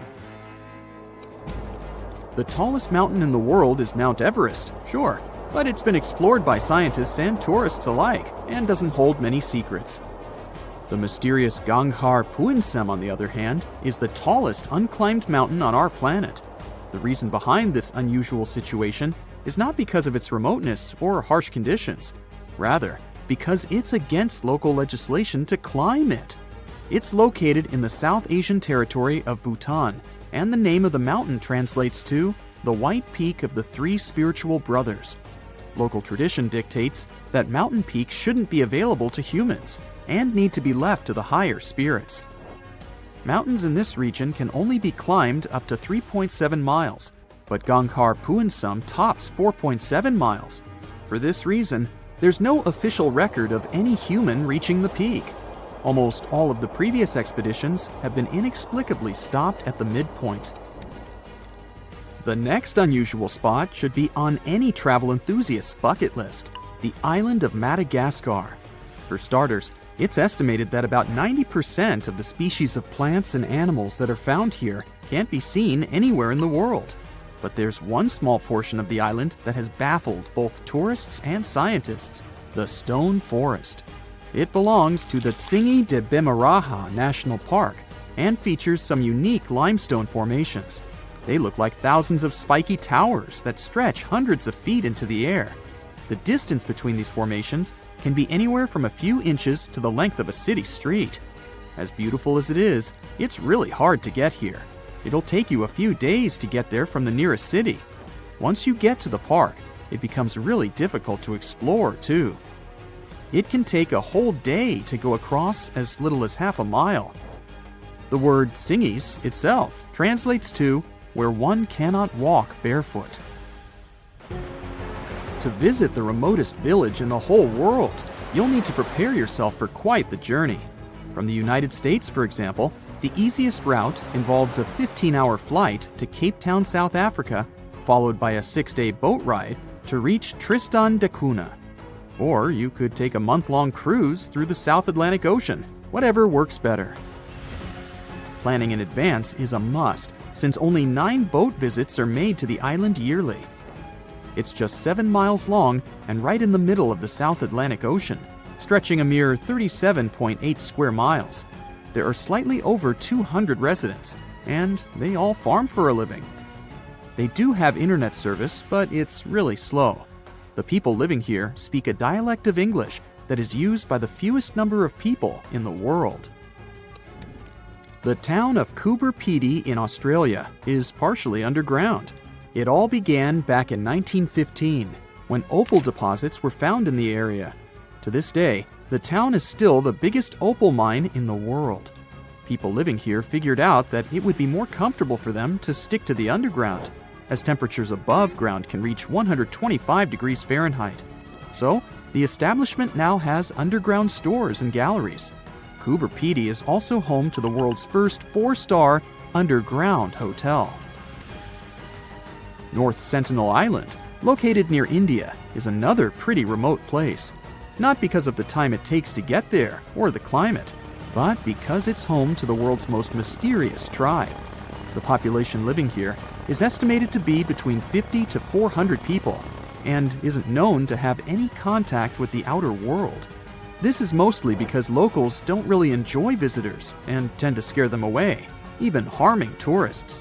So, to protect them and their obvious wishes, the island is monitored by the local Indian authorities. It's believed the tribe's people don't have any immunity from modern diseases, so being in contact with foreign people might actually be fatal for the locals. On these French islands, there are no native inhabitants. The Kerguelen Islands are part of the Antarctic lands and are home to just scientists that visit on rotation. At any given time of the year, there are no more than 100 people here, and they're mostly engineers and researchers. There's no plane to get you to these islands, and few tourists are known to have visited them. The island is covered in glaciers, and the soil here isn't friendly to plants or animals. But if you're curious about what this place looks like, you'll need both the money and the time to complete the trip. You can only reach the island by ship, which reaches the shores of Kerguelen only 4 times a year. It isn't cheap to stay in these islands, and you definitely won't find 5-star hotels here. The trip departs from Réunion, and it takes about 28 days to reach the first island. Half of the time will be spent at sea, so be prepared to cover over 5,600 miles of the Indian Ocean. Whenever you hear about ancient ruins, you almost never picture them being suspended somewhere, or just randomly hanging on the branch of a tree, right? In fact, for most of the ancient artifacts we have exposed in museums all over the world, archaeologists did quite an impressive amount of digging. You see, buildings have this funny way of fading away over time if not properly taken care of. Sometimes we need to reuse some building materials, so an older construction may be sacrificed in the process. Other times, houses are abandoned, and once they are exposed to the elements on the surface, like rain or sunlight, they don't really stand a chance. Some just simply crumble away due to good old erosion. So the only way a piece of architecture can survive the test of time is if it's somehow gotten buried deep down. Now, how did they end up buried in the first place? Well, it's quite the comedy of errors. Ancient cities had a habit of gradually raising their ground level like a kid adding toppings to their ice cream sundae. You see, these settlements were always busy collecting food and building materials to keep up with their ever-growing population. But hey, who has time to deal with waste and rubbish? It wasn't exactly high on their to-do list back in the day. So when it came to building new houses, ancient civilizations found it much easier to save their sweat and tears by piling up the rubble and constructing right on top. But that's not all. Rivers would also occasionally flood and deposit a layer of sediment on the city floors, further encapsulating those ancient constructions.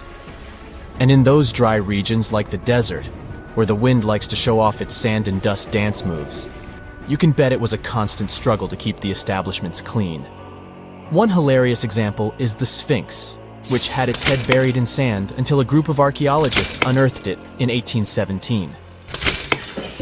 Some ancient towns eventually got covered up because they were completely abandoned. With less human activity to control their expansion, plant seeds couldn't resist the opportunity and sprouted all over the place. They gobbled up carbon dioxide from the air and grew, adding more and more bulk to the ground. Those cheeky roots even decided to stabilize the soil made from decaying plant matter, creating layers upon layers of earthy goodness. It's like the ultimate DIY project Mother Nature embarked on, with plants as her loyal helpers.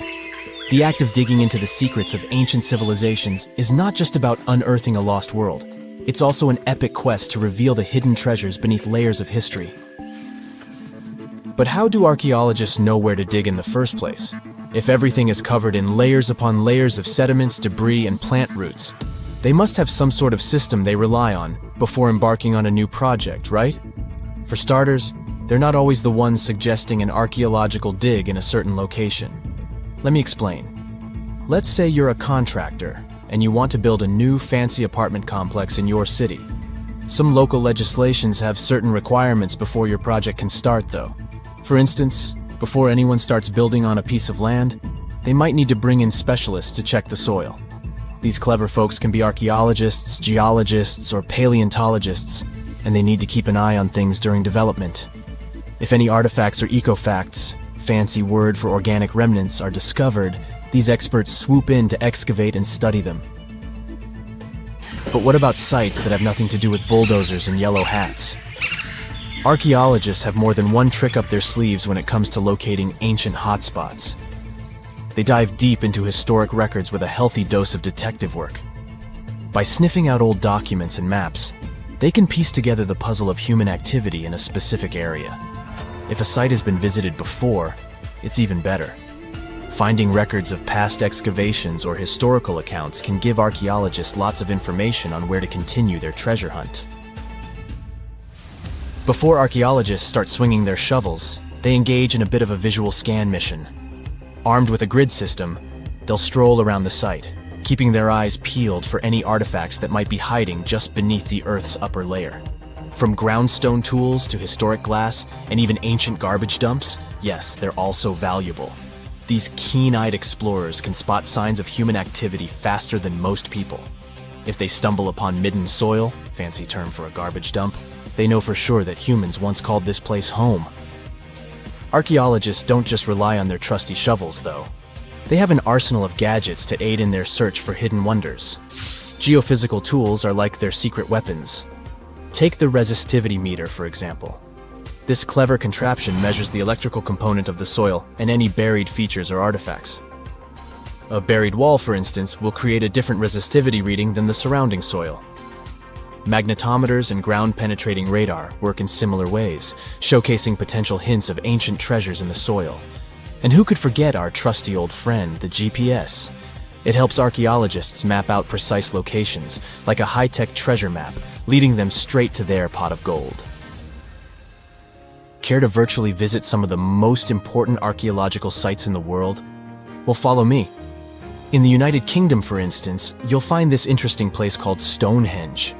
It's one of many henges scattered around, but this one really takes the cake. Picture this: massive ancient stones standing tall and proud, arranged in a funky outer ring and an inner horseshoe, with some smaller stones thrown in for good measure. And guess what?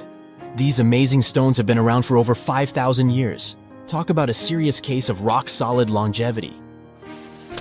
Now, here's where it gets interesting. According to local folklore, the legendary wizard Merlin whipped out his magic wand and poof! He teleported these massive stones all the way from Ireland. Apparently, some giants had assembled them there, but Merlin decided they would look much better at their new location. Others think it's just the ruined remains of an old Roman spiritual edifice. These amazing structures were built by our Bronze Age ancestors. With their simple tools and limited tech, they managed to create this monumental masterpiece. Impressive, right? Unfortunately, there's still so much we don't know about this area.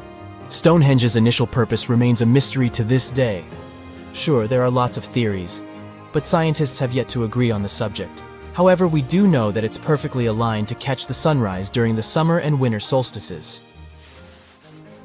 The ancient city of Pompeii is an equally amazing archaeological site. Picture this. Mount Vesuvius, a notorious troublemaker, decided to throw a volcanic tantrum and completely covered this ancient Roman city. It turned it into a time capsule, located outside present-day Naples in Italy. Fast forward to the year 1748, when a bunch of adventurous explorers stumbled upon Pompeii. Lo and behold, they discovered a treasure trove of well-preserved goodies: streets, houses, food. Probably a bit stale by then. Blingy jewelry, fancy sculptures, colorful frescoes, everyday household items, and even animal and human remains. It was like an epic archaeological party. From the looks of it, Pompeii had it all. Fancy houses and villas, a massive 20,000-seat arena, cute little artisan shops, hangouts like taverns. And let's not forget the saucy spots like those luxurious bathhouses for some intense pampering. There's also the Sanctuary of Apollo, where people used to gather for their daily dose of worship. And of course, the bustling heart of the city, the Forum of Pompeii, where all the cool people used to hang out. And guess what? Pompeii is so cool that it made it to UNESCO's World Heritage List back in 1997. That's like the ultimate Hall of Fame for historical awesomeness. It also includes many other famous buildings and sites, like the Taj Mahal in India and the Acropolis of Athens in Greece. If you come across a well in Portugal, resist the temptation to gaze into its depths. The inverted tower in the enigmatic city of Sintra sends chills through those who encounter it as it spirals down a daunting 88 feet into the underground. It certainly wasn't designed to collect water, yet its true purpose remains a closely guarded secret. Dating back to around 1904, this well could have been involved in a mysterious initiation tradition from the Knights Templar. The Templars had faded into history almost 6 centuries before the construction of this pit, but their enigmatic traditions were revived by later generations. So one theory says that candidates seeking to join the group back then had to confront their deepest fears by facing this well, descending its spiral staircase blindfolded. When they reached the bottom of the inverted tower, they removed their blindfolds and were faced with this frightening sight. The only way out of this dark labyrinth was to keep looking up and following the light. Now imagine yourself browsing the shelves of a used bookstore until you find a book with an alphabet you've never seen before. You decide to use an image translation app but find no matches. Intrigued, you buy the book. Then you show it to your friends and family, but nobody recognizes that alphabet. Rare book dealer Winfried Vonnig probably experienced the same frustration back in 1912, when he acquired what would later become the most enigmatic book in the world. The work is known today as the Voynich manuscript, and it's written entirely in an unknown language that no one has deciphered yet. The pages of this 15th century codex are filled with botanical drawings, but these aren't typical daisies or roses. In fact, they don't resemble any plant species that we know of. What makes things even stranger is the illustrations of unfamiliar constellations and women swimming in green baths. Delving deeper into the realm of mysterious texts, we set off on a journey to the Qumran Caves near the Salt Sea in the Middle East. In 1952, a team of archaeologists stumbled upon 2 scrolls made of highly oxidized copper at the site. Unrolling them was a major challenge, so they decided to cut the scrolls into 23 parts to investigate them. Imagine their surprise to see Hebrew words like gold and silver popping up. But no, it wasn't an ancient invoice. It was more like a treasure map, pointing the way to over $1 million. Unfortunately, the treasure was never found. Not for lack of trying, though. You see, the quest isn't as easy as it may appear. Some of the copper scroll's vocabulary is technical, and some geographical locations remain a mystery. There's also one last possibility. Perhaps it's all a work of fiction, like a pirate tale from the old days. People talk about Mona Lisa's almost haunting stare that seems to follow you no matter where you stand. But here's a quick question. Does she have eyebrows? You got it right if you said no. and her complete lack of eyebrows adds another layer of mystique to her gaze. The most common explanation is that beauty standards were different, and perhaps plucking the hairs above the eyes was a thing around 1503. But take a look at other Italian paintings from that time, like La Schiavona or Portrait of a Young Girl. Yep, eyebrows. So, not everyone was entirely pleased with this theory, like French inventor Pascal Cotte. He spent 3,000 hours analyzing scans of the painting to dig through all the layers of Leonardo da Vinci's masterpiece. Now he claims that the Mona Lisa once had eyebrows, but they disappeared over time due to cleanings and restorations. Some historians, however, still question his findings, which means that Mona Lisa's style, or lack of it, remains an unsolved mystery. So, you decide to travel to Rio de Janeiro, and everyone tells you that Sugarloaf Mountain is a must-see. When you spot the mountain from a distance, you realize that the stone has a cavity. But around noon, the whole view changes. The shadow in that cavity takes the shape of a bird, an ibis to be precise. A local legend links this bird shape to the ancient Egyptian deity Thoth, as if the ancient Egyptians once visited Rio de Janeiro and were somehow inspired by the natural phenomenon. But it's probably just a big coincidence. I mean, literally. The real mystery, however, lies in the waters around Sugarloaf Mountain. In the 80s, archaeologist Robert Marks got a tip from locals about a treasure hidden beneath Guanabara Bay. He dove in and found quite a few Roman amphorae. You know, those ancient vases with two handles? His discovery could potentially provide evidence of a Roman shipwreck that might have reached Brazil 17 centuries before the Portuguese even set foot there. However, he couldn't proceed with his research, and to this day, the idea of the Roman presence on Brazil's coast remains uncertain. The true location of Cleopatra's tomb isn't the only ancient Egyptian mystery. Many secrets are carved into the walls of ancient structures, like in the Temple of Seti I. Take a close look at this hieroglyph, and you'll notice that it resembles a modern-day helicopter. Look to the right, and you'll see an engraving that looks like a submarine. Odd, right? The most reasonable explanation for this has to do with the legacies of different rulers. When a new pharaoh came to power, they had their own hieroglyphs added over the original ones. But this is still a topic of debate, as some Egyptologists believe that these mysterious hieroglyphs may represent some kind of ancient technology. The same applies to the Dendera light. The image found in the underground passageway of the Hathor Temple is a subject of significant controversy in Egyptian history. Some researchers suggest that the inscription simply represents a rising sun, while others interpret it as evidence of some kind of modern lighting system. And it does indeed resemble Crookes' tube, one of the early experiments with electrical discharges.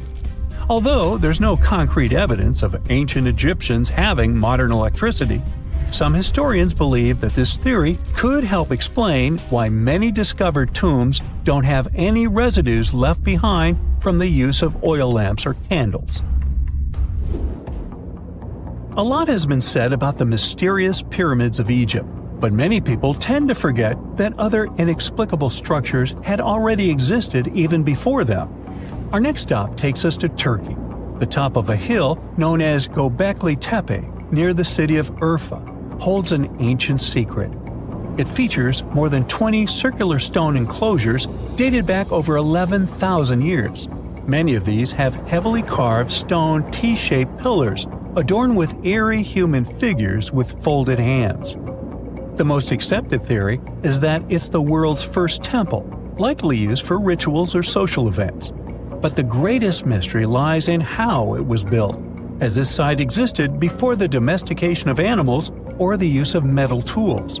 So the construction must have been very difficult, challenging our understanding of the historical timeline. Now, I hope you're not afraid of heights, because we're about to take a flight over the Nazca Lines. You've probably already heard about these massive, mysterious drawings etched into an arid region of Peru. They come in many different shapes, like a spider, a monkey, and even a Google-eyed ET that is probably just a fisher. Anyway, this story got some fresh chapters in 2022 when an additional 168 new drawings were discovered. The original ones could only be seen from the air, but these new ones are much smaller and can be observed from the ground. However, one thing they have in common is that their purpose remains totally unclear. Some might call them the largest-scale calendar in the world. Others suggest that they served as a tool for agricultural purposes. Of course, many theories have emerged in an attempt to give the Nazca lines a meaning, but the truth is that they remain some of the most important unsolved mysteries in history.